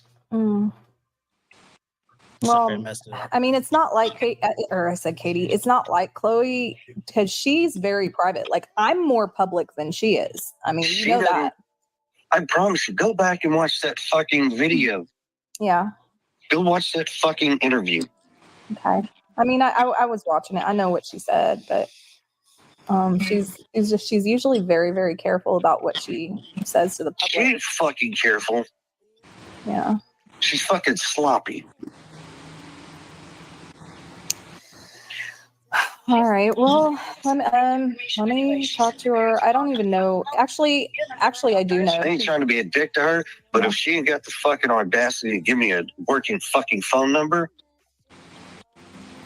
she better not fucking reach out to me. And that Google shit ain't a fucking true number. Yeah, that's the same number that Seth has, though. I will tell you. Yeah, I'm not Seth. Yeah. I have the balls and the fucking spine to call people out on shit. Yeah. And I'm not a fucking just coward. don't take it personal because she doesn't give her personal phone number out to anybody. I mean, like only, like I had it from like a previous case that we worked together, but she's very private about her personal information. Mm. So Okay. I don't know. Anyway, I don't know what to say. I feel bad. Like I know Chloe and I know that she's not, that's not her style. But I mean, I get it. Maybe her head's so fucking twisted because she's too emotionally involved or personal involvement with Seth. I don't fucking know. And I'm not saying a relationship. Yeah, no. Didn't say that. No, but yeah. whatever the fuck it is, she better goddamn fucking figure it out and redial herself the fuck back in. Yeah. I mean, I know, like, and I think I told you this before, like, she's more focused on the search side of things, that's been Then her why the focus. fuck is this bitch on fucking on these goddamn interviews? Yeah. It's just the one that I know of. But, I mean, I'm not trying to, like, I don't know. I mean, I have to try to defend her a little bit because, I mean, I know that she's not a person that, like, shares personal information or private information. She didn't have to. She insinuated she had the information. She wasn't going to release it. She started a fucking fire shitstorm. What was the purpose of making that statement, knowing full guilty of good and well that the... Trust me. Yeah. Seth can have his fucking PIs. I don't need PIs. See, and actually, I got as the we're whole goddamn world speaking, that sends me all this shit for no fucking reason. as we're speaking, I just got a message from a web sleuther that I don't even know. I don't even know their name. They go under a pseudonym. And they're sending me a picture of Katie's mom. And I don't know how they found that out. Like, I didn't tell. They're telling me, like, I don't know. So, like, these web sleuthers, like, I mean, they are, like, batshit 99.9% of the time, but they're pretty good at finding shit. And some of these people are just doing it on their own. Yes, I know. Well, I mean, I think we can all agree why he's pissed off. I mean, that shit about Katie's mother should have never came out about Katie, her mom, or her trauma or anything like that. Yeah, that's fucked. And for a PI to put it out, one that's supposedly working with Seth and supposedly going to work with them, to put it out is really fucking messy and it's really wrong. Yeah, it's Jimmy Terry levels. It's getting close to Jim Terry levels. Yeah. And I mean, I can imagine why Heather quit. I can see why she, why she quit, why she was upset. But I mean, goddamn, when it comes down to your kid, your wife, and your family, there's not, I hate to say this, but a lot of people do not, won't play that bullshit. They're not going to play that bullshit. Mm-hmm. Yeah.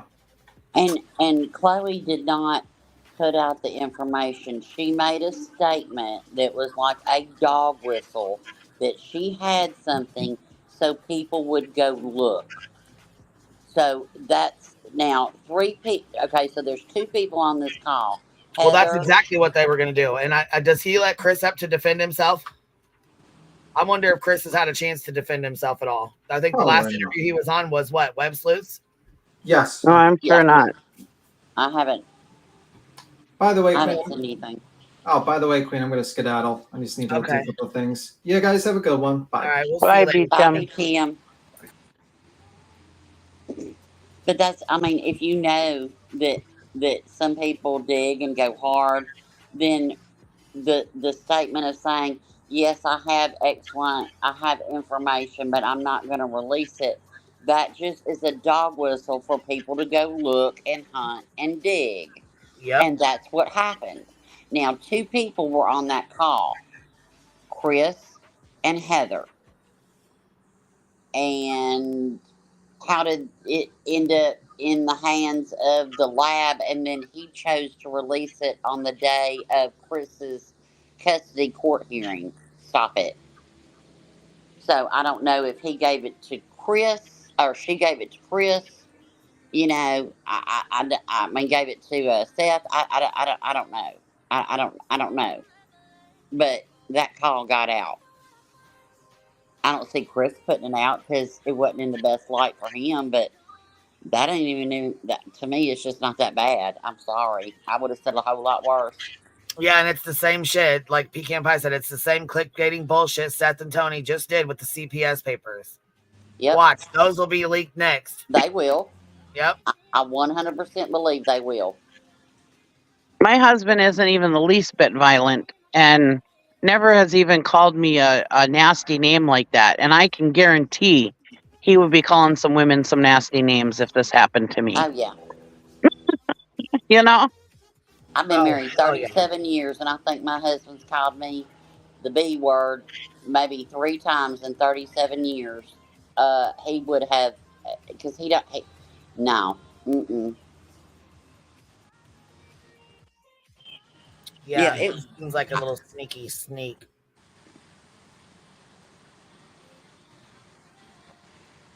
So, yeah, I can understand him being mad. My God.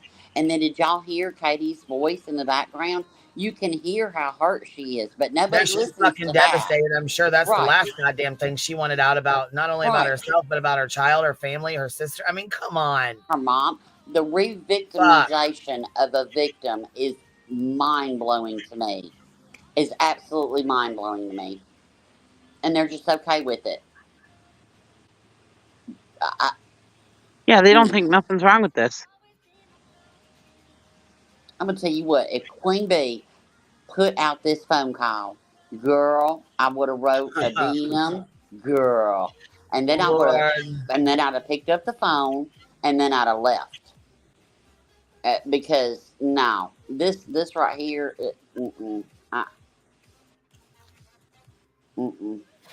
No, there's a lot of shit. This case, I think this. You know what's really fucking foul as hell is this case is almost. I feel like it's almost worse than Summer Wells. I do too, but I think the problem is that you've got the parents leaking information to the YouTube channels. I mean, Don said some weirdo shit. Okay, don't get me wrong. Okay, but he never like released all this information and you know. Like all the deep family stuff and stuff that had nothing to do. He didn't do that. You know, he did weird stuff like play jokes on his sister and all that was just weird. I'm not white knighting for Don in any way, shape, or form, but this case, I think it's just gone off the rails because you've got a parent of a missing child, young teenager, that is actually feeding the vultures. And what is he getting from it? Okay, he's getting his ego fed and he's getting his cash app filled. That's what they're using each other, in my opinion. That's just me. That's the way I see it. He's getting something from it.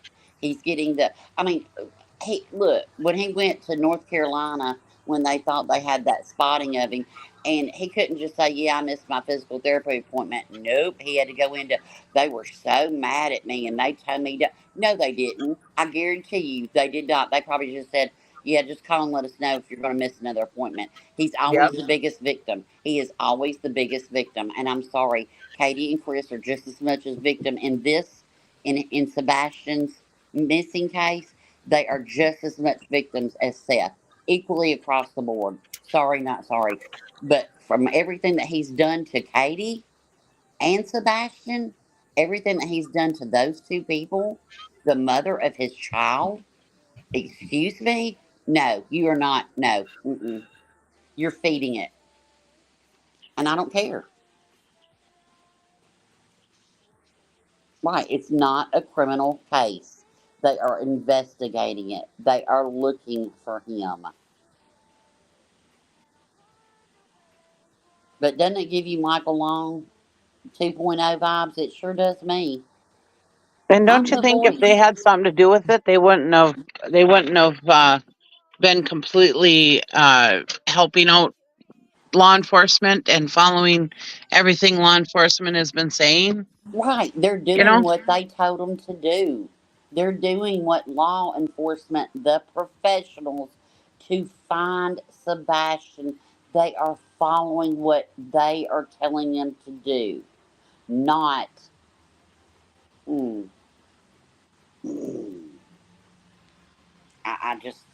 I cannot. And now you've got all these new little tragedy pimps, people I ain't never heard of, that are jumping on the train because they see, they see CJ out there. They see Dolly with 4,000 in chat. They see Britton J. They see, hell, you got damn Ziggy over there married a fucking suspect. Are you kidding me? God. Ugh. It's just gross.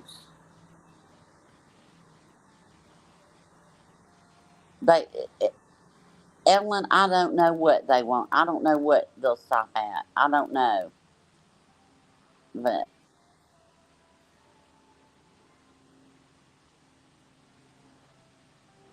That's one thing. Yeah. She opened her mouth, made the statement. She's the catalyst to the fucking storm that is now brewing. Yeah. It doesn't take much. I can go out there, open my mouth, say one fucking word, and I can almost break the fucking internet. Yeah. Yeah. Well. Look what I did the other night when I got on that show. When you said I wanted on the show, yeah, that shit fucking almost broke the fucking internet. Yeah. It did. And that's mainly because up until that show, like you and Katie both were pretty reserved about anything that you were saying, and that was like the one time that you just kind of went berserk. No, that's the one time I went out there and stated the fucking facts. Yeah. I didn't go berserk. Well. No, I'm fucking pissed. There's a difference in berserk and stupid, psychotic, and every other adjective you want to add into it. Yeah. I'm neither of those. No, but I'm just saying you said a whole pissed lot off. more than you normally say, and Yeah. so I did, and I had every fucking right to say what I said. Nothing I said was fucking false. I'll give you my thoughts. Nothing. I didn't say it was. I don't think anything you said was false. I don't know. I can't yet. But well, let me make a phone. Actually, I know I'm not going to be able to get a hold of her right now. I'm not going to be able to get a hold of her till this evening. And by the way, I sent a message to Seth. Once again, he wants to talk about not responding or whatever. I got in touch with Tony. We talked. Golly, why does it keep doing that? I hope it sure as fuck hope it don't goddamn start over again. Jesus. Or whatever the fuck. Release it. That's one. Tony wants to talk about not responding or whatever. I got in touch with Tony. We talked to Tony. That probably ain't happening. Got in touch with the dog handler. Guess what? That ain't happening either. And that ain't even on my decision. Yeah. Because Seth doesn't know how to open his fat fucking mouth and give everybody the truth. Or what he does know, he didn't want to tell nobody, thinking that everybody's going to be sure sympathetic to his bullshit. When I told her exactly how many dogs, where they all went, what they've all done, she's like, there's nothing I can really do or offer at this point other than to assist in a search if needed. Yeah. And starts talking. Oh, so you did actually talk to her? Oh, yeah. Talked to her for over an hour and I think a half. Oh, okay. That's good. Last night. That's good. So once again, your client Mm-hmm. was the nicest way to refer this fuck. I haven't even talked to Seth since last night. He told me to take a break a couple days ago. He told me to take a break. So. Yeah, how convenient. Yeah, so I don't know. I gathered now, this is just me assuming, so we know how that goes. I may be way off, but I feel like it had something to do with this conversation with Bobby Simmons, because Bobby has started communicating with him again instead of going through me.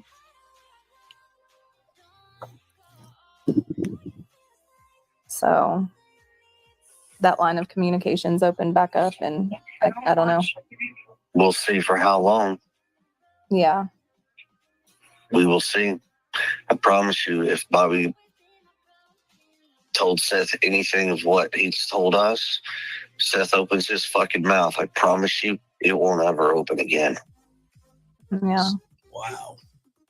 Well, I'm just as much in the dark right now about what's going on as anybody else. Like, I'm not getting updates. I have no idea. I mean, that's a threatening to kill him. I mean, I don't know how else to take that. Stop it. What? I mean, that's exactly what that's. Can you stop this? No, it sounds like he's gonna pop him. He's gonna jack his ass. That's what it sounds like. He's He's gonna gonna pop jack him in the that fucking jaw. mouth. It doesn't say that sound nothing like that. So stop. No. Oh Come my on. It God. just sounds like he ain't gonna have no teeth. That's what it sounds like to me. Right. You Like know, he's gonna knock his teeth down his he's gonna fucking throat. kill That's him. what it sounds like. See, says Oh Blue my Gumball God. over there. Shut the hell up, fool. Computer grifted nightmare. Oh my Y'all God. do know that he scammed a woman out of a computer and a bunch of money. Did y'all know that? Yeah, Yeah. I know a lot of people did. Yeah, don't forget these people's history. Don't forget it. Don't forget. You can have a good microphone. You can have just the perfect radio voice. You can have all the things. It still means you a damn grifter. Sorry, not sorry. Down to your dog, baby. I told you I'm a little heated today. Sorry. Don't be sorry. We all feel the same way. Yeah, don't be sorry. I mean, come on now. This was just BS. Yeah, pecan Sounded pie like to romance me. scammer. And then Yeah. I mean, look at all the shit they did. I mean, look at all the shit they fucking look at all the shit he's done. Him and Chris both. Ugh. Man, Heels used to call Chris out for all his bullshit. Oh, I loved it, honey. Me too. I did too. She knew. Loved it. Mr. Lispy self. Yep. And like you said, yeah, yeah. The she came over here. Matter of fact, she came on panel and told us all about Josh. Yeah. So down to your dog, baby. That's right, honey. Well, I think it says a lot. You never see Duty Ron shouting Chris out. Ever. Oh hell no, hell no. Ever. Pecan Pie said you're doing great, Row. Right. They're chilling, cheering. Look, they're cheering you on. They say, "Get him, Row. Come on now." Pecan hears me in voice chat popping off. I try not to do it out here, but I'm tired of it. I'm just sick of it. I need to start me a channel so I can have it for about 20 minutes and just blow it up. Yes, and instigating drama with Seth's relationships. That's so helpful. Yeah. Oh yeah. So fucking helpful. Yeah. Yep. But I'm glad that some of the people that have kind of flown under the radar, Brooks, I'm glad that your cracker has completely, your cheese is off the cracker, baby. I'm so glad you have shown what you've been doing and nobody saw. Yeah, But she was you showing. took She it to showed her new whole lengths, ass, baby. didn't she? You took it to new lengths, honey, and it started with Michael Vaughn, honey, flirting with the suspect. Damn, girl. Go, girl, go. I mean, God almighty. Yup. So, I'm going to have to sage myself. Woo! Woo! Yes, man. Look out. Look out. But it's all gross. I don't know. I don't know. When I heard that he was trying to put out those CPS documents and had to be told not to do it by an attorney, I lost my mind for a little bit. I didn't go on the internet. I've been on Netflix because I was like, you got to be kidding me. Because I thought this is so gross. It's like you kind of you get so I get so angry, and these people ain't even relatives of mine. Girl, what I would do Like that girl said in that dragon, that's what I'd touch. That's the part of your body I would tickle after I got done with you. Sure would.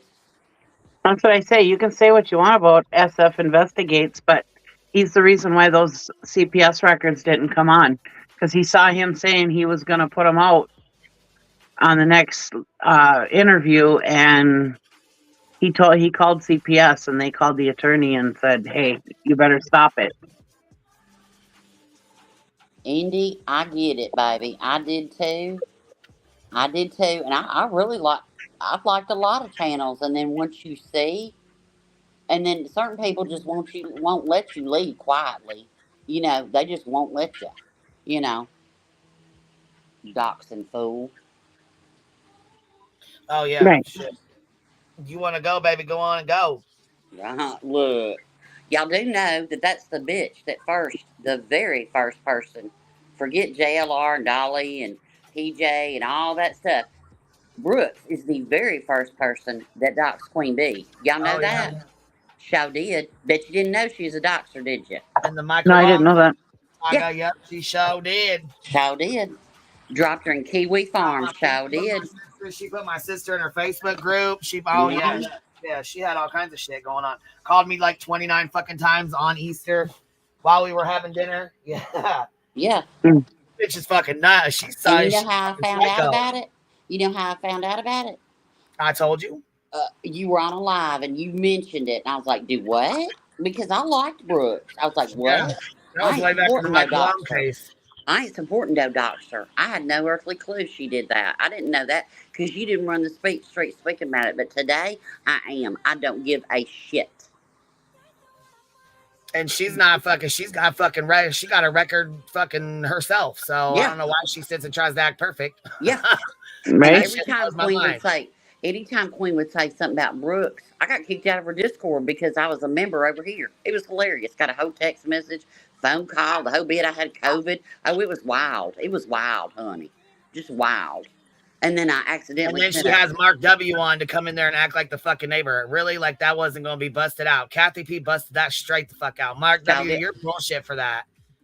Exactly. So we got Brooks coming out with the fucking fake ass fucking neighbor call. We got the fake dog handler. We got CPS papers coming out. We got fucking rumors that the fucking father's starting. We got the PIs putting out information about the mom's mom and grandma and family members.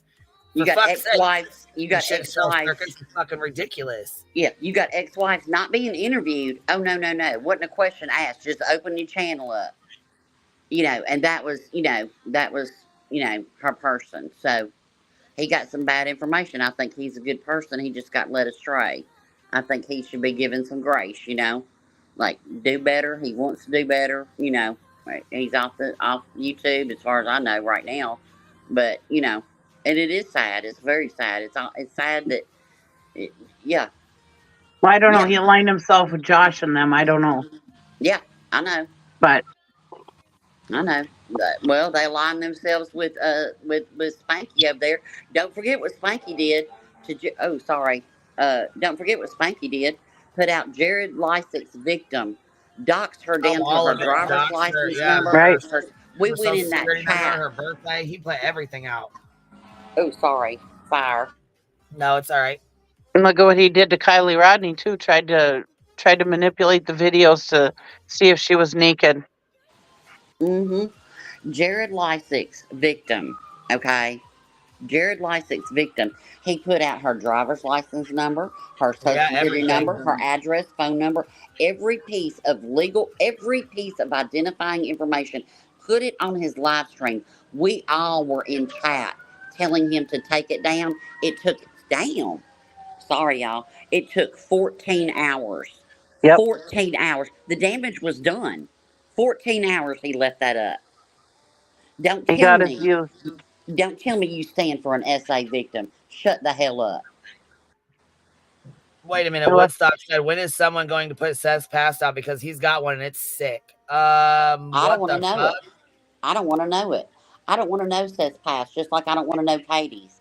It has nothing. Will call him nothing. a hero. What the hell's going on? It has nothing to do. I don't want to know Seth's past. I really don't, because it has nothing to do with finding Sebastian. I'm not going to sit over here and bash somebody else for putting out Katie's past and then support somebody that puts out Seth's. I'm not going to do that. I mean, anybody can do that. I mean, go do your thing, but Oh, I'm I sure just, it's already out if she knows. If they know about it, I'm I sure mean, it's if already y'all out. You know, know what I mean? That's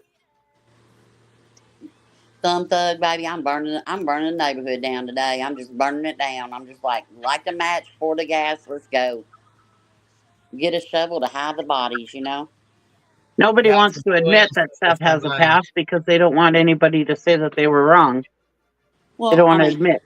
it Oh my came God! out. Look, see, Jay. Look, Justice for All is nasty as hell. He went on Zillow and went through every square inch of Chris and Katie's house with thousands Yep. of people in his chat and wonders why the fuck Katie's not home. Right. Right. They know where every door is, every window, what kind of locks are on those doors. Yep. I'm telling y'all, people are sick. And So everybody says, imagine, yeah, just imagine something goes wrong and your kid goes missing, and bam, next thing you know, you got people doing this shit to you out of nowhere. right. And I'm sure Katie wants to leave that house and go live in a fifth wheel in a campground. I'm sure that's Right. what that was her dream to do that. I'm with a sure. bunch of construction workers. You Right. betcha. Yeah. That was her dream. Stop it. Right. People make me sick. Who else y'all want to Fucking know about? ridiculous. Who else can I Ridiculous. who else can I drag today? Who else y'all want to know about? I don't know. I know Tragedy Pimps Exposed is doing a thing tonight on Ziggy, some 2-hour premiere or something about, I don't know, something about her Well, yeah, and the now, and sub. then you got content creators like fucking Ziggy marrying suspects and shit. Yeah, yeah, yeah. What the And she's got fuck? a minor child in her house that already has charges, and she's sitting over there lying, saying that the kids weren't home when he got those charges. Are you kidding me? There was a 1-year-old in the house, Ziggy. You know this. Stop it. Why does Hollywood even have to hire writers? Why don't they just come on YouTube and look? Sometimes I think they do. Sometimes I don't know. I don't Happy know. Life, quit tripping in the chat. I'll talk to you about it later. If people ain't answering you, it's for a reason. So quit tripping. I'll answer you and I'll answer you later. Okay.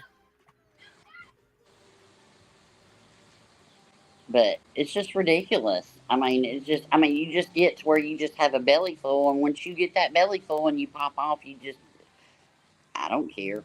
I'm done. I don't care. Yeah. Wait till you see did you see the arm tap where he tries to do like a little, tries to do a little arm tap on the shoulder, trying to tell, look at the little snark ass fucking, I don't like that. I don't fucking like that. They're slimy. Okay, baby.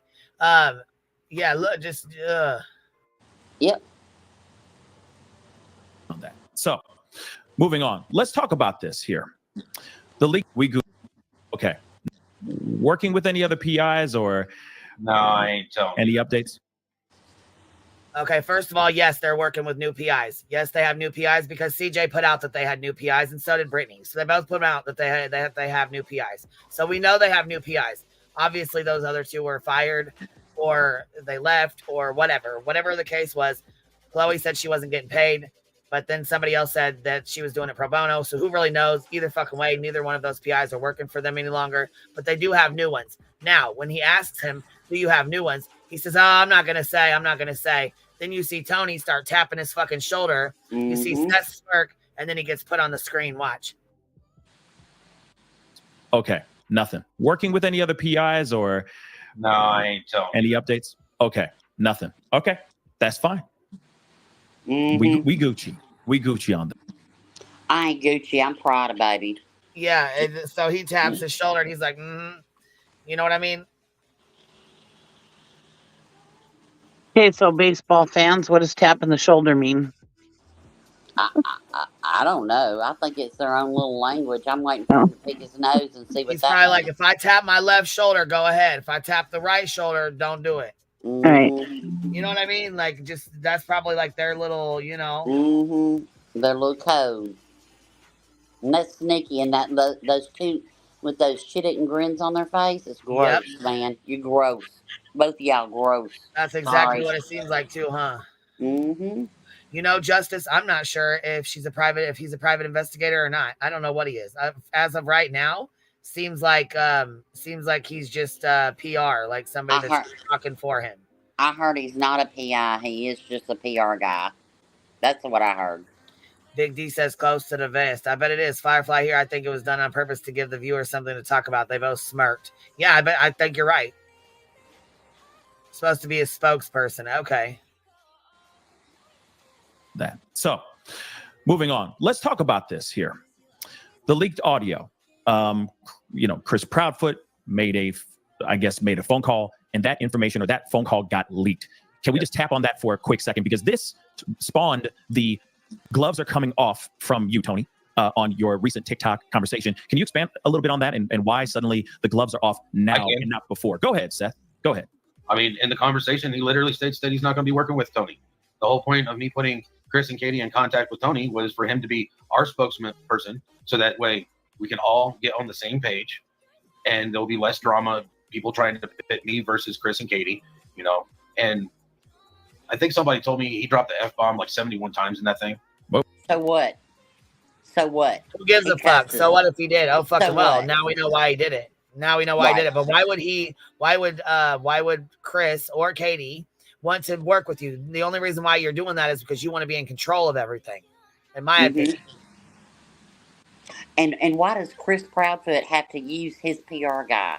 Because it's already been proven. He proved it on Pascal's show the first night he introduced Mr. Tony Mathis that he can't stop himself. So why would he trust anybody that's hooked up with Seth? Why? Exactly. Why? I wouldn't. Sorry.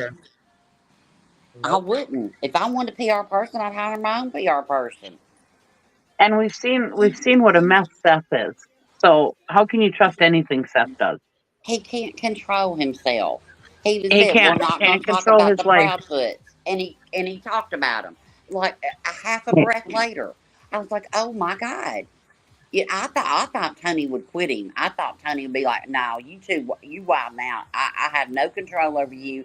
You just gonna do what you want to do, and it's got my name attached, and I don't want my reputable name attached to you as you wild out. But now he's just on the wild out train with him. Does he have a reputable name? I don't know. I don't know that much about him. I know he's involved in one other case. Somebody put it in chat because I can't remember what it is, and I don't know. But Caleb Harris, that's it. He's the spokesperson for the family of a boy in Texas named Caleb Harris. So I don't know anything about Caleb Harris, or I don't know about this is the first time I'd seen that fool. So, but he said, well, and then he makes he gets all mad because the PI was talked ugly to. What? And so he gets mad about that. And then he says, well, it's gloves off. I'm not going to protect them anymore. When did you? Give me an example of when you protected them. When? I ain't seen it. Right, and the only thing that the Proudfoots aren't doing that they want the only thing the Proudfoots are doing that they don't like is following what LE is saying. That's all they're doing. And because they're following what LE is doing and not what the PIs want and not what this Tony wants, right? They're no good. Right. Screw you. Right. I mean, Seth did say Sebastian fell against his hand. What? Okay. Right. Okay. I'll just do a little dog whistle on that. How about that? Sorry. I'm so sorry. I shouldn't have done that. Ooh, see, this is why I don't need to be up here. Right. It's just wrong. I truly don't want to see Seth's history. I don't want to see it. I won't look at it. I don't care. It has nothing to do with Sebastian being missing. It has nothing to do with it. I can have an opinion on his actions on YouTube. That's what I have an opinion about. And not on their parenting. Oh, go ahead. I'm sorry. Not on their parenting. And somebody's saying something about Smiley. See, I haven't seen the thing. I heard about it, but I haven't gone and looked at it. What Smiley did on Mother's Day. I know what the one did on Mother's Day that we don't talk about. I know what she did, but I don't know that, But Smiley, she was one of the first ones to ask the most vile question, and she asked Chris, "Was Sebastian a burden?" I wanted to throw up. That woman is awful. Well, you know, she's the one that peddles Doug No Thanks, his Yeah. Summer Wells T-shirt, and wants to God knows what. Yeah. DD, I'm sorry, I need to get down. See, y'all don't see that they hear it in voice chat every now and then. I pop up and pop off. You know, you got to let it out because I We'll can't keep you. look. I I'm try to just gonna tell say my you got to get it husband. out. Yeah, I try to tell my husband, and he just looks at me like, "What? They did what?" And I'm like, "You just don't get it." And then it brings back every case. Like BTM got so passionate. Every case, you've got, you know, the Karen Reed trial. You've got Summer. You've got Kylie Rodney. You've got Michael Brandy. Neil was attacked, and Taylor. You've got all these cases. Quentin Simon. I mean, every single case, the families are attacked and dug on, and after a while, it just. But to hear a parent that does it, I'm just blown away, and I think that's why it's gotten to all of us that have a moral compass that enough's enough. I'm sick of it. So I'm sure I'll Right, be and blocked at a lot of places. he tries to say that he's not putting out drama about the Proudfoots, but he is. And He is. even if he's not saying it, when people say it, he's not squashing it. He's leaving it open ended. He's not telling people, look, that is the mother of my child. Right. It does not matter what happened to her as a child. She was a victim. Do not re-victimize her. That's 2 sentences. That's all he'd have to say. But he doesn't. No. He just threatens to put out CPS reports on Sebastian. Stop it. No, he just bitches about when she was deployed. She was a bad mom because she was deployed. Oh, Right. Excuse me? She's a bad mom because she was out protecting our country? Really? Well, she was also paying the rent Right. and the food in his belly. Oh, So yeah, because stop you know it was her fault when he had to live in his car. That was her fault. Yeah. Yeah. That's why I'm saying I think this is a lot of rage and jealousy over Yep. a I think bitter this is divorce. him getting back at her for, Yep. you know. Yep. And you know what he's doing? He's hurting his child in the process. He's not putting his child first, and I just do not have respect for that. I'm sorry, I just don't. She didn't let him drag her down, and she went out and got a better life. Yep. So. Yeah, I agree. This fucking is an insult to a lot of us, but we didn't go over it, and I sure as hell didn't watch it, so I'm definitely going to go over some of it. And she got a real man that'll protect her honor. Yes, ma'am, I will drop it. Give me 1 second, babes. Thank you, Patty. Wow. No, I'll let you have your woe. We'll go back to the 90s. But it's just he made statements in that it's like, okay, well, obviously trying to work with him, olive branch that was being extended from both sides. It may have been a recorded telephone call, but it showed it showed the path that I'm looking for is not the path that he's on. My goal is to find my son. Okay. I'm not in for this drama stuff. People say I'm starting it. I don't really care what they say. All right. You know my classic phrase. So, Tony, do you have anything you want to add to what Seth just said? Let me, I'm sorry, I just had my phone ring. Let me see if I can get this. There we go. Okay. So what are we talking, Pascal, help me. Are you having me answer, why the gloves are off? Is that what I'm answering? Yes, Well, the gloves were never on. You guys were shitty as hell to them. Well, I can't say you guys, but Seth was shitty as fuck to them.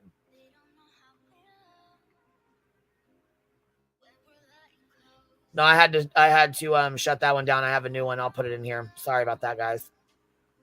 I just want to hear from your own mouth why gloves are off. Yeah. Can you keep this way where we can all three see each other? It's fine. Yeah, because So the leak phone call we had for a while, 8-9 days before it was leaked. So it's that's one of the things. It's the fact that he called into a show and pretended to be Billy Bob Thornton, and essentially what he was doing is he was making fun of an autistic child.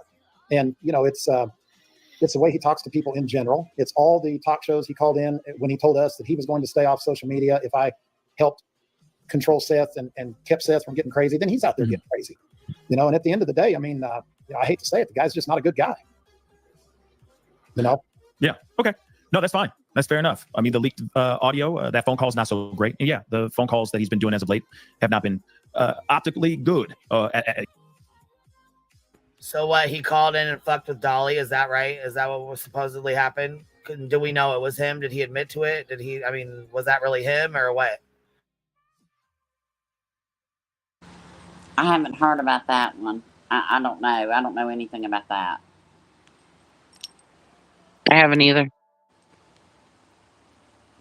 Supposedly he called in and was pretending to be somebody else. Supposedly. I don't know. I know he called Cluminati and pretended to be somebody else, and they were joking around. It was kind of a way to show the nicer side of Chris. Is that who you're talking about, Chris? Yeah, that Chris did that. Yeah. I didn't hear that. that. That must be what he's talking about then. He's basically saying the gloves are off. He doesn't want anything to do with him because he called in and was talking to, or no, it was not Chris. Okay. So, Okay. yeah, see, he was doing the guy from Sling Blade. Yeah, that was when he called Cluminati. It was a joke. So he was not making fun of an autistic child then? I don't think so. You know, at the end of the day, let's keep it real. But okay, now I get it. Gloves are off because of that. Okay, thank you so much for clarifying that. But of course, we need to get into this other part. Okay, we got to move on. Like I said, we're not here to dwell in the drama, but I do want to, you know, clarify a few of these things because these are the things that have been percolating out here in these internet streets for a little while. We got to talk about this Nancy Grace situation. Okay. Now there was a piece of audio, or there was a piece of the show that was that aired, but then it was deleted. And I think a lot of people deleted from the podcast, deleted from the show. And a lot of people are asking, there's a lot of speculation roaming around this particular situation. So I wanted to play the audio really quick so that everyone knows what I'm referencing. Okay. And this is from Nancy Grace. And this was the piece that did not make it. Well, it made it to Final Cut, but then it got cut out. And I think, just like myself, I'm quite curious what happened here. Let's play that audio really quick. Following are paraphrase questions and responses from Seth after a polygraph was conducted. What is your theory of what happened to your son, Sebastian? What did Seth say? He explained to me that Sebastian was routinely taking a sleep aid, and he believes that Sebastian probably wouldn't go to sleep. So his mom, Katie, overdosed him and caused his death. That's what he told me. Now, this piece of information, hopefully everybody heard that. You guys heard this? What?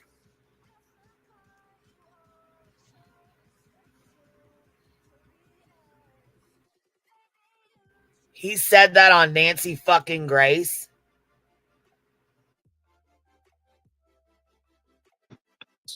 I didn't hear it. Is your theory of what happened? Well, it made it to Final Cut, but then it got cut out. You can't hear it? I need to restart it? Well, I just had to take care of a little business, so I couldn't pay attention. No, it's fine. I just thought she said, Cheesy, can you hear it? I didn't hear it. I was reading chat. I'm sorry. Oh, okay. Yeah, listen to what he just said. So he said this made it to the Final Cut, but then it was cropped out of Nancy Grace. Listen to what the fuck just was said. And I think, just like myself, I'm quite curious what happened here. Let's play that audio really quick. Following are paraphrase questions and responses from Seth after a polygraph was conducted. What is your theory of what happened to your son, Sebastian? What did Seth say? He explained to me that Sebastian was routinely taking a sleep aid, and he believes that Sebastian probably wouldn't go to sleep. So his mom, Katie, overdosed him and caused his death. That's what he told me. Now, this piece of information, hopefully everybody heard that. You guys heard this? Fellas, you heard? Oh, my God. Wow. Oh, my God. What in the actual fuck? You're accusing her of murdering her child. Murdering your child. Are you kidding? Oh, my God. And look at his face. Like, well. He don't care. He don't care. You,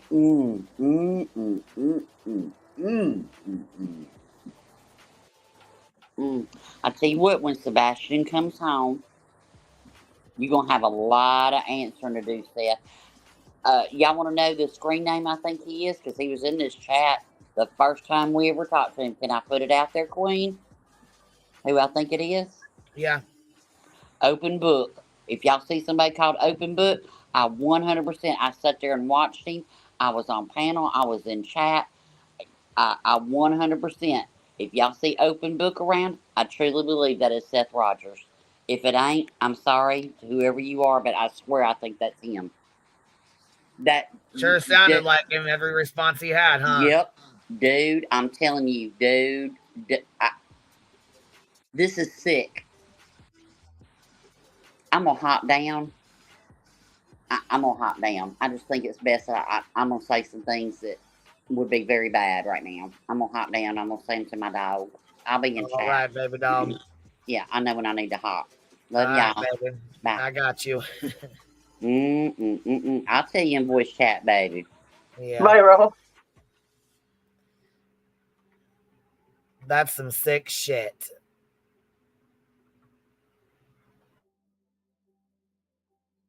For the audio clip? Yes? Okay.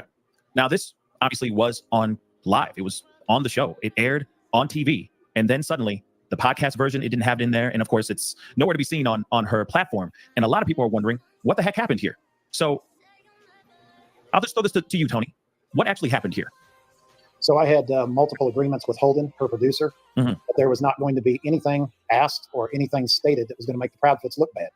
I had that agreement in writing. I had it text. I had it in an email, and I had it on 2 different phone calls.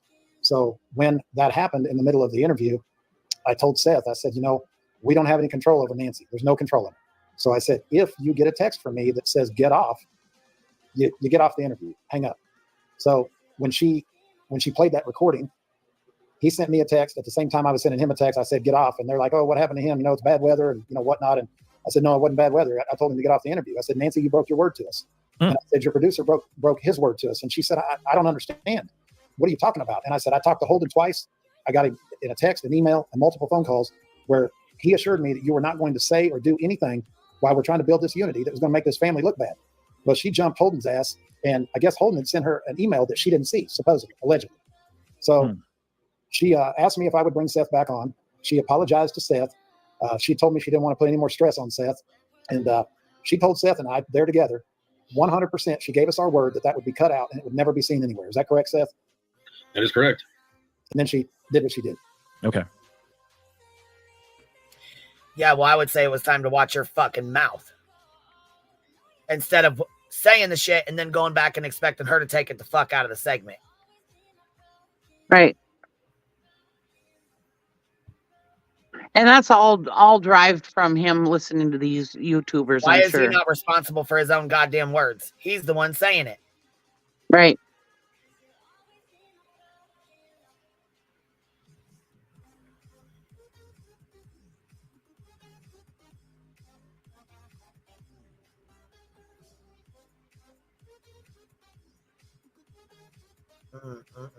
I just.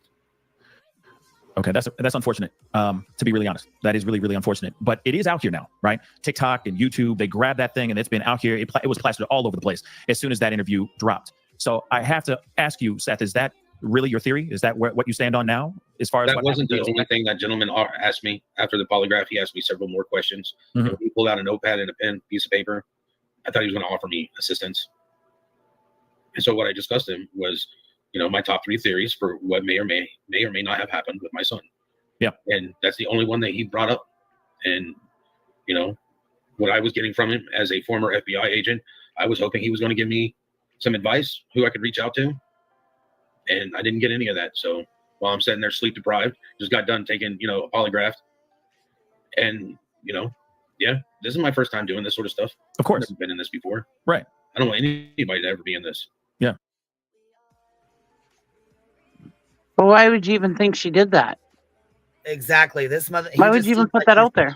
Sleazy as hell. Like that's some sneaky, snaky little shit he just fucking pulled. Yeah. Just why like would you even the think whole she'd shit do with that? the way he wants them. He can't understand why they don't want to work with him. Why Chris and Katie don't want nothing to do with him. Right. Why they don't want to work with them. They have nothing to say to him. Well, I mean, For fuck's sakes, look at what you're doing. Look at the shit you're fucking doing. Look at what you're saying. And I don't know why the fuck Pascal's entertaining this shit. Oh, I'm guessing because he had 9,000 people in his fucking chat. That's probably why. That's exactly why. Because that's all that matters. You know what I'm saying? That's, you know. It's a horrible feeling no matter what. There's a lot of people in your chat saying that I'm starting drama, and I egg it on. Oh, you are, and you do. I see so much drama going on in these chats and stuff. You know, there's time. You can go hand out flyers. You can sit there and get my son's name out instead of sitting here asking me to, you know, speak about my mom or Chris's ex-wife. No one gives a fuck about your mom or Chris's ex-wife. No one gives a fuck about that. You seem to be the only motherfucking one wanting to put all that shit out.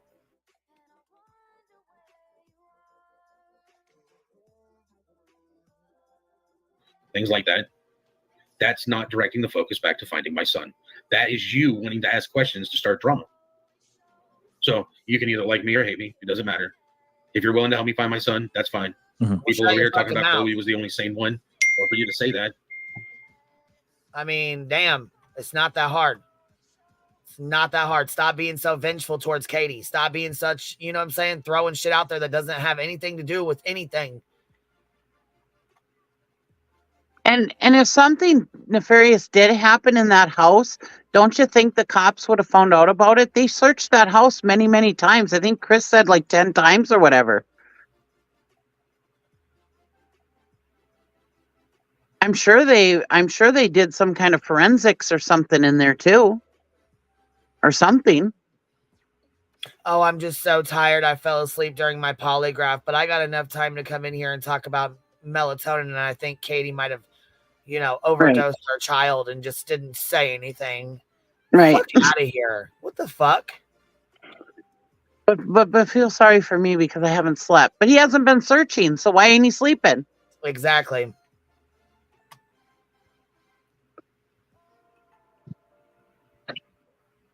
Oh, his shoulder hurts, I suppose. Andy said, Seth, you're the one that said you knew where your son was, but didn't have the resources to go get him. So what do you mean, Rogers? Right.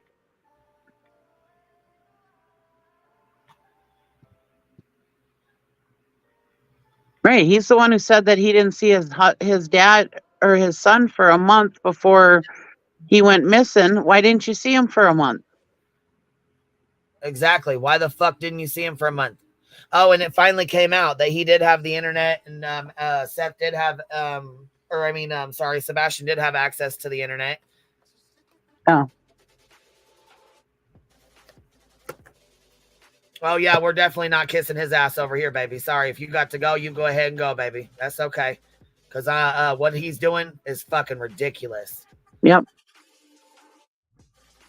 Our gloves are off. You weren't there. You know, you don't know what's going on. You don't know the fact that day one, I was out searching in my vehicle. Law enforcement did not want us with boots on the ground, walking through the woods and stuff, looking for our son, because the last thing they wanted is one of the parents to get hurt or injured and not be able to communicate to where they were at. Or find your son deceased. Right. They didn't want you guys to walk up on that or find your son that way. Let's just keep it real.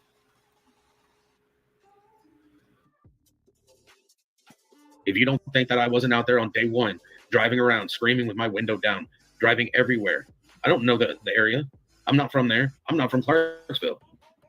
I know a lot of the area now. I've been everywhere. For that first week, I was searching every day. I don't know what I've done. I don't tell you everything I do.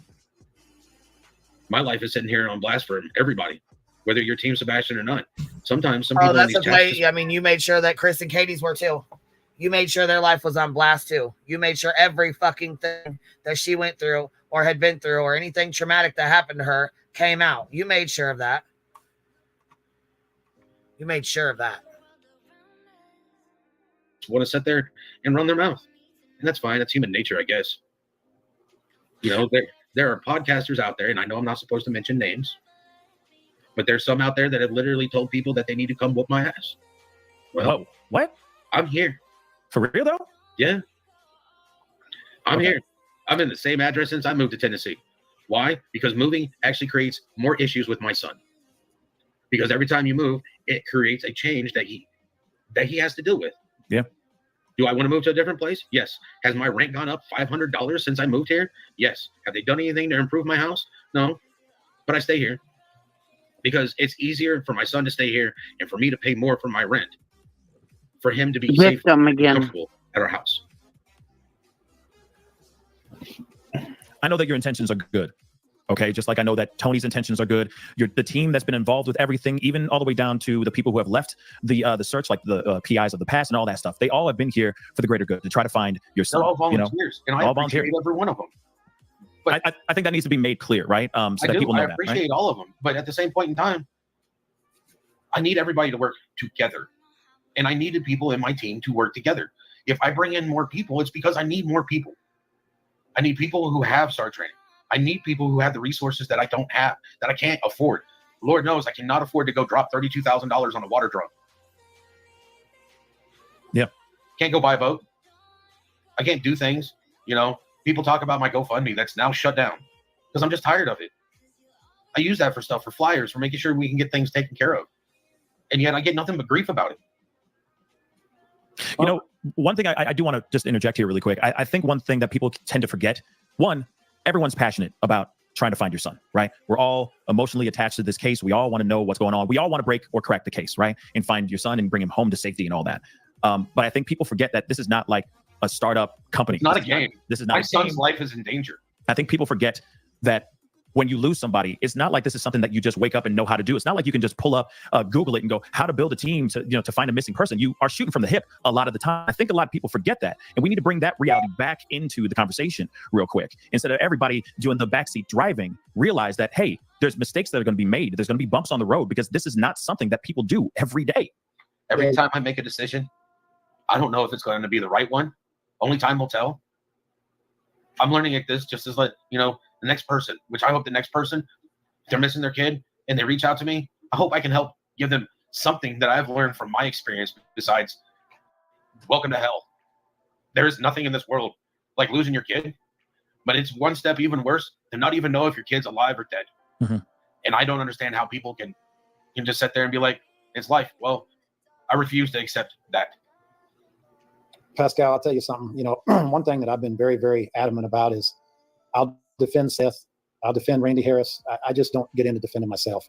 But I looked over and I got the comments turned off now, but you've even got people in your chat that are causing trouble. And you got people making little petty comments like, he's not paying attention. He's on his phone. Well, let me explain something. Since people want to make statements and they don't want to ask questions, which is what you're great at, is asking questions. I have literally a very demanding 24/7 job. I work essentially in the oil space. I have to be reachable by phone 24 hours a day, 7 days a week. A normal day for me right now looks like this. I'll work 8 hours a day minimum, sometimes 10 hours. During that day, I'm also working for Seth. But every night, I'm putting in another 8 hours for Seth. Every single night, whether it be on TikTok, whether it be researching, whether it be gauging what the mood of the public is, whatever that is. And then I get all these videos I got to look through. We got people that are breaking down a video that somebody else did. And they're criticizing us and they're making money off of Seth's son and they're doing all this craziness. Look, those are true vulture calls. When they're sitting there and taking a conversation that Tony is having, which is an actual conversation, they're discussing it. It's not a podcast. And then they want to sit there and put it next to their little will of pay me money. What they're sitting there. Oh, isn't that real, Rich? Right. You got a cash out. You shut your GoFundMe down, but your sister's cash app that's in your cash app that's in your sister's name is still alive and well and still works. In their nice little chair online with their little thing behind them, twirling her hair and pushing her glasses up while she's wanting everybody to buy a membership and consider that's not helping me find my son. So who gives you the right to sit there and criticize this man that's volunteering his time to help me find my son? Well, while you're sitting there making $1,000 off of a podcast and you haven't got out of your fucking chair. Well, and Seth, what my language. You're good. You're right. What I want to say is, I'm easy to get a hold of. Very, very easy to get a hold of. I'm open to having a conversation with anybody. In the world I live in, for Seth, for my job, I cannot get away from my phone. So if you see me looking down at my phone, it's because I've got messages coming in from Seth's team. It's because I've got customers that are texting me. And at the end of the day, the time that I spend on here. Customers. Yeah, he said he works in the oil space. I don't know what that means, but Well, I was gonna say he's buddy with T-Rev. He's all buddy with him. They're like best friends. yeah, Pascal, T-Rev, Josh, they're all their guys. Links. Oh, hold on. Pascal's got his Cash App links floating right at the bottom. Join our Mhm. Patreon. Here, let's see. With you, Pascal. Join your our platform, Patreon. It's volunteer time. It doesn't pay my bills. So life for me doesn't stop, Oh, unfortunately. bam. There it is. Cash App. Right. The Pascal Show. Money sign. So while you sitting there talking shit, you guys your Cash App scrolling right underneath to him, making money on Sebastian with 9,000 people in the chat. Okay. Yep. Sure. I have to keep working for Seth, working for my company. So, what I'd like you to do is I'd like you to say, you've been working with me now for 3 months. Do you feel like I'm half focused, full focused? What do you feel like, Pascal? I think you're in it 110%. I mean, you put your whole body into this whole thing. I commend you because you're not only doing this for Sebastian, you're also doing this for Caleb as well. And then also holding it down. You still are a dad. You still have other things that are going on in your life. You know what I mean? So, I've never had any thoughts in the negative for the contribution that you're doing for these two young men, period. I appreciate it 100%, Tony. I know that you don't do anything unless you ask me first. You ask me what the game plan is. We communicate. And some of your people in chat, Pascal. Yeah. T-Rev's my brother. I'm not talking about T-Rev. I'm not talking about. Oh, stop. T-Rev is not your motherfucking brother. Right. He's a bro. T-Rev is not your motherfucking brother.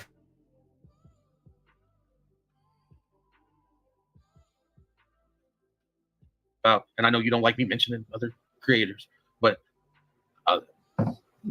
Pascal, you can tell there's a lot of emotions right now because what we're trying to do. It's 2.5 months, guys. It's been 2.5 months since we've seen anything resembling Sebastian Rogers. So tensions are going to be high. The nerves are going to be extremely sensitive. Raw. If you have any goodness in your heart at all, either.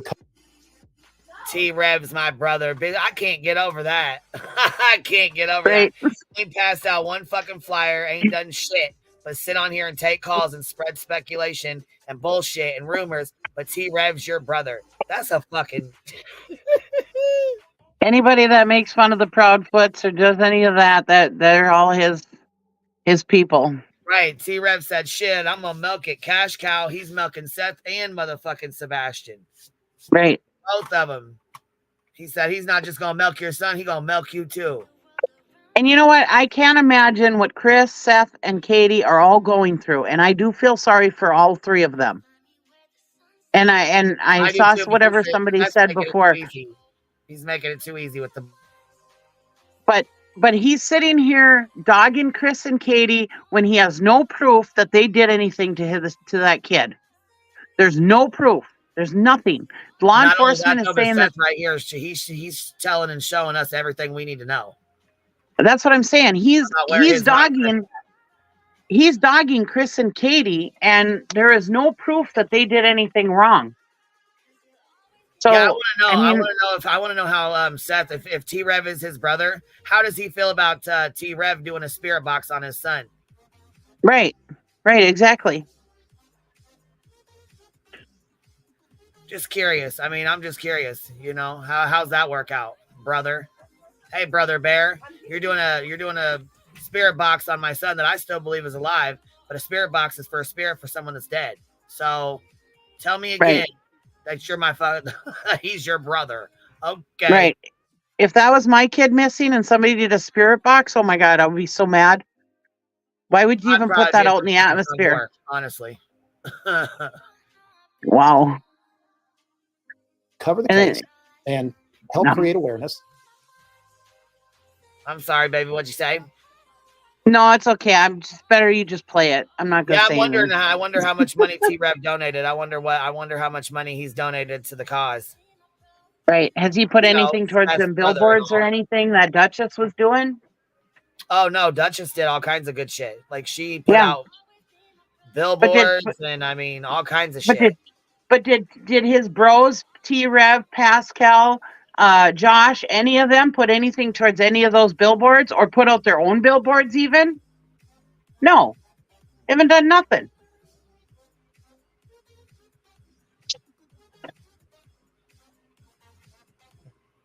Tony Mathis looks like a mega mind with that big ass head. God, that shirt. I can't. Behave, JB. Just kidding. He said Chris and Katie helped with the billboard, but Seth couldn't be bothered. Exactly. See. But nobody says anything about that except for those of us that put out the right information. Oh yeah, but we're the assholes. We're the assholes. All these people want to say shit about Chris and Katie, but Chris and Katie are the ones that put out money towards that billboard. Chris and Katie started the shirt, those other shirts, and nobody's making money off those shirts. Even the t-shirt place they're only charging cost for the shirts. Right. Look, Green Eye says T-Rev is selling wolf tickets to an empty church, and that's the truth right there. Fun fact, though, Katie and Chris have not taken any GoFundMe money or Cash Apps, to the best of my knowledge. From my understanding, they haven't taken anything from anybody. From my understanding, in the beginning, Chris and Katie and Seth agreed not to have a GoFundMe. And that's why Chris got so mad when Seth's sister started that GoFundMe, because they agreed not to do a GoFundMe because they didn't want it to become... Says supposedly he shut down the GoFundMe. He shut down the GoFundMe, but still has the Cash App scrolling, but then had the nerve to sit here and talk about people making money off of his son while Pascal has 9,000 people in the chat with his Cash App scrolling. Yeah. Make it make sense. Getting members. And here he says, isn't finding the kid a bigger priority than making videos about other people making videos? Well, what do you suggest? What do you suggest people do to go out and find Sebastian? Because I mean, searching with your camera for clicks and views isn't working. People that are, now they're the ones that have searched and got clicks and views and basically grew their channel off of it are now screaming that they're being harassed and attacked and they're scared, or they're planting evidence and pulling I mean, And how is putting out what happened to Katie when she was a kid have anything to do with finding Sebastian? Not only that, Pascal, he had his chat set to members only, a members only chat. So you could only. I was just going to say that. You couldn't even fucking type in the chat. 9,000 people in there, and he's got it on members only. So you can't even type in the chat unless you become a member. He's making fucking bank. Later on, he's making bank. Later on, you'll see he says, well, I didn't know it was on members only. Mods, why'd you put it on members only? Yeah, okay. Don't blame the mods now. Come on now. Can your mods put it on members only?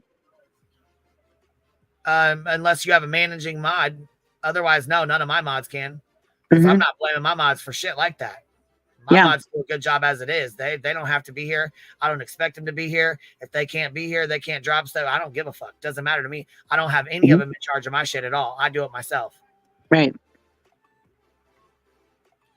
Yeah, he blamed his mods for it. Yeah, nope. You'll see it. It'll come up.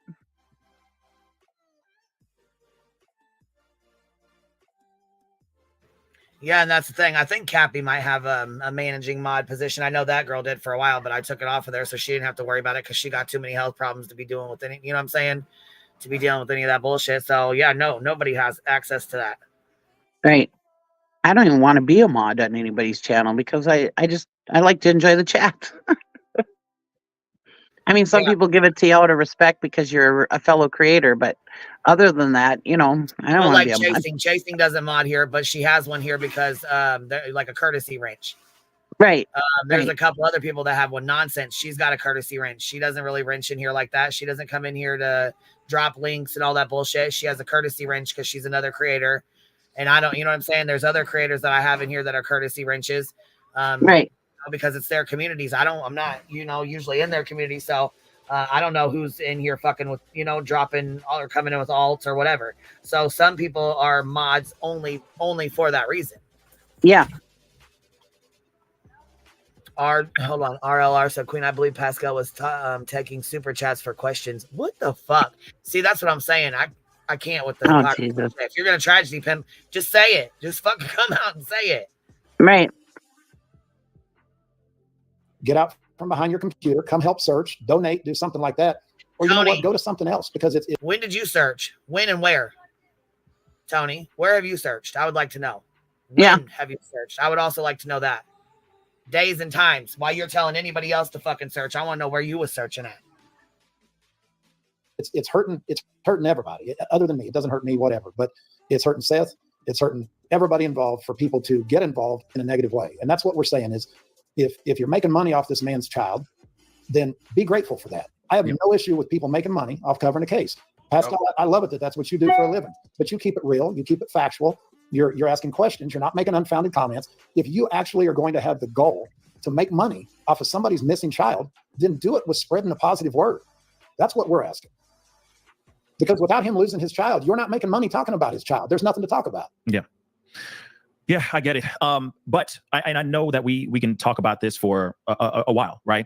Because there's been a lot of tension building up for a while now. Okay. And I totally understand, right? Some people are in the chat saying, hey, Seth, I had it up, but the chat's been flying. So, but they basically said, hey, Seth, this is your son. You do what you need to do, what you see best to find your son. You know, forget the outside noise. Because at the end of the day, we're trying to find Sebastian, right? So, you know, my only issue with that, Pascal, is first of all, I don't have social media. I have YouTube. And since Tony came around, you stay off of YouTube. Okay. Do I have to? Yes, you have to stay off of YouTube. You know, so I stay off of YouTube. When? That still doesn't mean that it doesn't get. Yeah, when? Because I mean, you're on YouTube right fucking now. Sorry, like when? When do you stay off of YouTube? Fuck, you can't. He can't stay off of YouTube. He can't. Literally, he cannot. No, it was only that so Tony could be on YouTube with him. Right. And he still just does whatever the fuck he wants and says whatever he wants whenever he wants, obviously. And when he said, you know, spread the positive word. Yeah, spread the positive word as long as it's against Chris and Katie, not against Seth. Only spread the positive word for Seth, not Chris and Katie, though. But they can go and they can spread all the negativity they want about Chris and Katie, even though Chris and Katie have not been found guilty of anything. No, the police actually said they don't even suspect them. So, what the fuck? Back to me, you know, it doesn't get back to me. It gets back to me that, you know, some lady gonna sit on her fat little throne and talk about my weight, and it's like you got a lot of room to talk, but you also want somebody to come put their hands on me. Okay, well, he's either talking about me or he's talking about Illuminati. Because as in Queen Bee, you want to fat sitting on my throne, but I want to talk about you being fat. I didn't talk about you being fat, but I will say you seem like you're a lazy motherfucker. I think he's talking about Illuminati, probably. But see, Illuminati is friends with Chris. He ain't went toe to toe with me, or he would know for sure. Right. Illuminati is friends with Chris and Katie. She talks to them all the time. Okay. She sent Katie two bouquets of flowers. I don't know what it was, but she sent them two bouquets of flowers for Mother's Day. Her and her chat. Yeah, she seems like a Jones and 2.0 to me. Yeah, she kind of does. I don't know. I'm not sticking up for her. I don't know. She was hard and like she was tough. I'm like, yeah, no. Yeah. I haven't read her yet. I don't know. I just have gone into her chats watched her show a couple of times, but I just know that she talks to him and I need to give her a more fair chance. You know what I'm saying? And actually watch her because what I've seen, the little clipped up parts that I've seen. Yeah, are really she did remind me of Joneson. Parts of me that make me look real shitty too. So, yeah, she did remind me of Joneson, but I think that's who he's talking about is Illuminati. Okay, I think I might be wrong. Just remember, you live in Tennessee, lady. If you're instigating assault on a law enforcement officer, that's time. Right. Oh, that must be okay. Honestly, so he must be talking about that Illuminati then. Yeah, because I think she lives in Tennessee, doesn't she? Yeah. I have no idea where she, honestly, I don't know. Yeah. Like I said, I've only seen the one clip that Heels made and then one that somebody sent to me about her pulling her gun out and shit. Like she was going to do something to somebody. I'm like, what? Wait, what? The fuck? Nice. That is other drama that I totally understand how you feel. Like I understand where you're coming from. I don't want volunteers out there that put their life in the line to go hand out flyers, walk through forests, walk through where there's snakes, ticks. One of my volunteers literally had spotted Rocky Mountain fever from a tick bite. Yeah, correction. You're not law enforcement. You are a corrections officer. Right. Okay, yeah. We'll just make that as a. People don't know what my volunteers are going through. All right, and then you want to add more because you want to sit there and have people follow people around and threaten them and stuff. Get a life. Well, I'm gonna say this. I know Karen, and I know she's been out there searching since like day one, and she's been kicking ass. Like her and her son have been out there, and they have been going non-stop. Yep. Non-stop, like daily. They go to work, and then my volunteers, my people, my searchers. Yeah.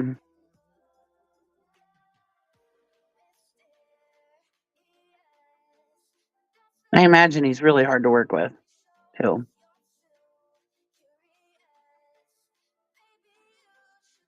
I'm sorry, he doesn't strike me as somebody who's very bright. So I won't want him leading nothing.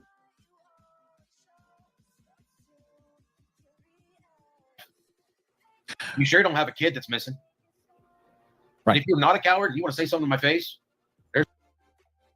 Well, I thought you just said you wouldn't wish that on anybody. So what the fuck?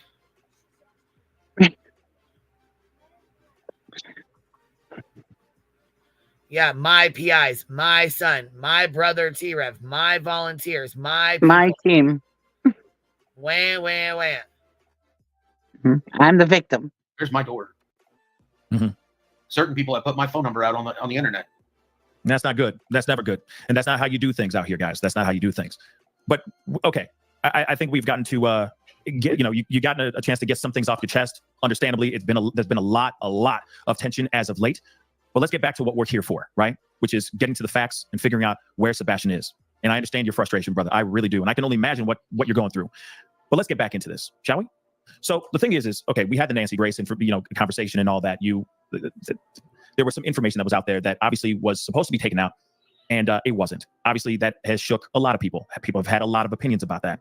But one of the things that I do want to talk about is let's get back to the basics. Now that we don't have now that they've confirmed that photo of Sebastian, or that alleged photo when they had that sighting that could have been North Sebastian, Carolina. was not in North Carolina. Yes. Now that they would like to just say something about that. Go ahead. If the parents are listening, thank you, because that was a little bit of hope. Yeah. And when I saw the actual pictures of him standing next to his mom in the Christmas tree, Sebastian's got just the way that he walked, the way that he held himself and stuff. Thanks for that little bit of hope. I needed it. Yeah. Now that has been debunked, said that wasn't Sebastian, we're kind of back to square one in a way, right? And and I don't mean that to sound to give it some sort of negativity or anything like that. Sometimes taking a step backwards, right, going back to square one gives you a huge leap forward. So let's talk about some things really, really quick. Now, I know that there's been footage, right? There's a whole bunch of footage, ring camera footage, so on and so forth, showing the Sebastian taking the trash out to the front of the house, and then all of a sudden nothing. Now, I have a question for you, Seth. Have you seen all of the footage, everything revolving around the disappearance of Sebastian? No. You have not. What is it exactly that you're interested in seeing with your own two eyes right now? Everything. And the reason I say everything is because when you have to start back at square one, you got to review everything. So a lot of mine is just reviewing what I already know in my mind, things that I've seen. Some of this stuff that gets pulled up, I don't know if it's real or not, and I don't have access to it like the police department does. Okay. So is there? Okay. So I'm just going to ask these questions. Did you get a chance to see anything as far as footage from their cars, anything outside of the house? No. No. Okay. So is there dash cam footage from somebody's car? I heard that there was. From whose car? Not from mine. Okay. I don't have a dash camera. But somebody does. Somebody does. Well, I mean, you can't give anything to Seth. I mean, he'll leak it. So Right. And there he is trying to put something out open-ended about Chris and Katie. Yeah, I mean, the reason for this live was because they wanted to give out the CPS report, right? Yep, that's exactly what it was. That's what I thought. That was the whole purpose for this live. This is the whole purpose for it, so that he could release the CPS report that he supposedly got. Mm-hmm. And wait, what CPS report from how long ago? I have no clue. Okay, I was gonna say, is it the one where his hand, where he just happened to? Well, the report was he actually smacked Sebastian across the face, but was it where he fell into his hand, he claimed, or whatever that was? Or is that the report that they're talking about, or is there another one that? I have no clue. Is it the supposed belt? He said it was some CPS report that now he knows what really was happening in that house or whatever. I don't know, but I haven't heard anything about what this. I really have been trying to avoid this stuff because it's really pissing me off.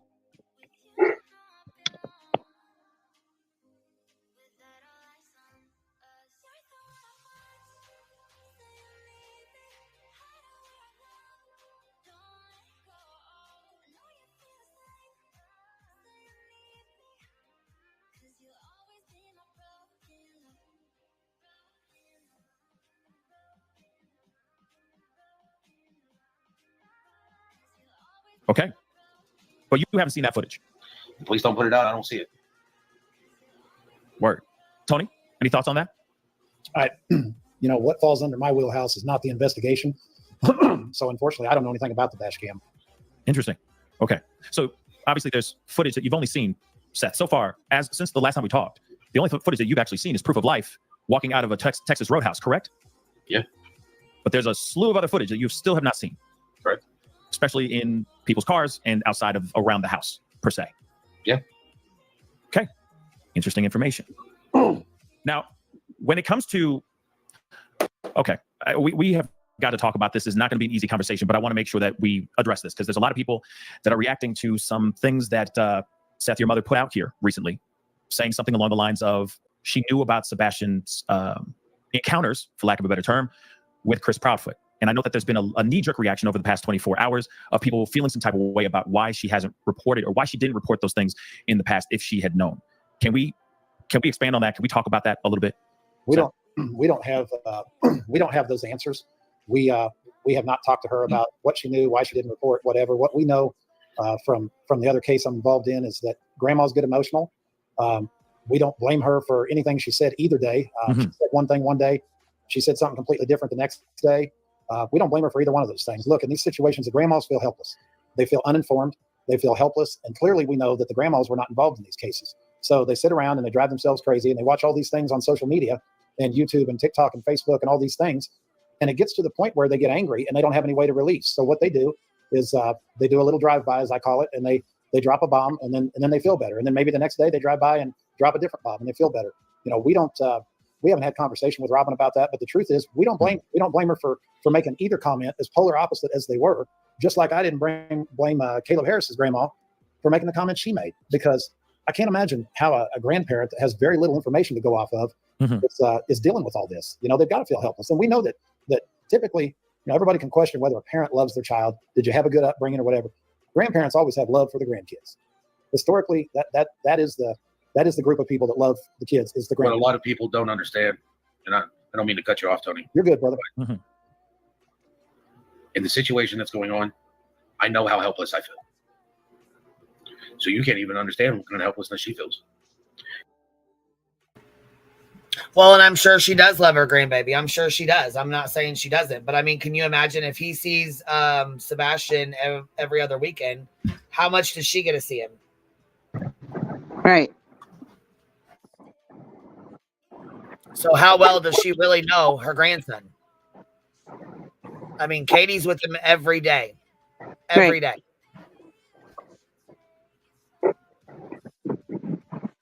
Sounds like there's a lot of guilt going on in this family. Yeah, that's what it sounds like there's a whole lot of fucking guilt. Yep.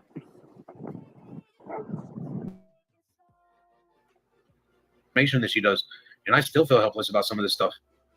And then, I'm not on social media, but I got people sending stuff to my phone because, again, my phone number's out there, and they're sending stuff right off the internet, off of Facebook.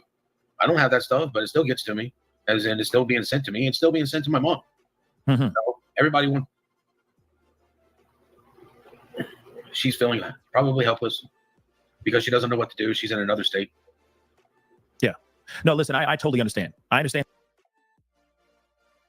Yeah, and she's in another state. So, I mean, it just don't make any sense as to why she's saying anything at all. She's been saying stuff right from the beginning. And you know what? I have to agree with this, Charlotte. I have to agree with this. Seth and his mom are a big part of the abuse Katie and Chris are getting. Yep. Because that grandma's been talking right from the beginning shit.